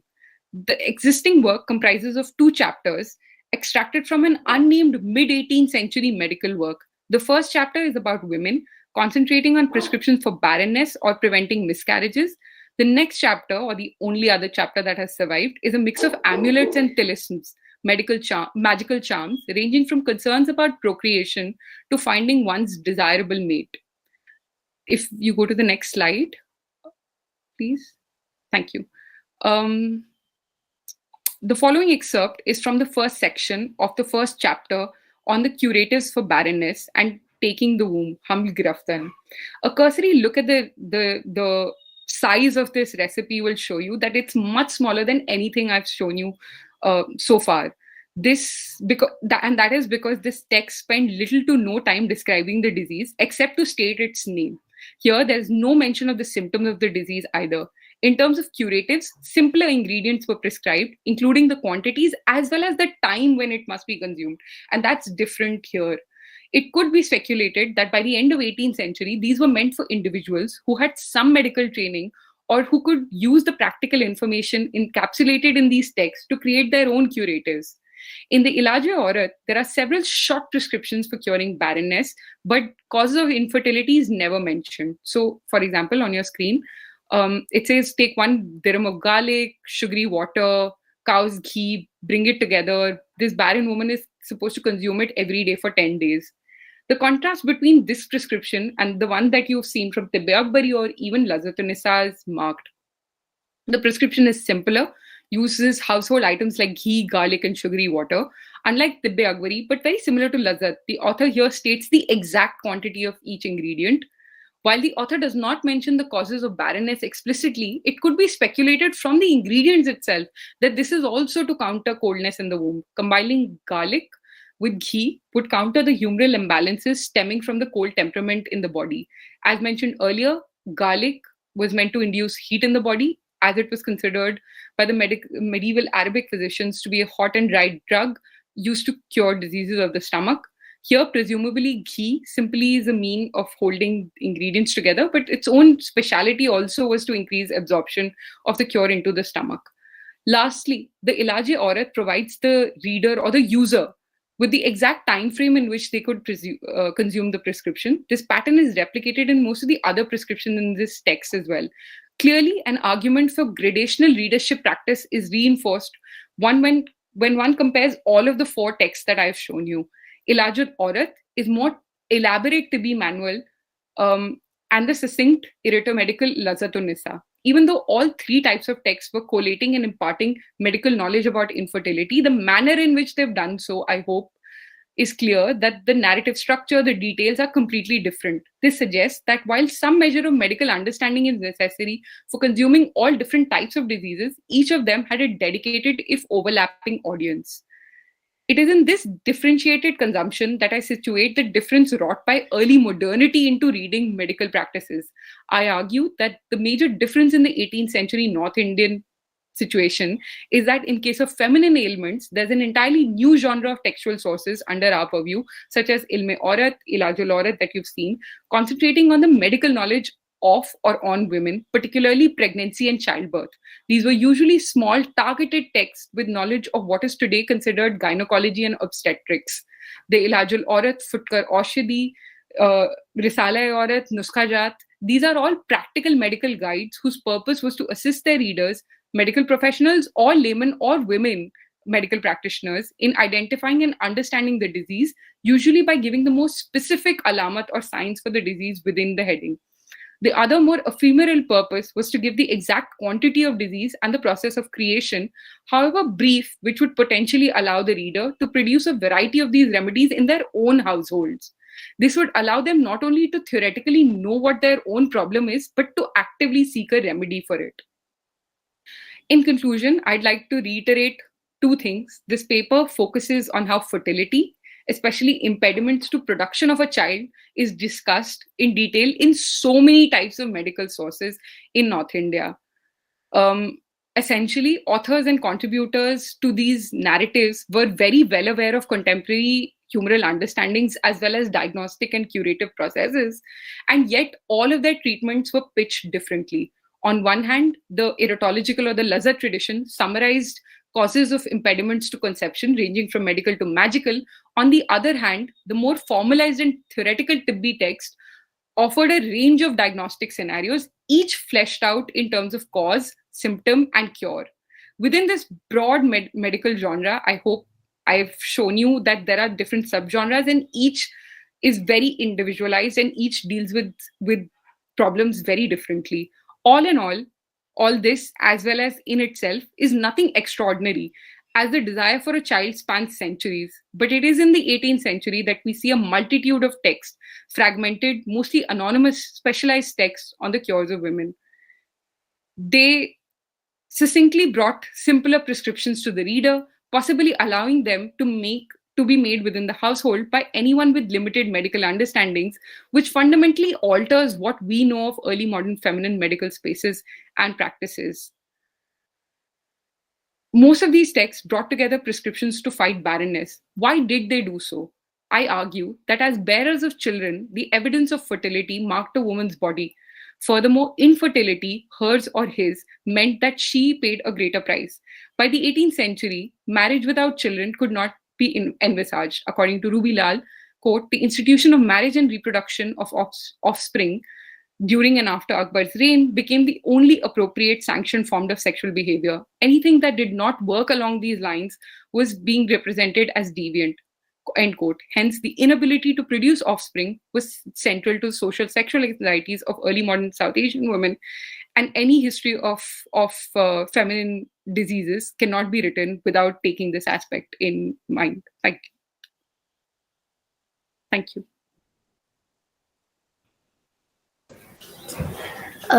Thank you, Dr. Wig. This was so enlightening and insightful. Thank you so much. We will now take up some questions from that have been posted on YouTube.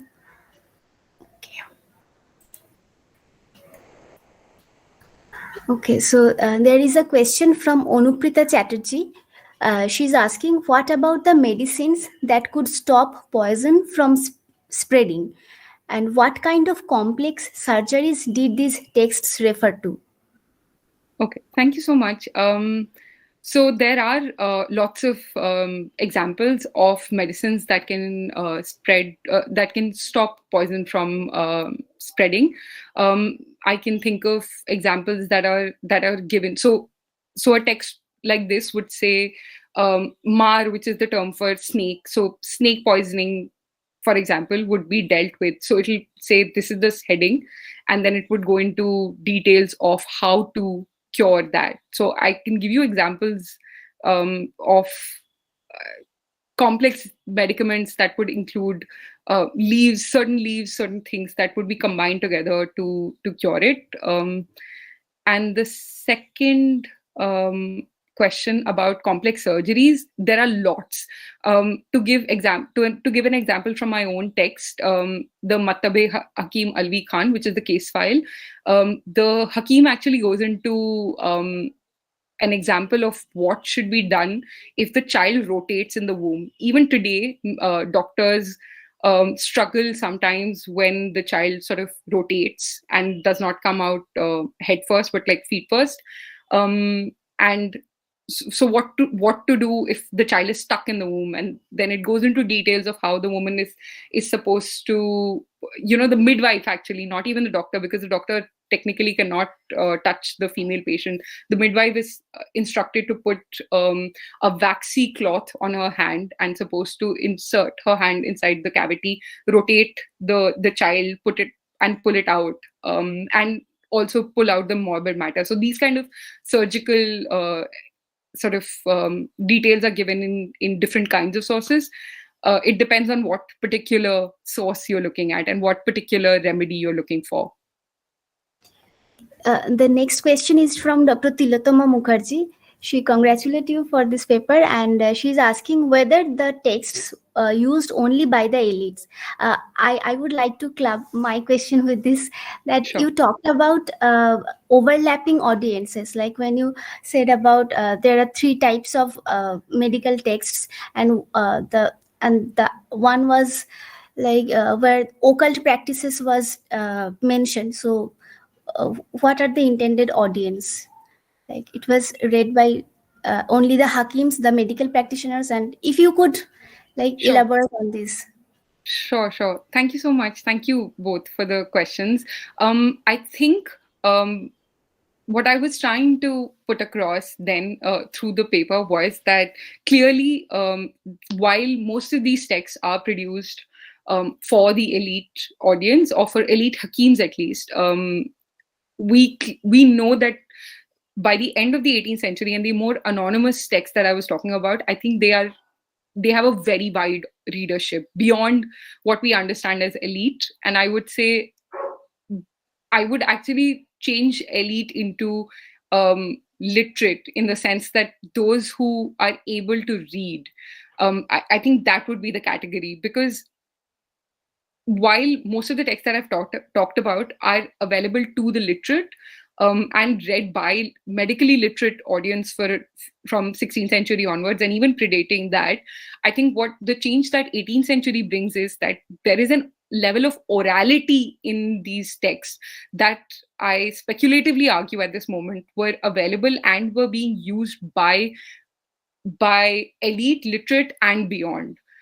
So I think there is evidence that they were being used by a much larger group of, and were produced for a much larger group of audience.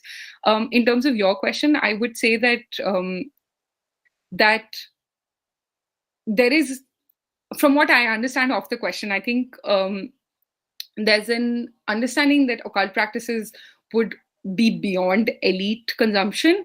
One, if that is the case, I think that wouldn't be true. I think the elite audience is elite or literate audience is also consuming as much of occult practices or these love potions or all of these things as much as anyone beyond it. Having said that, I think these texts are going into many kind of things, including love potions, including potions to, Vashikaran and all sorts of things. And I think there's a large audience, and even in texts beyond medical sources. For example, we know from memoirs in the 19th century and 18th century that amulets or certain kinds of amulets were being very well sought out, and these were supposed to be some were supposed to be protective, some were supposed to bring harm to one's enemy, etc., etc. So I think there's a large readership as well as consumption of these occulted texts in this period. Okay. The next question is from Sumedha Banerjee. She is asking that she would like to know whether, with the help of the modern medical knowledge, it has been possible to scrutinize the accuracy or effectivity of at least some of the medical advices given in these texts. Thank you, Sumedha. That's a good question, only in as much as I would like to do something on those lines. I know of several works that are being done in Europe, several projects that are trying to recreate some of these recipes.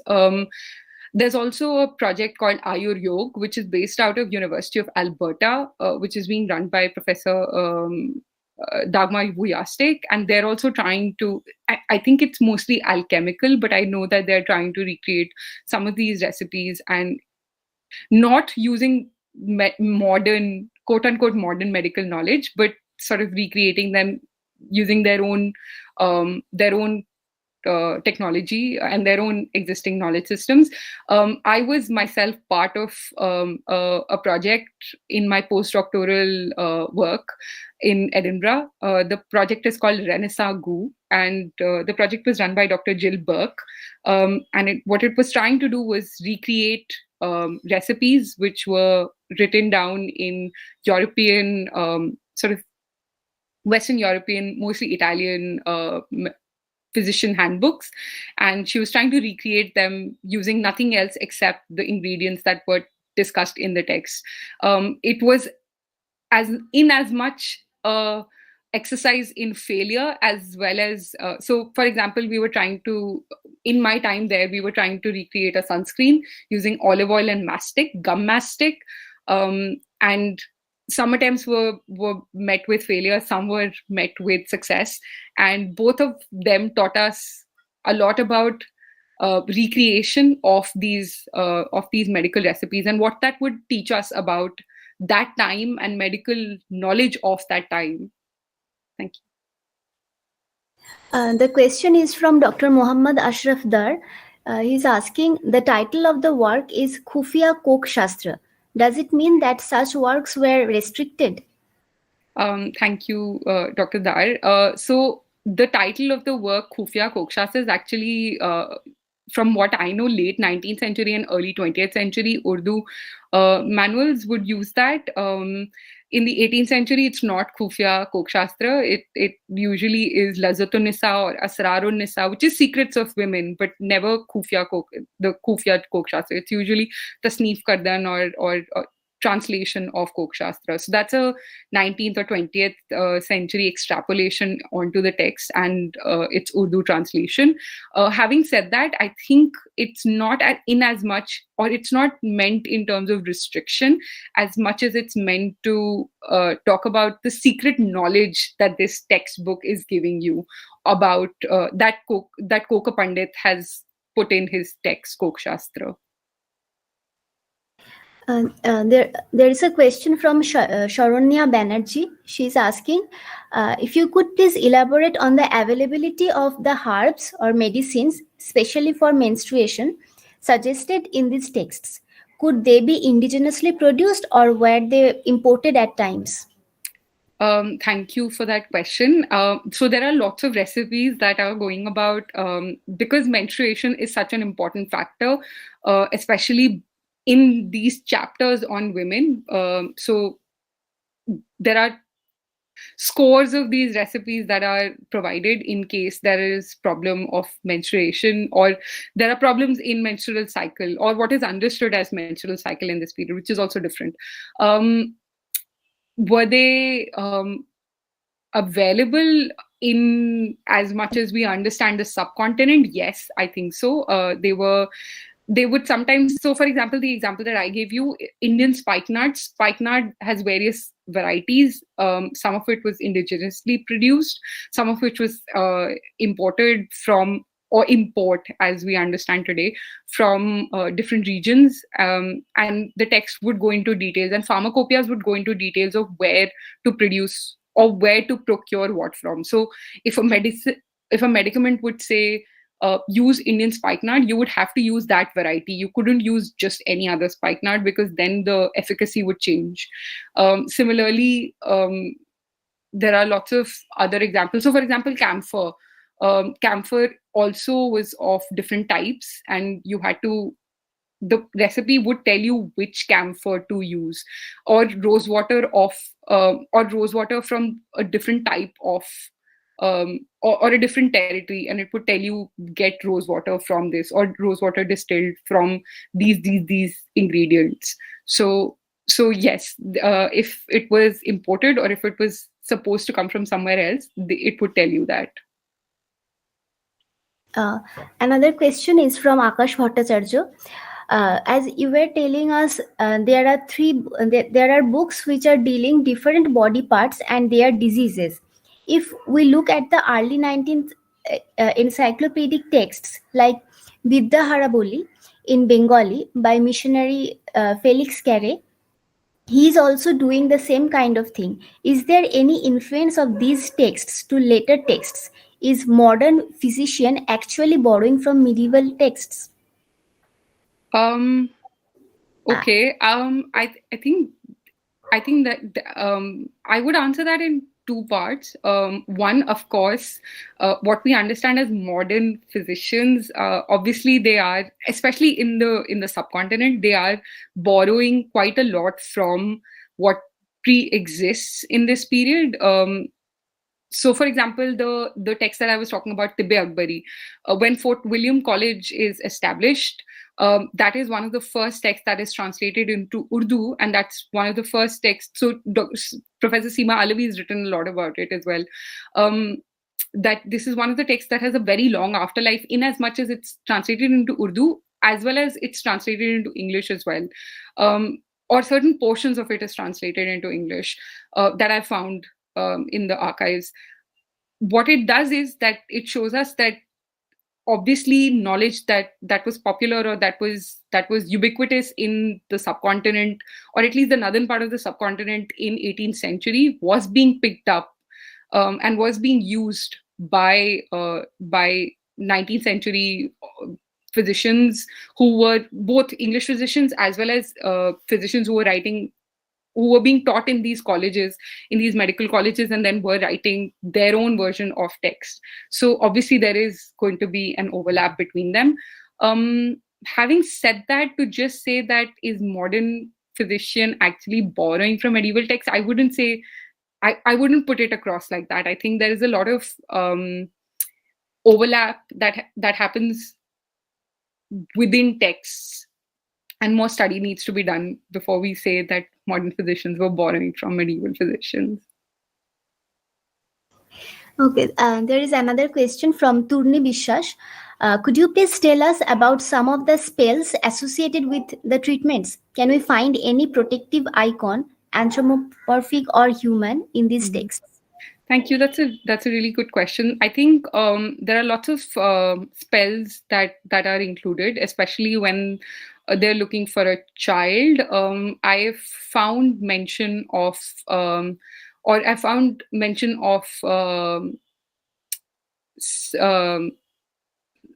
Sati Aut, who's also mentioned in Banarsi Das's text, and I found inscriptions to or sort of invocations to her in some of the invocations that I found in my text. In terms of Vashikaran, there are lots of references where they're invoking the Kama as well as Rati. And apart from that, there is obviously the whole genre of yoginis that are constantly brought up in the text when they're talking about spells.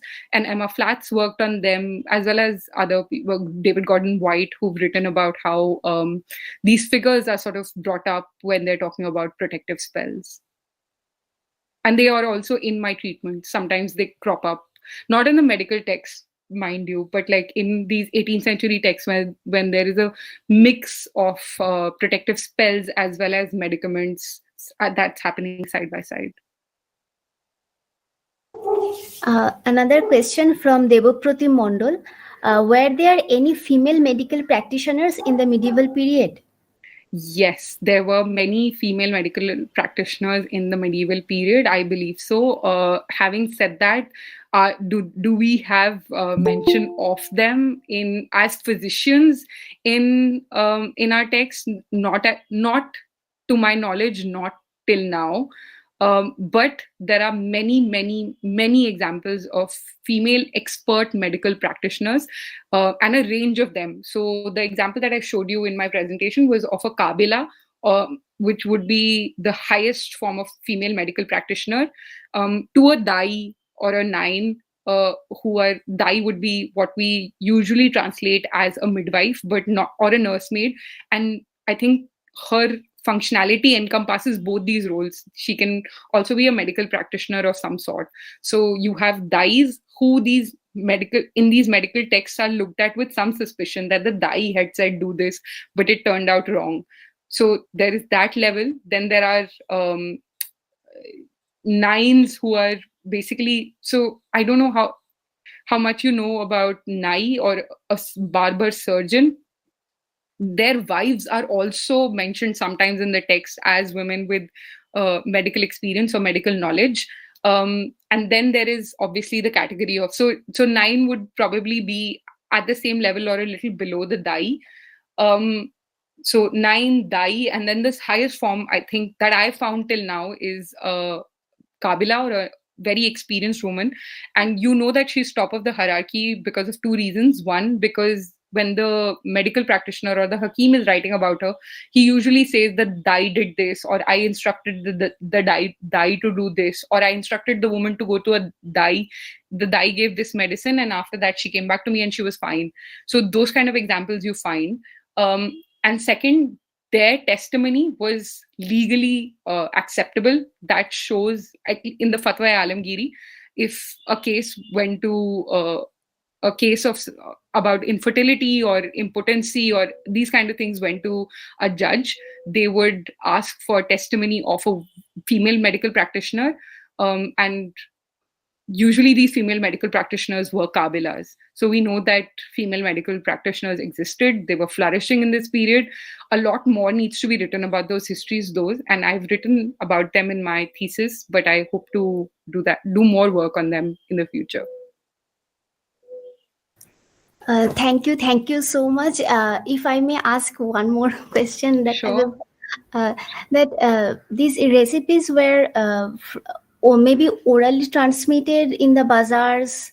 So were these, constituted part of the knowledge network or something like that? Sure, absolutely. The difficulty about orally transmitted knowledge, especially in the bazaars, is how do we recreate them, or how do we find traces of it in our sources? For male infertility as well as for female infertility, one of the best examples that I usually give in my talks is from an 18th century text called Murakka-e-Dilli. These texts, there's a description of the bazaar Hakim in this text where they're talking mostly about men. They're talking about how men who wanted cures for infertility and for impotency were flocking this bazaar Hakim, who was giving them all sorts of nonsensical things, and they were buying it by they were ready to sell off their skin to be able to buy these cures.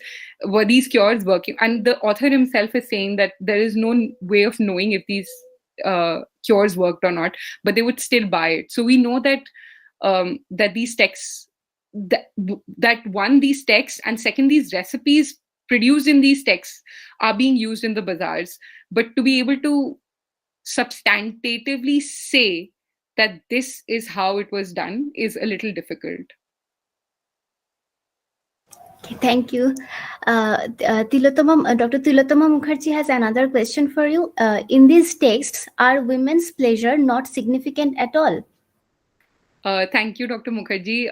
Okay, so the answer again to this would be twofold. One is that when I said two-seed model is where all of these texts are being produced, that in itself implies that so two-seed model basically means that men and women both emit seed, and also the woman will emit this seed after she achieves pleasure, and for that then to happen, she should achieve pleasure in the act, etc., etc. And the eritological manuals go into deep details about how to bring your woman to pleasure. So that aspect is obviously covered automatically by the fact that these medical texts are being produced in that model. Having said that, the sections that I produced today were all talking about reproductive health, where her pleasure is implicit. And there are other sections in the text that are all dealing heavily with what to do to increase pleasure for women. So Kuvvate Ba for women is a separate category altogether. It doesn't always bleed into the reproductive sections. And yet pleasure is at the base of this entire discussion, because if she doesn't achieve pleasure, she doesn't produce her seed, and there will be no reproduction to begin with.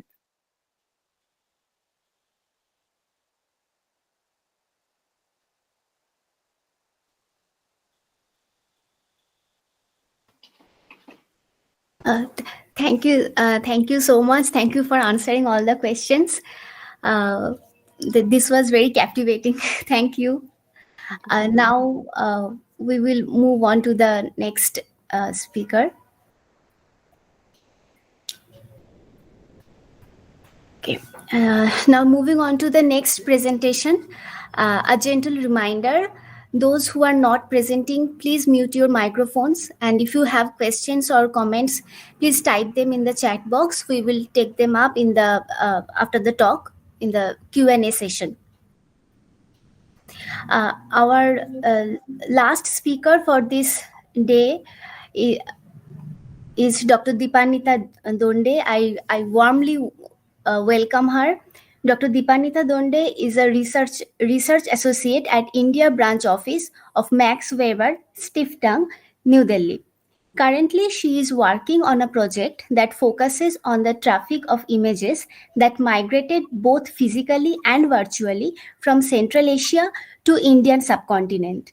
Dr. Donde was awarded her PhD in visual studies, specializing in Mughal art from the School of Art and Aesthetics at the Jawaharlal Nehru University.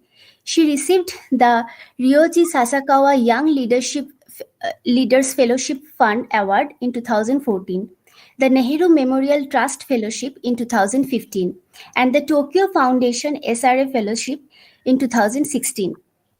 She has worked as a subject expert and art historical researcher at Staatliche Kunstsammlungen Dresden in Germany.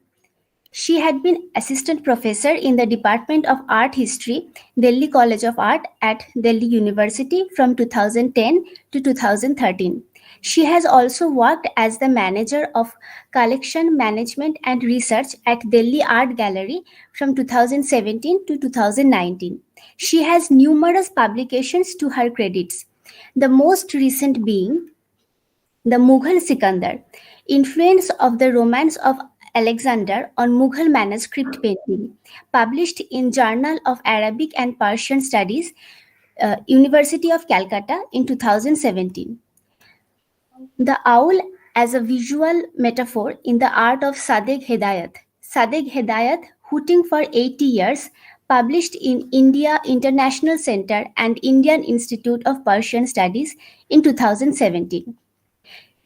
Humanism and Portraiture, the notion of humanism in medieval Persian poetry and its impact on portrait making in Mughal manuscript art, 16th to 17th century, presented at the International Conference on India and Central Asia by the India International Center and Indian Institute of Persian Studies in 2018. The portrait image of Emperor Akbar in the Akbarnama and beyond. Voices, Tokyo Foundation in 2016. Today, she will speak on selfhood and subjectivity in Sufi thought. Image of a mole on Emperor Akbar's nose. I warmly welcome Dr. Dipanita Donde. Now I request her to kindly start her presentation. Over to you, ma'am. Thank you so much for the very kind and generous introduction. And I'm honored to be given this opportunity to share my research in this very august gathering. But I need a little help. I'm been unable to, share my presentation. So can you just lead me through it? Would you like to mail it to us so that we can show? I was unable, I'm very sorry, but I was unable to mail it. Maybe it was too heavy, the file. Okay. I think you have to go on to that present now option, which is there. Okay. Present now option, and then kind of click onto it. And you have the option of either presenting the entire screen or a window or a tab. Correct. So kind of click on, I think, a window or a tab, and then you can kind of project your presentation. Okay. Tab is not coming. Let me see on screen. Let me see window. I'm very sorry, but I have not presented on Google Meet, and hence, should I be...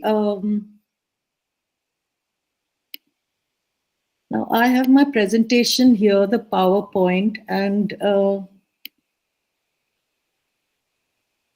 should I be clicking on a window or a tab or the entire screen?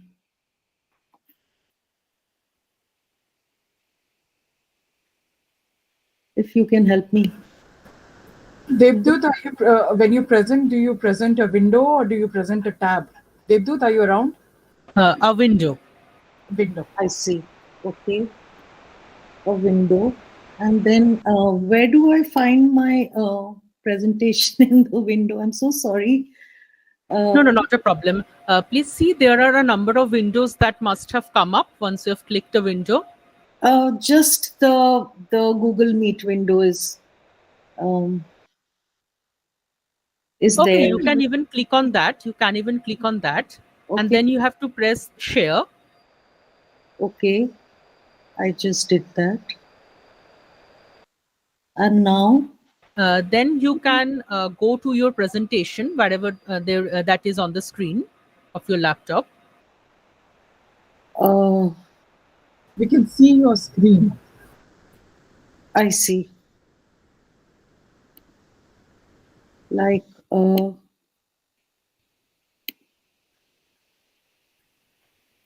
I can't see my screen.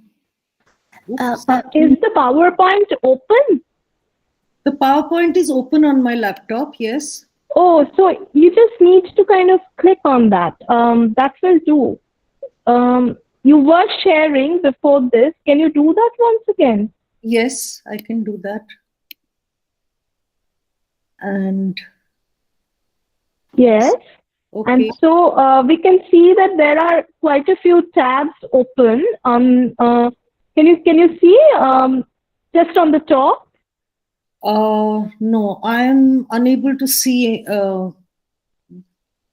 Okay. So this is my presentation. So can you see this? Not yet. Will it be possible for you to resend the presentation once again? Maybe we can.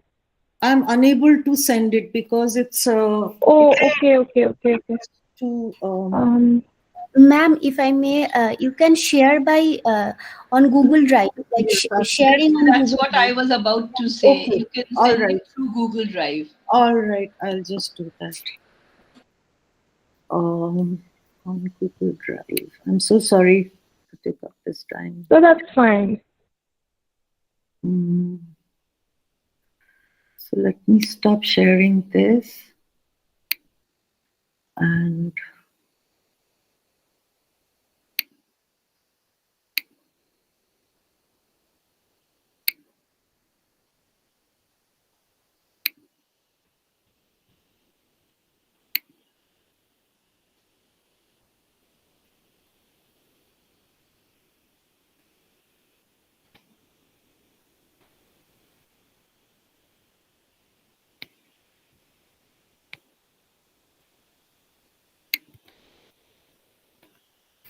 okay.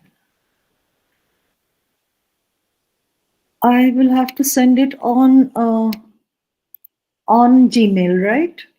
The file to you. Yes, on Gmail, but through Google Drive. I think they will ask you, that if the file is too long. It will automatically prompt you to share through Google Drive. Okay. Just give me a minute.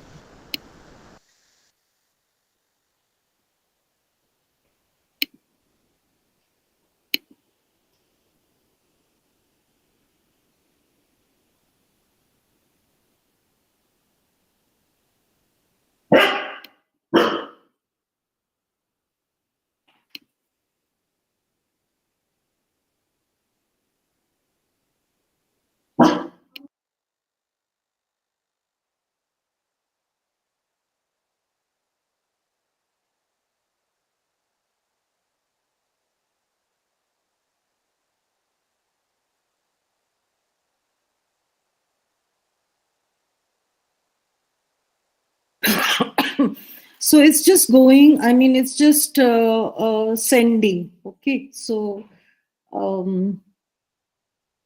please bear with me. I'm so sorry.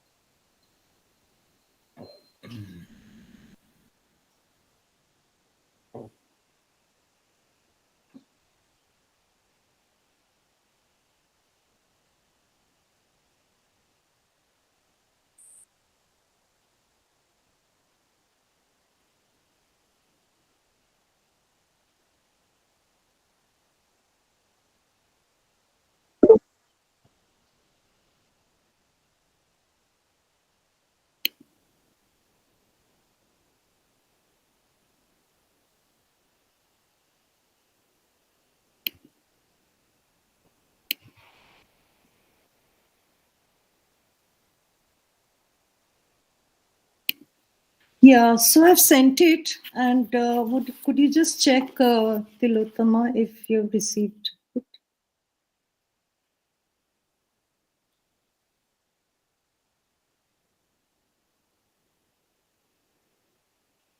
Not yet. Okay. So I will just start, and as soon as you receive it, you can start the presentation.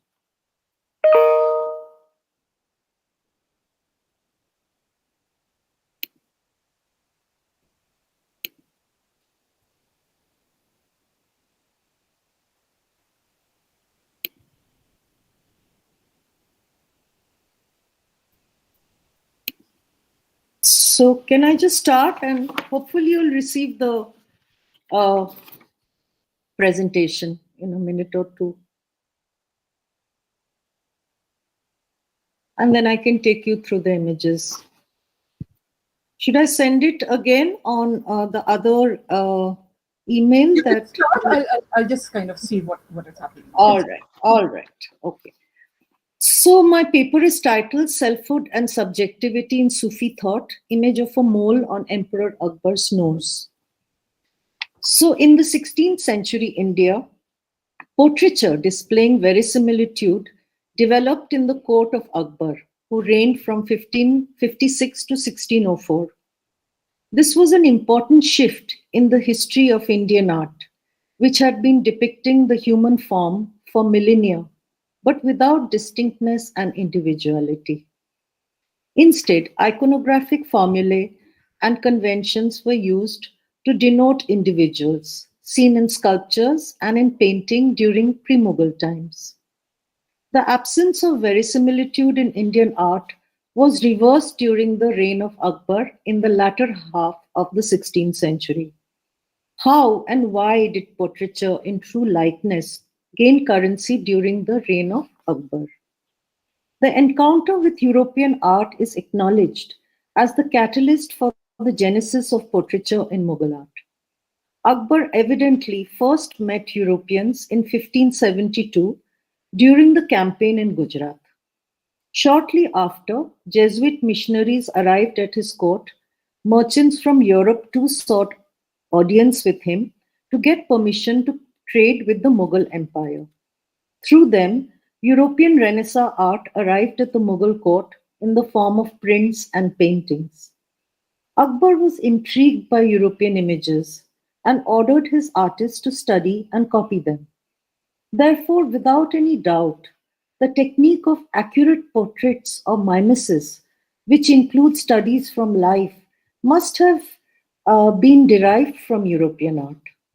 However, the question of why Mughal emperors saw need to illustrate portraits in the likeness of the individual remains to be answered. Milo Beach has argued that Akbar's interest in the rational and historically verifiable facts, coupled with the interest in historical events and preoccupation with historical personalities, coincided with the emergence of a naturalistic style observed in Mughal art. Okay, thank you. So we go to the next slide. Thank you so much. So this is the drawing of Emperor Akbar, supposed to have been made in the 16th century. It's brushwork with some ink. We go to the next. Thank you. These are portrait images of Emperor Akbar in different folios. For the first time, Mughal art could attain the means to faithfully recreate the natural world. The next slide, please. Thank you. Yeah. Just as histories were being written with careful attention to empirical facts. According to Beach, it is the coincidence of the historical impulse and naturalistic art styles that led to the development of portraiture. While agreeing with Beach's analysis, I believe that this is only one of the several strands underlying the project to capture the life of an individual ruler in both image and text. The desire to portray a ruler in all his individual particularity can arise only within a matrix in which the individual is valued and where ideas about selfhood and subjectivity have already permeated the philosophical, political, and literary thought. To trace the genesis of portraiture in Mughal art during the reign of Akbar, it is necessary to look beyond stylistic similarities between Akbari portraits and European art. Further, it is imperative to try and locate if there existed literary expressions in the form of pen portraits of sultans and their subjects in Persian models. It may then appear that the transference of European artistic techniques and the practice of mimesis gave Mughal artists the tool to actually accomplish what artists like Behzad had already set out to achieve during the artistic shift that flourished at the Timurid court of Sultan Hussain Baikara in the 15th century. Can we have the next one, please? Something extraordinary was emerging at the court of Sultan Hussain Baikara after he recaptured the city of Herat in 1469. Under the patronage of a connoisseur sultan, poets at the imperial court rediscovered notions of selfhood and subjectivity explored by early medieval Sufi poets and philosophers in Persia, and cited these ideas in contemporary literature. Simultaneously, imperial artists too, driven by the Sultan's thirst for rare and exquisitely produced illustrated manuscripts, explored new ways of developing a pictorial vocabulary that corresponded with the rich flow of Sufi thought of contemporary poets to express subjectivity and emotions in their artistic composition. So these two folios you can see is from the Timurid period, and they show the emperor who's seated in Darbar, and these are in encampment. So this is before monuments and forts and palaces were built, and this is what has been illustrated in these two folios. So now I go to tracing the origin of portrait images in Central Asia. So we'll have the next slide, please. The most distinguished painter whose works were highly prized was Kamaluddin Behzad, who was active from 1455 to 1535. He was a great artist of medieval Central Asia, honored by his contemporaries as well as by connoisseurs of our time. We know from contemporary writings by Dost Muhammad and Mirza Haider that Behzad was a pupil of Pir Sayyid Ahmad from Tabriz. He began painting during the last 2 decades of the 15th century. He became a painter at the court of Sultan Hussain Baikara. Introduced to Sufi ideology by the two towering personalities Jami and Mir Ali Sher Nawai at Baikara's court, Behzad is credited with revolutionizing Persian miniature art by moving towards the expression of new pictorial motifs and the articulation of visual narratives with Sufi themes in paintings of the late Timurid period, which is 1485 to 1506. David Roxburgh has argued that Behzad's art led to a new artistic shift that is reflected in some of the following innovations introduced by him in the Persian painting tradition. I quote, "The introduction of temporality by depicting figures in a greater variety of postures and attitudes, the representation of figures engaged in animated speech and gestures, and a pictorial elaboration that pushed the trope of the text's strict narrative requirements to almost challenge and subvert the story's central subject." Quote closed. In addition, the inclusion of figures engaged in peripheral action produced lively compositions and enabled extraordinary layering of meanings. The introduction of a psychological dimension is also observed. Further, the naturalism reflected in Behzad's art included the representation of daily activities and the variety of emotions displayed on the facial features, which stress the diversity of figures that populate the dense compositions. Color, too, played an important role. These 4 images that I have on the screen for you right now, they're all attributed to Behzad.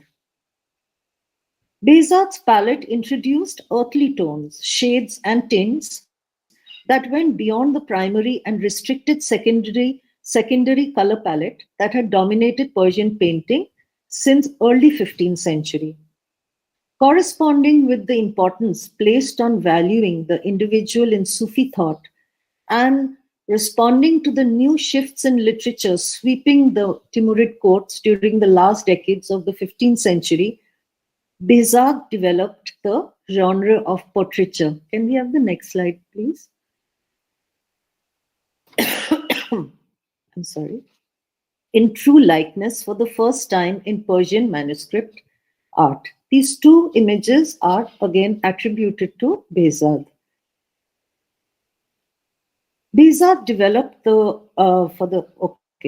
Behzad is known to have illustrated portraits of poets Nizami, these were imaginary, and Jami in several folios attributed to him. In addition, a portrait of Sultan Hussain Baikara is credited to Behzad. The next slide, please. The Sultan's portrait is recognizable by his physiognomy and costume, which was made into a motif and used several times in many compositions illustrated by Behzad. So this figure on the right is a detail from the folio on the left. And this is one of the images that is attributed to Behzad. And this is the portrait of Sultan Baikara. The new ways of expressing emotions and subjectivity in images developed by Behzad was an exception in a tradition where an artist had to apprentice and train under an ustad for several years, following in the Persian tradition of the transmission of knowledge from a master to his disciple. Thus, any innovation by an individual artist had to remain confined within the canon of Persian painting. Therefore, Behzad's pictorial explorations and innovations could only occur in an intellectual and artistic milieu where new ideas had permeated the social and cultural fabric under the connoisseurship and patronage of Sultan Hussain Baikara. So we go to the next slide, please. Now I'll just briefly touch upon the reign of Sultan Hussain Baikara, who reigned from 1470 to 1505. Sultan Hussain Baikara was the great-great-grandson of Timur, descended in the line of Umar Sheikh. He was the last Timurid ruler to rule from Herat over the lands that had been conquered and consolidated by Timur.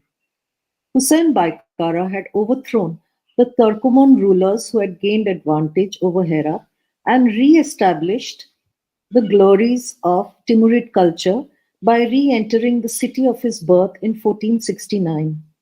His chronicler, Daulat Shah, endowed Sultan Hussain with the heroic virtues of the ancient kings of Persian literature, the courage of Rustam, Isfandiar and Behram, and the wisdom and justice of Jamshed and Khusro.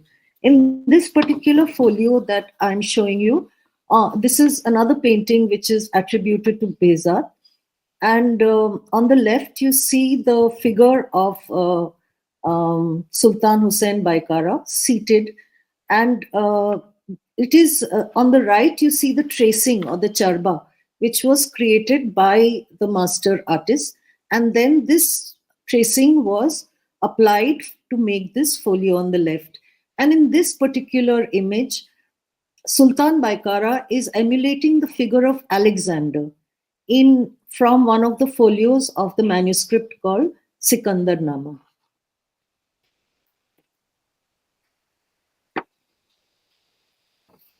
Sultan Baikara belonged to the same brand of princely class in medieval Central Asia who had trained under various literary and artistic masters. He was cognizant with the sciences, the rational, poetry, calligraphy, and illustration. Under Sultan Hussein's patronage, literary society flourished in the late 15th century Herat to an extraordinary degree. The royal court was the literary setting for several poets, Jami, Sultan Hussein's wazirs Ahmed Suhaili al-Kashifi and Mir Ali Sher Nawai, Asafi and Hatifi, who was Jami's nephew. Sultan Hussain himself was a poet and wrote in Chagatai Turkish.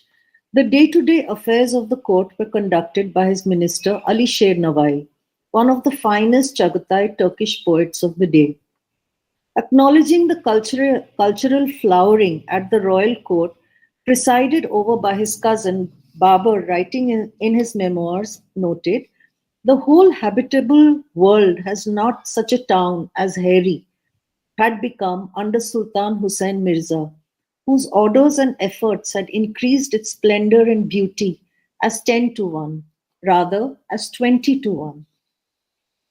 Sultan Hussein's reign ushered in peace after several years of strife in the region, allowing the arts to flourish. The flowering of the arts is reflected in some of the finest illustrated manuscripts commissioned by Sultan Hussein after his victory over Herat. I think the next slide. It is said that even before he had triumphantly entered Herat, he had commissioned an illustrated copy of Sharaf al-Din's Zafarnama in anticipation of his victory. Some of the folios of this manuscript are attributed to Behzad. So these two folios are from the Zafarnama, which is the history of Timur or the Timurid period. And this is these two folios show the building of the great mosque at Samarkand. And these two folios are attributed to Behzad. As noted by Sims, the illustrated manuscripts produced during Sultan Hussein's reign are distinct creations. The subjects chosen for the illustration in these volumes were very different from princely manuscripts of the first half of the century. Some of these themes, note Sims, has never been illustrated before, in which the life and reign of sultans in courtly settings were abandoned for stunning images of ordinary men. Scholars have argued that the Timurid efflorescence was not based upon an attempt to revive the classics. Rather, it was a reworking of 12th century humanism. Sultan Hussein's patronage of poets, scholars, and philosophers was a sign of the intellectual mobilization that stepped beyond classical models and explored new directions in literature and the arts. Emotions about love and longing gave primacy to the individual and his interior life, and often pit the individual against society. In addition, the widely spoken Chagatai Turki was introduced as a literary alternative to the official use of Persian. These changes, though subtle, signal the peaceful reign of Sultan Baikara and his interests in the arts, which resulted in a more humanist approach to the existing social order, compared to earlier textual reliance on myths, legends, and histories of the ancient Persian world.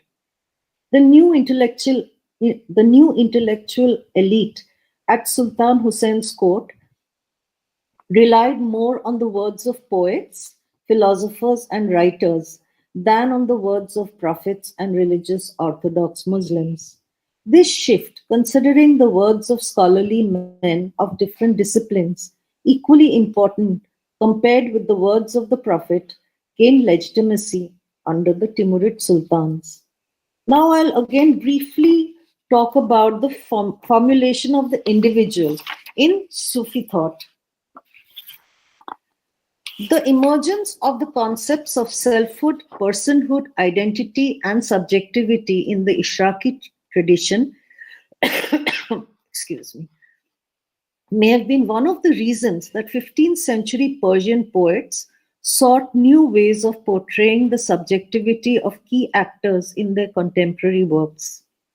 Thus, briefly tracing this literary development, which emerged in the writings of early Persian poets and philosophers, may help us consider new ways of recognizing, perceiving, and critiquing human qualities and emotions explored in the writings of later poets.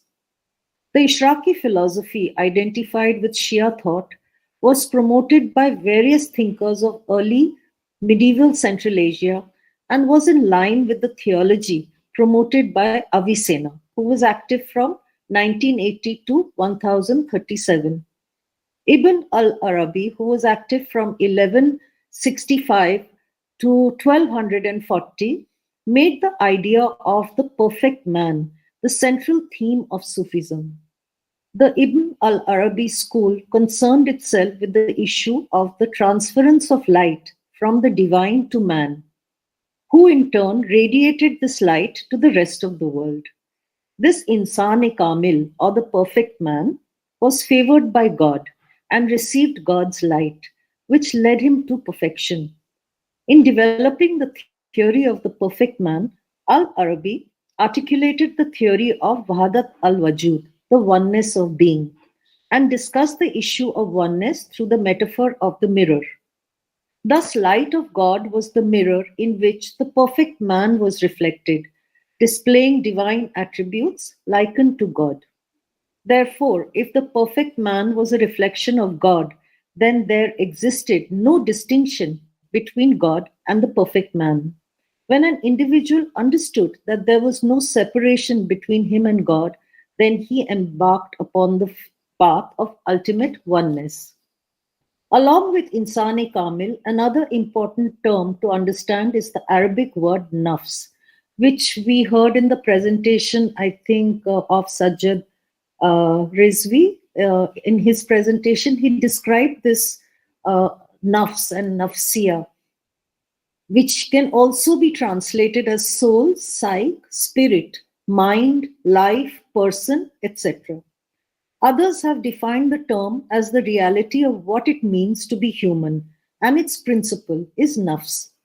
According to medieval thinkers, nafs was not located in the body, but was a separate substance that acted independent of the body.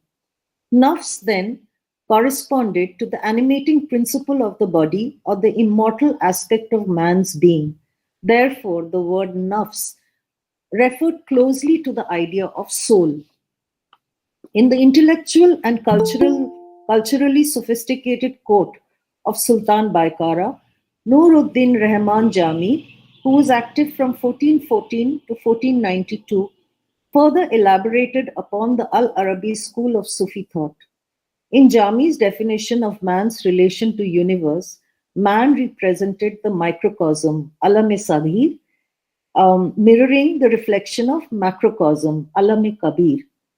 Only through the existence of man could God, could God gaze upon unity in multiplicity. As God represented unity and the world symbolized multiplicity. In man, both aspects of unity and multiplicity were combined to reflect the oneness of being, or unity in multiplicity. Thus, man represented the divine knowledge without which infinity of God would be limited.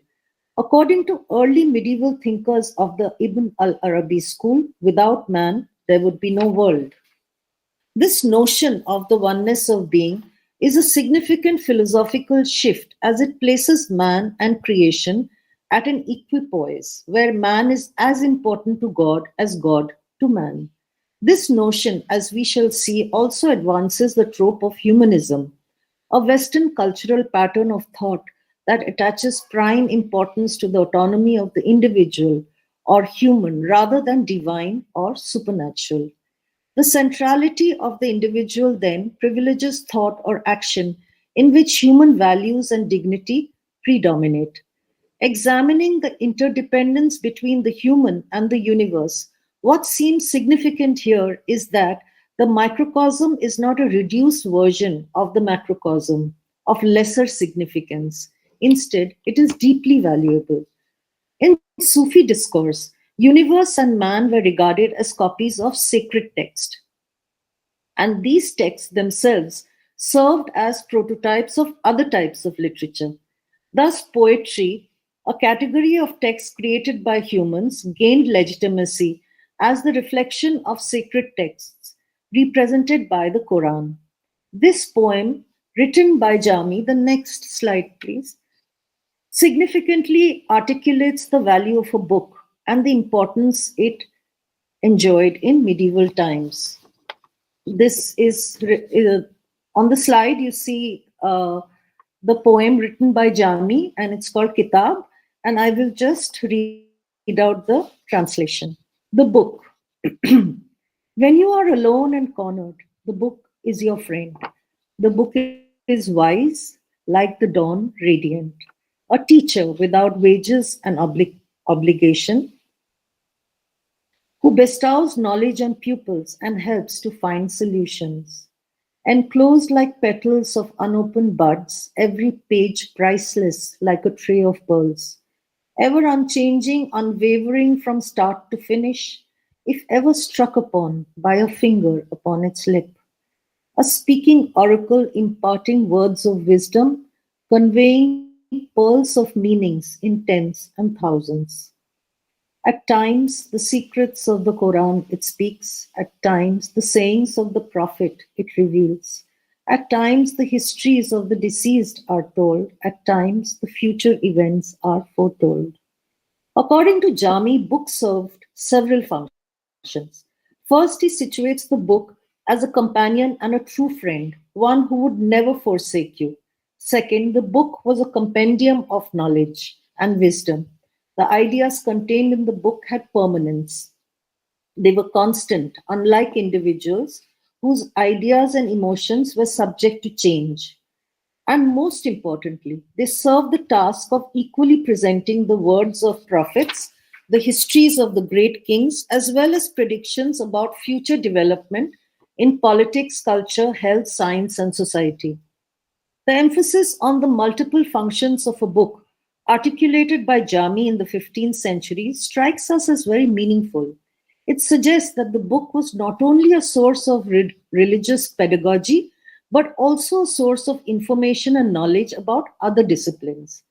The significance on words carrying thoughts and ideas of philosophers, poets, and scholars, along with the words of prophets, was a discernible shift that is observed in the scholarly and literary works of imperial poets at the court of Sultan Hussein Baikara. Can we have the next slide? Now I just briefly touch upon the new artistic shift in Persian painting. The extent of eminence and prestige enjoyed by medieval Persian poets is exemplified in a painting illustrated by Qasim Ali in 1485. Qasim Ali was a disciple of Bizar and he was known to be a chehra gushe, that is, he was a portraitist.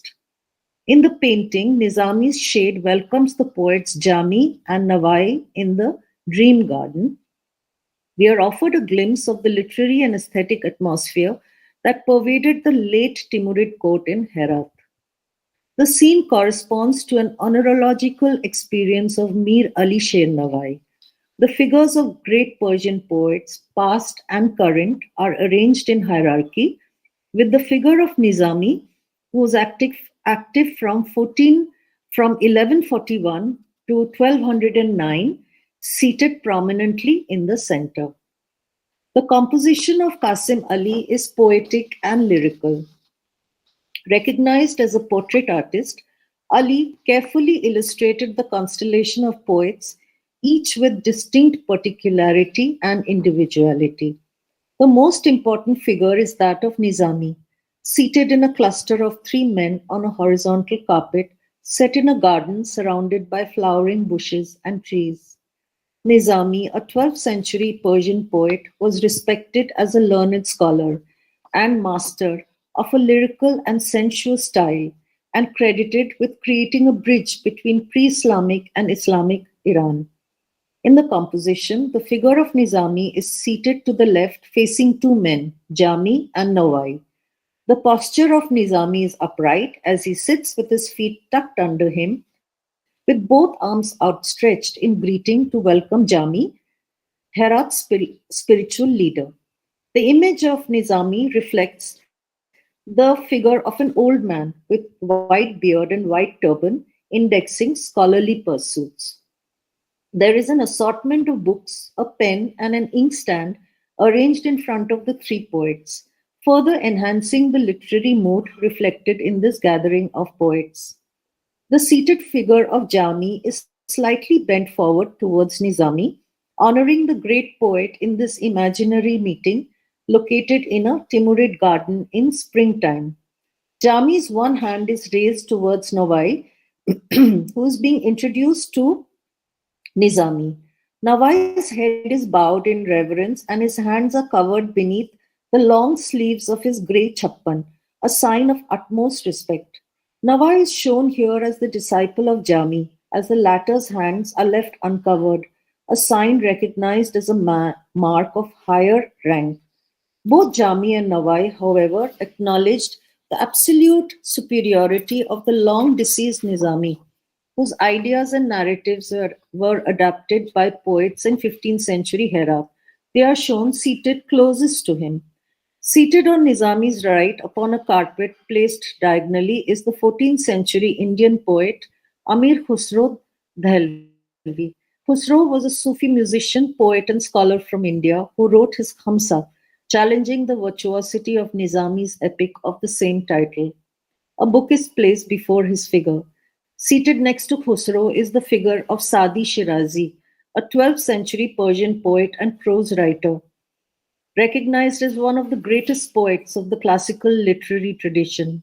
He is shown conversing with the figure of Firdausi, the 10th century author of the epic Shahnama, and celebrated as one of the greatest authors in world literature.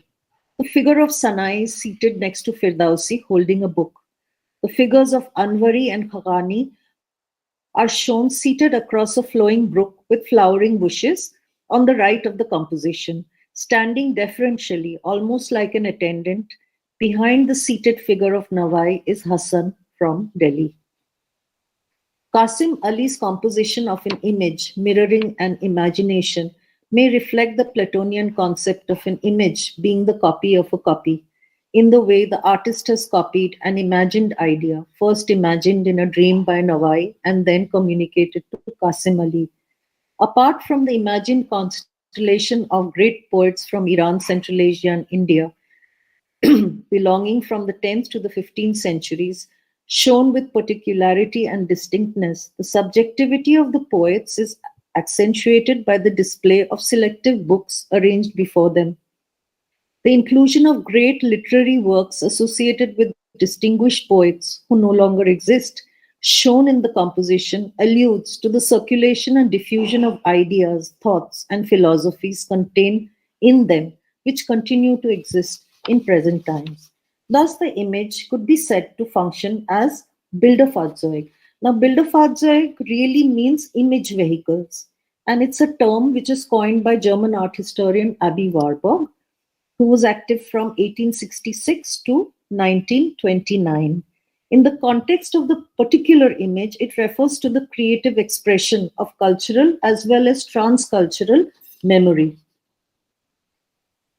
So the image could be said to function as Bilderfahrzeug, indexing the amalgamation of great poets from the past and present, gathered under a night sky with a golden crescent moon, celebrating the flowering and circulation of knowledge, imagined as a distinct reality in Nawai's oneirological experience. The reading of this extraordinary image allows us to propose that poets belonging to the 15th century trained on the routes by which knowledge of the past was acquired and assimilated into contemporary times, thereby shedding a reflected light on both the poets of the past as well as those belonging to current times. Notions of individuality and subjectivity explored by Persian poets, both past and current to the times, impacted portrait making too, as evidenced by portrait images of poets illustrated by Qasim Ali. This trend was the result of a combined expression of the gathering of poets, scholars, philosophers, and artists who valued Sufi ideals and found royal patronage, enabling them to communicate their vision in the new literature and art that emerged and flourished during the 15th century in Central Asia. Now we turn our attention to the migration of ideas on individuality and subjectivity from Central Asia to the Indian subcontinent, and the significant role that Sufi thought played on Mughal portraiture. Can we have the next slide, please? It must be emphasized that in imitating the expressive devices of both literature and the visual arts initiated by poets and artists from earlier Timurid period, Mughal artists were inserting themselves into an existing tradition, which included the past, the present with the past. Selfhood and subjectivity in Mughal portraits. The Mughals shared their way of life with the Timurid sultans in Central Asia, and upon their arrival into the Indian subcontinent, sought their ancestral literary and artistic heritage for determining individual portrait personalities of their ancestors and themselves in illustrated historical manuscripts. These two folios are from copies of the Baburnama, and here you find the portrait of Babur. Now, when these paintings were being made, then the portrait of of Babur was derived or evolved actually from pen portraits. So because he had long been deceased. So these are imaginary portraits of Babur, but once the motif was created, it was repeated in many of the folios. Continuing in the existing tradition of portraiture explored by Behzad and his school of artists in Central Asian manuscript painting, Indian artists came under the influence of the Behzadian effect. Paintings illustrated by Behzad, which were already in the Mughal library, were thus available to Mughal artists for scrutiny and imitation. Behzad's effect on Mughal artists was not merely reflected in imitation of his works. Mughal artists were aware of portrait images drawn from life of Sultan Baikara and other dignitaries of the Timurid court at Herat by Behzad. Behzad's innovation may have triggered the practice of making portraits from life by Persian masters too, who were directly trained by the old and infirm Behzad at Tabriz. So after the decline of the Timurid dynasty, after the death of Sultan Baikara, the artists, poets, and there was a great diffusion of all these literary and artistic masters from the court of Herat to other parts of Central Asia. And during this period, Behzad is known to have migrated from Herat to Tabriz and subsequently to the Safavid courts. And it is under him that many of the Safavid artists were trained, and portraiture became an important aspect of Safavid paintings. And two of these artists were brought by Humayun when he returned from Central Asia to India. So, and it was these master artists from the Safavid courts that trained the local Indian artists during the reign of Akbar. So these Persian artists, when they arrived in India with Humayun, would have been keen to introduce the practice of actual portraits drawn from life of emperors and the diverse men occupying various offices at the Mughal court. Can we have the next slide, please? Beginning with the reign of Akbar, we are introduced to recognizable portraits of emperors and their courtiers, marking distinctness and verisimilitude in the features of historical men in pre-modern India. In the case of representing portraits of Mughal ancestors, the artists developed prototypes of particular rulers like Timur, Babur, and Humayun, who became recognizable images even though they were created by the artist's imagination, sometimes guided by the written descriptions of their particular features and contemporary sources. Another unique feature of portraits of emperors drawn by Mughal artists is the representation. The next slide, please. Here you see a folio in which the portrait of Akbar is shown, and he is receiving the Iranian ambassador. So you see the distinctness of both the men belonging to two different regions. I mean, because the Iranian ambassador belonged to the Safavid dynasty, and Akbar's features were more Mongol in character. And this distinctness, I mean, the basic distinctness you can see from the image on the right. So the next one, please. Next slide, please. So the artist representation of youthful, middle-aged, and mature portraits denoting the passage of time and aging on their sovereign. So all these are portraits of Akbar as he was shown growing older, and then finally as a mature person. Although Abul Fazl described Akbar as the perfect man in the written chronicles, the portrait personality of the emperor illustrated in the Akbarnama foreground is human nature. Akbar as a child king, a youthful king, and a middle-aged king. The passage of time represented upon the portrait of the emperor finds resonance in the Sufi ontologies of the self, arising from Neoplatonic and Aristotelian philosophies explored by Jami at the court of Hussein Baikara. For experiencing the concept of nafsiya, regarded as selfhood and its relation to the body, the Sufi philosopher argues that the body grows and changes and is constantly in the state of becoming something else.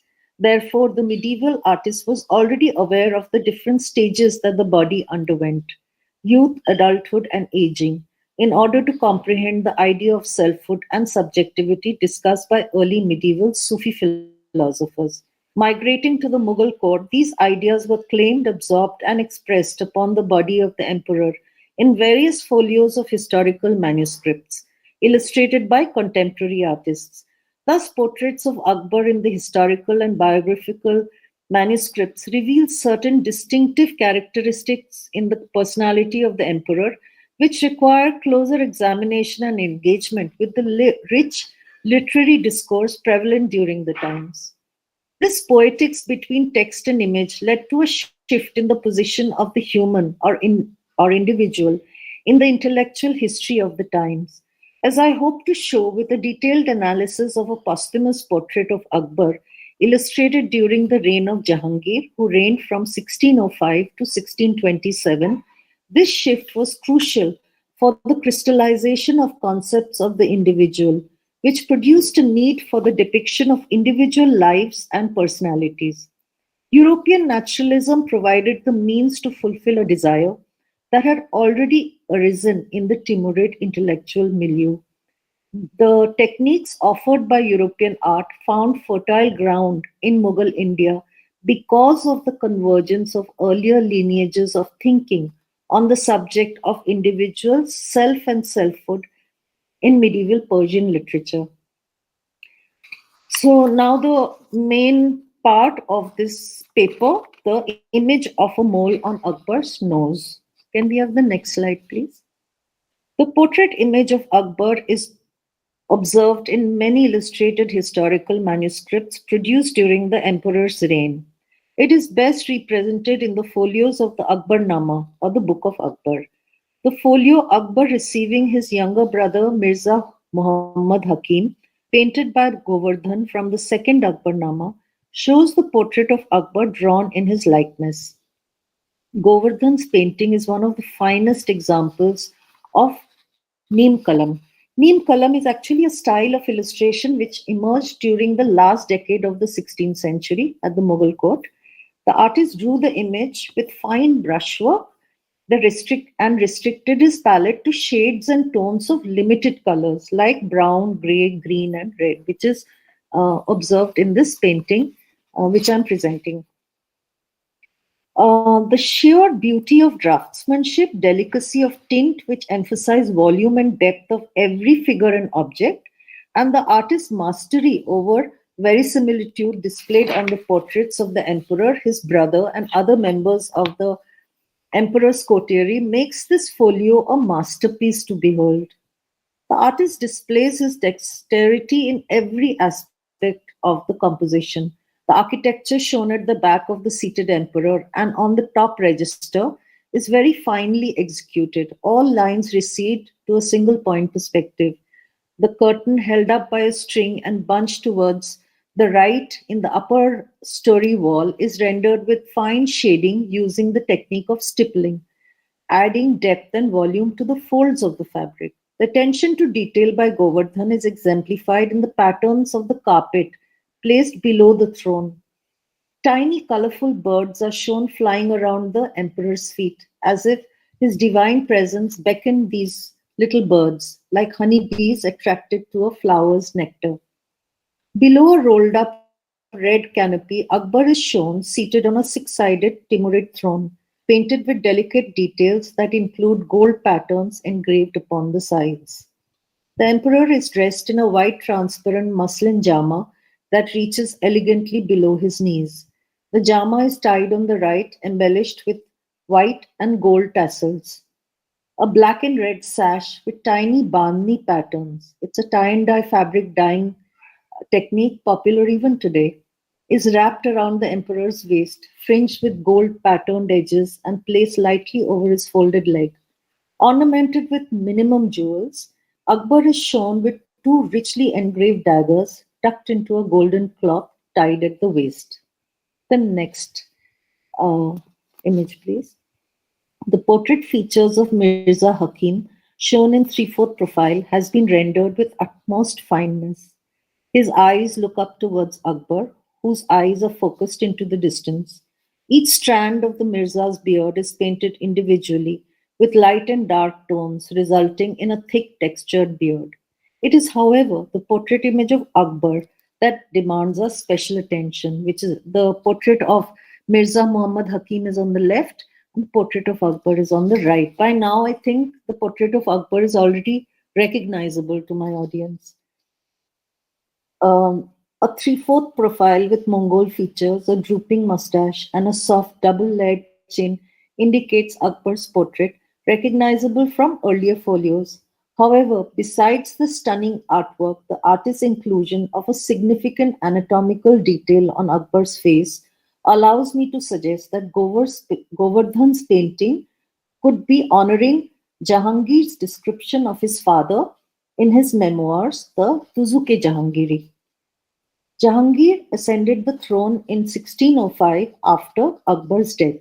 He began writing his memoirs during the first 12 years of his reign, in which he described the physical appearance, particularly the facial features of Akbar, in his own words. I quote, In his august personal appearance, he was of middle height, but inclining to be tall.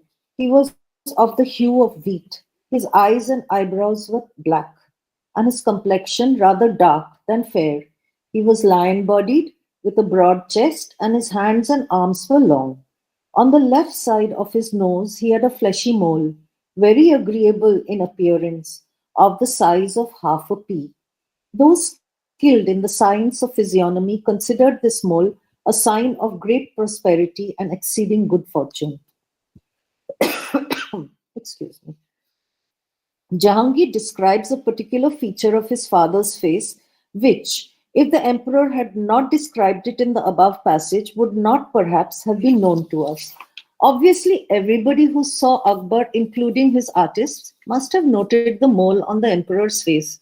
However, it is possible to argue that the artist introduced this essential detail on the emperor's portrait only after Jahangir drew attention to it and spoke of it as a symbol of auspiciousness. The mole has a very important symbolism in Persian literature. The mole was significant in Sufi thought as it symbolized the divine essence in its transcendental aspect. In Sufi poetics, the face corresponded to the essence in its immanent aspect, that is, the essence with its attributes and names. The eyes and lips represented attributes of majesty and beauty, respectively. The down on the face corresponded to the created world, and the hair or curls to the sensual world. Humans and their attributes, representing the microcosmic, could therefore also correspond to the Quran, described as the macrocosmic aspect. I quote, Your face is like a Quran copy, without correction and mistake. When the pen of fate has written, which the pen of fate has written exclusively from musk. Your eyes and your mouth are verses and the dot for stopping. Your eyebrows are the madda for lengthening the alif, first letter of the alphabet. The eyelashes, the signs of declension, and the mole and the down, letters and dots. In addition to the interpretation of the divine aspect of the appearance of a mole on an enlightened face, the mole appears as a symbol of physiognomic beauty in medieval Persian poetry, so graceful that all the beautiful features of the face coalesce into the mole.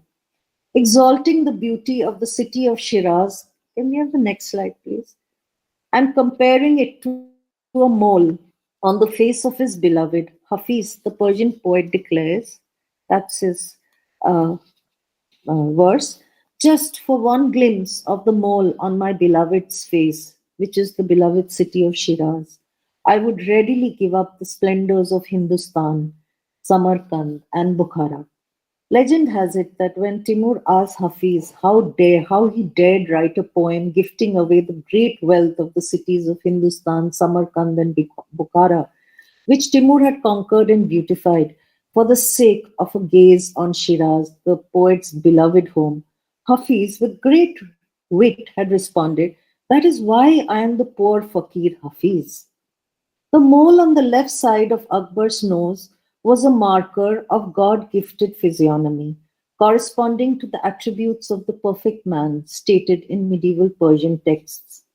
Jahangir, it may be argued, wanted to highlight his father's divine status by describing this very important physiognomic symbol of beauty, grace, and prosperity observed on his father's face, identifying with Sufi thought, even though it is known Jahangir had engaged with Hindu and Jain monks and holy men and their philosophical and religious texts. He chose to cite the poetics of 15th century Sufi poets to mark the auspiciousness of his father's individual features for memorializing the posthumous image of his father. In conclusion, the Mughals shared their way of life with Timurid sultans in Central Asia. Upon their arrival into the Indian subcontinent, the emperors sought ways in which they could claim, emulate, and project the glory, prestige, and cultural efflorescence of their ancestors during their own reign in Hindustan. The first Mughal emperor, Babur, was introduced to the refinements of literary and artistic explorations experienced at the Timurid court of Sultan Hussain Baikara before he arrived in the east and conquered India.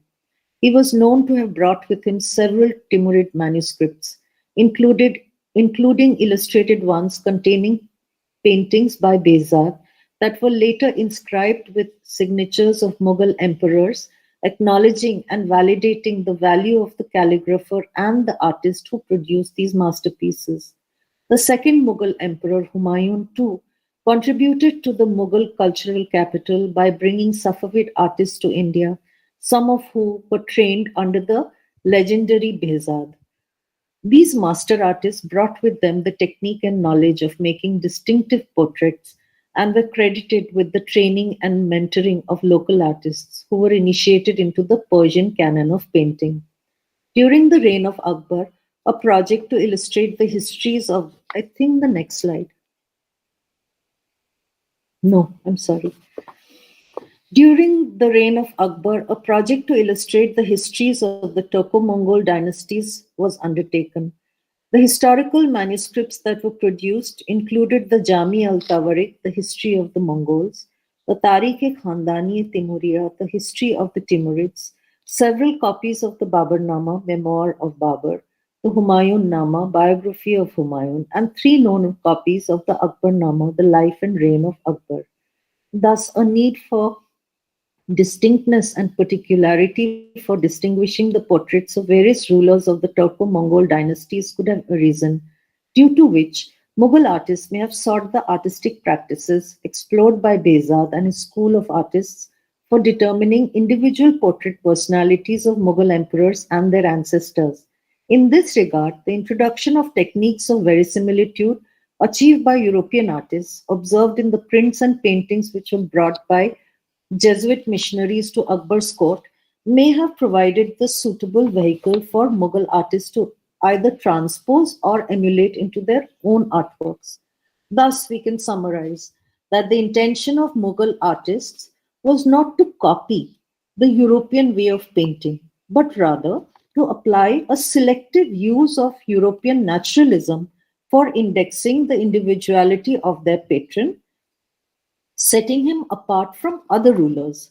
Regarding the inclusion of aspects of subjectivity observed upon imperial portraits, it can be argued that the Mughal interest in European way of painting was not caused by taking over a European cultural pattern, that is humanism, but rather by a parallel Persian approach to subjectivity. Thus, the stunning image of the portrait of Akbar shown with a mole upon his nose could be said to exemplify the notion of subjectivity observed in Mughal portraiture in response to Persian Sufism and the European mode of painting as a suitable vehicle for expressing this. Thank you so much for your patience.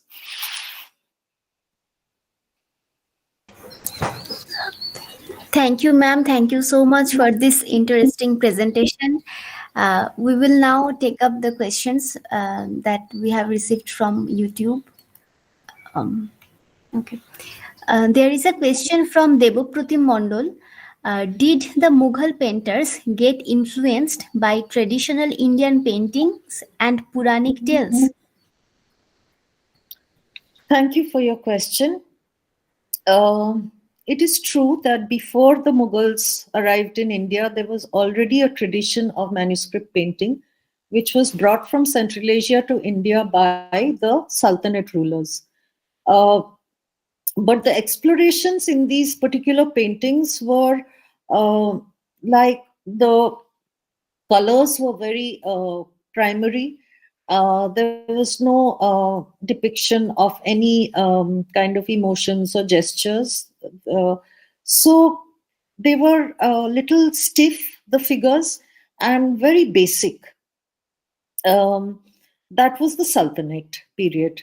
The few copies that we have, the few examples that we have from this period. Before this period, there was of course, the Indian format of painting, which was on horizontal manuscripts, and along with the text, there were small portions, which were small parts in this on this surface, which were painted. So they did exist, and the artists who joined the Mughal court, they were trained in this kind of painting. So it is true that the Mughals were already aware of a style of this different strands of painting, which were already there in the Indian subcontinent. And it was really the two great masters of Persian painting who came with Humayun to Hindustan, who trained the 100-odd artists who joined Akbar's court in the middle of the 16th century. And only after they were trained and deemed, responsible to carry out their own like compositions and coloring and making portraits, were they given the responsibility of making these fantastic folios, that some of which that you saw. But there are also other, there were, like, you can see the way the painters are graduating from being very novice painters and then to becoming some of the finest painters of the 17th century. I hope I've answered your question. Yes, ma'am. Thank you. Dr. Muhammad Ashraf Dar, Dr. Utsha Ray, and Dr. Chandrani Mukherjee, they really liked your paper and they thanked you. There is another question from Debapratim Mondol. He's asking, was there any exchange of cultures between Ottoman artists and Indian artists? Between Ottoman artists and Indian artists? We know that there was a lot of migration of artists, philosophers, thinkers, and others who came from Central Asia as well as Samarkand.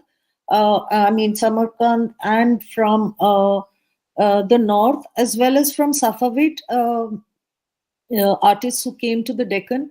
But we don't have instances of Ottoman artists from the Ottoman Empire coming to India. We have letters being exchanged for months, but we don't have, at least I have not come across this exchange.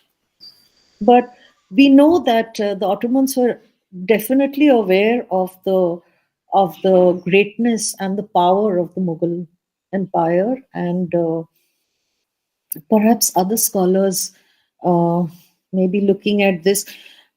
There is a whole collection of paintings which is called the Dees albums, and these were acquired by this person, Dees, Colonel Dees, and they are now preserved at the Bibliothek, the Stabi in Berlin. And I had an opportunity to look at some of the folios, and these folios had a lot of influence of the Chinese art in these folios.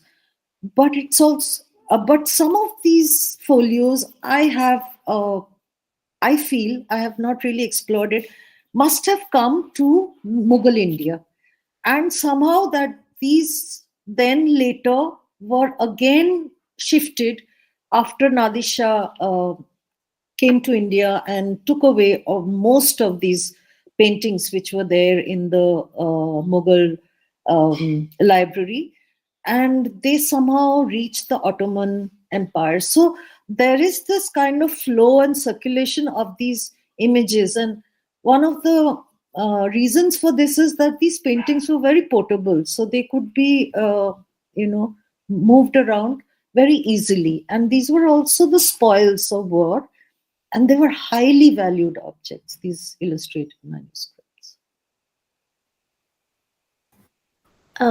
There is a question from Dr. Muhammad Ashraf Dar. What was the symbolism of Bihisht in these paintings? I don't understand that. What was the symbolism of the Bihisht in these paintings? I'm sorry, you have to explain me the term Bihisht. So if Dr. Muhammad Ashraf Dar, if you are here, please type it in the box in a elaborate manner. What do you exactly mean by this? So moving on to the next question from Professor Nupur Dasgupta. How much did the Rajput paintings imbibe the Mughal tenets of painting? Oh, so much. Thank you for this question. When the Mughals established themselves in North India, one of the ways by which they, extended their empire was through including the Rajput kings into their courts. So we have the record of many Rajput kings. I think the first few were from Bikaner, then the Haddas, from Jodhpur, the Marwar kings, from Amer, all coming into the courts of the Mughals. And it is over here that they see this great efflorescence of art and cultural, the material culture that was being produced under the Mughals. And they also were, along with being military commanders, for example, Jaswant Singh of Marwar, he was there as one of the main military commanders in Lahore, and he also went to Kashmir. So he saw these Mughal gardens. He saw the gardens that were made in Kashmir. He also saw the gardens which were made outside around the Taj Mahal. And when he came back to Marwar, he created these gardens and these pleasure palaces. And these are reflected in the paintings so they made ateliers, and they had artists who also, after the decline of the Mughal Empire, a lot of these artists found themselves without patrons. So they again migrated to the surrounding neighboring provincial cities, and they found patronage in the Rajput courts.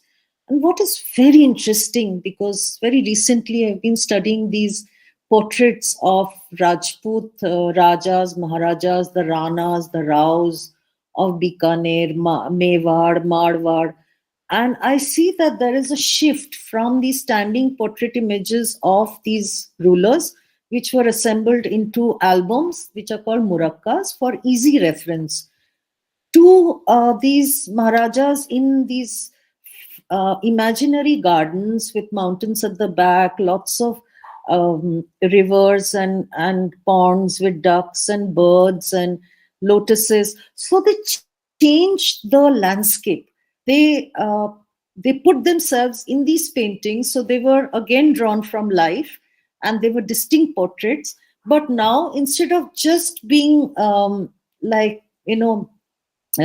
ethnographic studies of standing portrait images, these artists, they created their these kind of imaginary, very beautiful landscapes, and they placed their rulers inside these compositions. So there was a shift again from the Mughal distinctive style, which recorded mainly day-to-day activities and the darbar and hunts, to these portraits of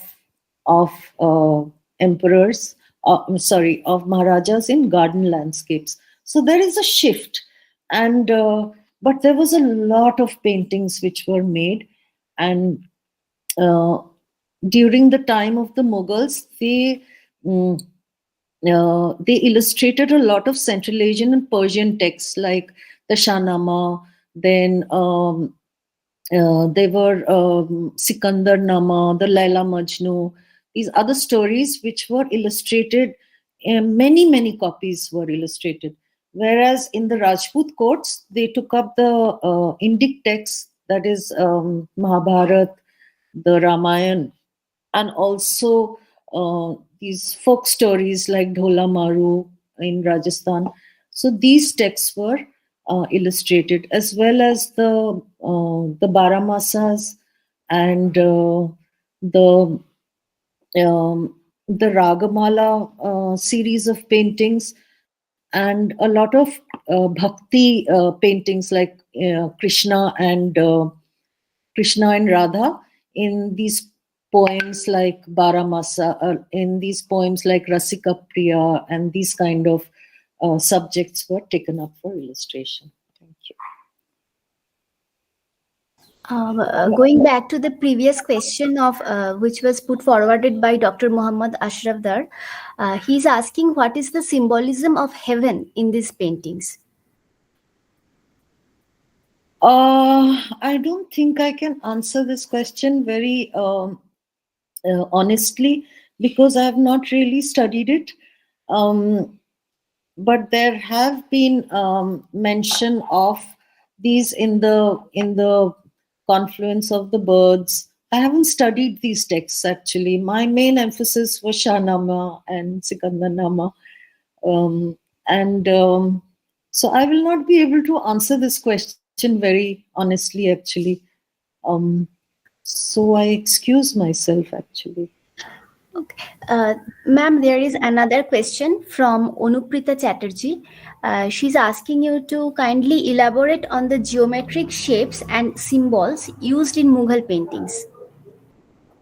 As how geometric shapes? How do you mean geometric shapes?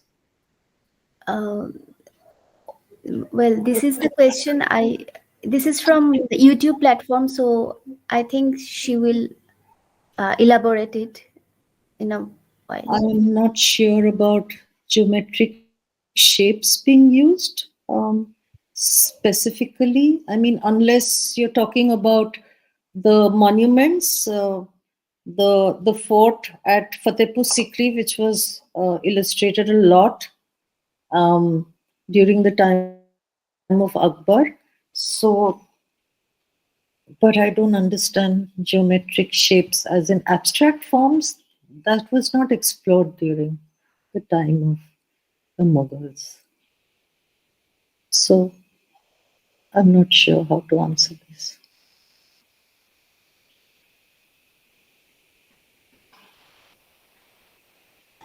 Okay, ma'am. Thank you. Thank you so much for answering these questions. It was really very exciting to see all these folios. It was very exciting for us. Thank you. Thank you. Thank you so much. Thank you very much. Yeah, my pleasure.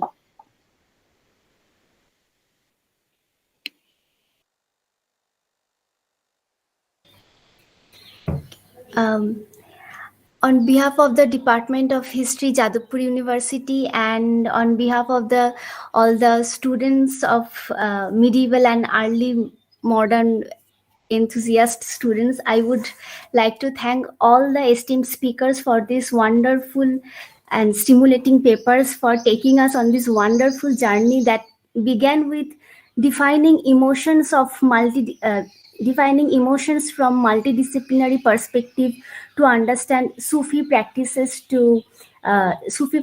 in India, to a feel of the physical archives.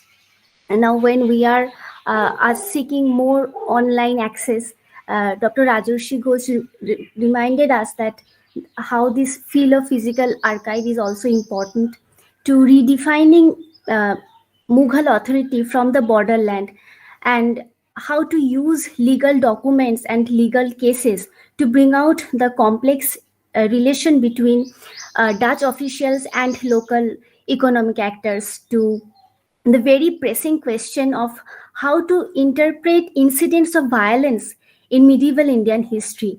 And then we had this wonderful paper by Professor Tanuja Kothiyal to how to define a historical to define a historical region, and how identities are formed, represented, and defined. Then we had this wonderful paper on medical texts, medical erotological text intertextuality that was quite enlightening for us. We learned about how to research when we go through this intertextual maze, and how to write a cultural history of social anxiety. And finally, these beautiful folios by Bihzad Qasim Ali to show that, and Dr. Deepanita Donde showed us these beautiful folios to explain how Persian approach to subjectivity and Persian Sufism inspired Mughal portraiture. So thank you so much, all the esteemed speakers, and I thank the participants who have made possible this enthralling conversation with their questions and comments. So here we conclude the medieval and early modern segment, and on behalf of the department, I invite you all to join us for tomorrow's proceedings on modern history.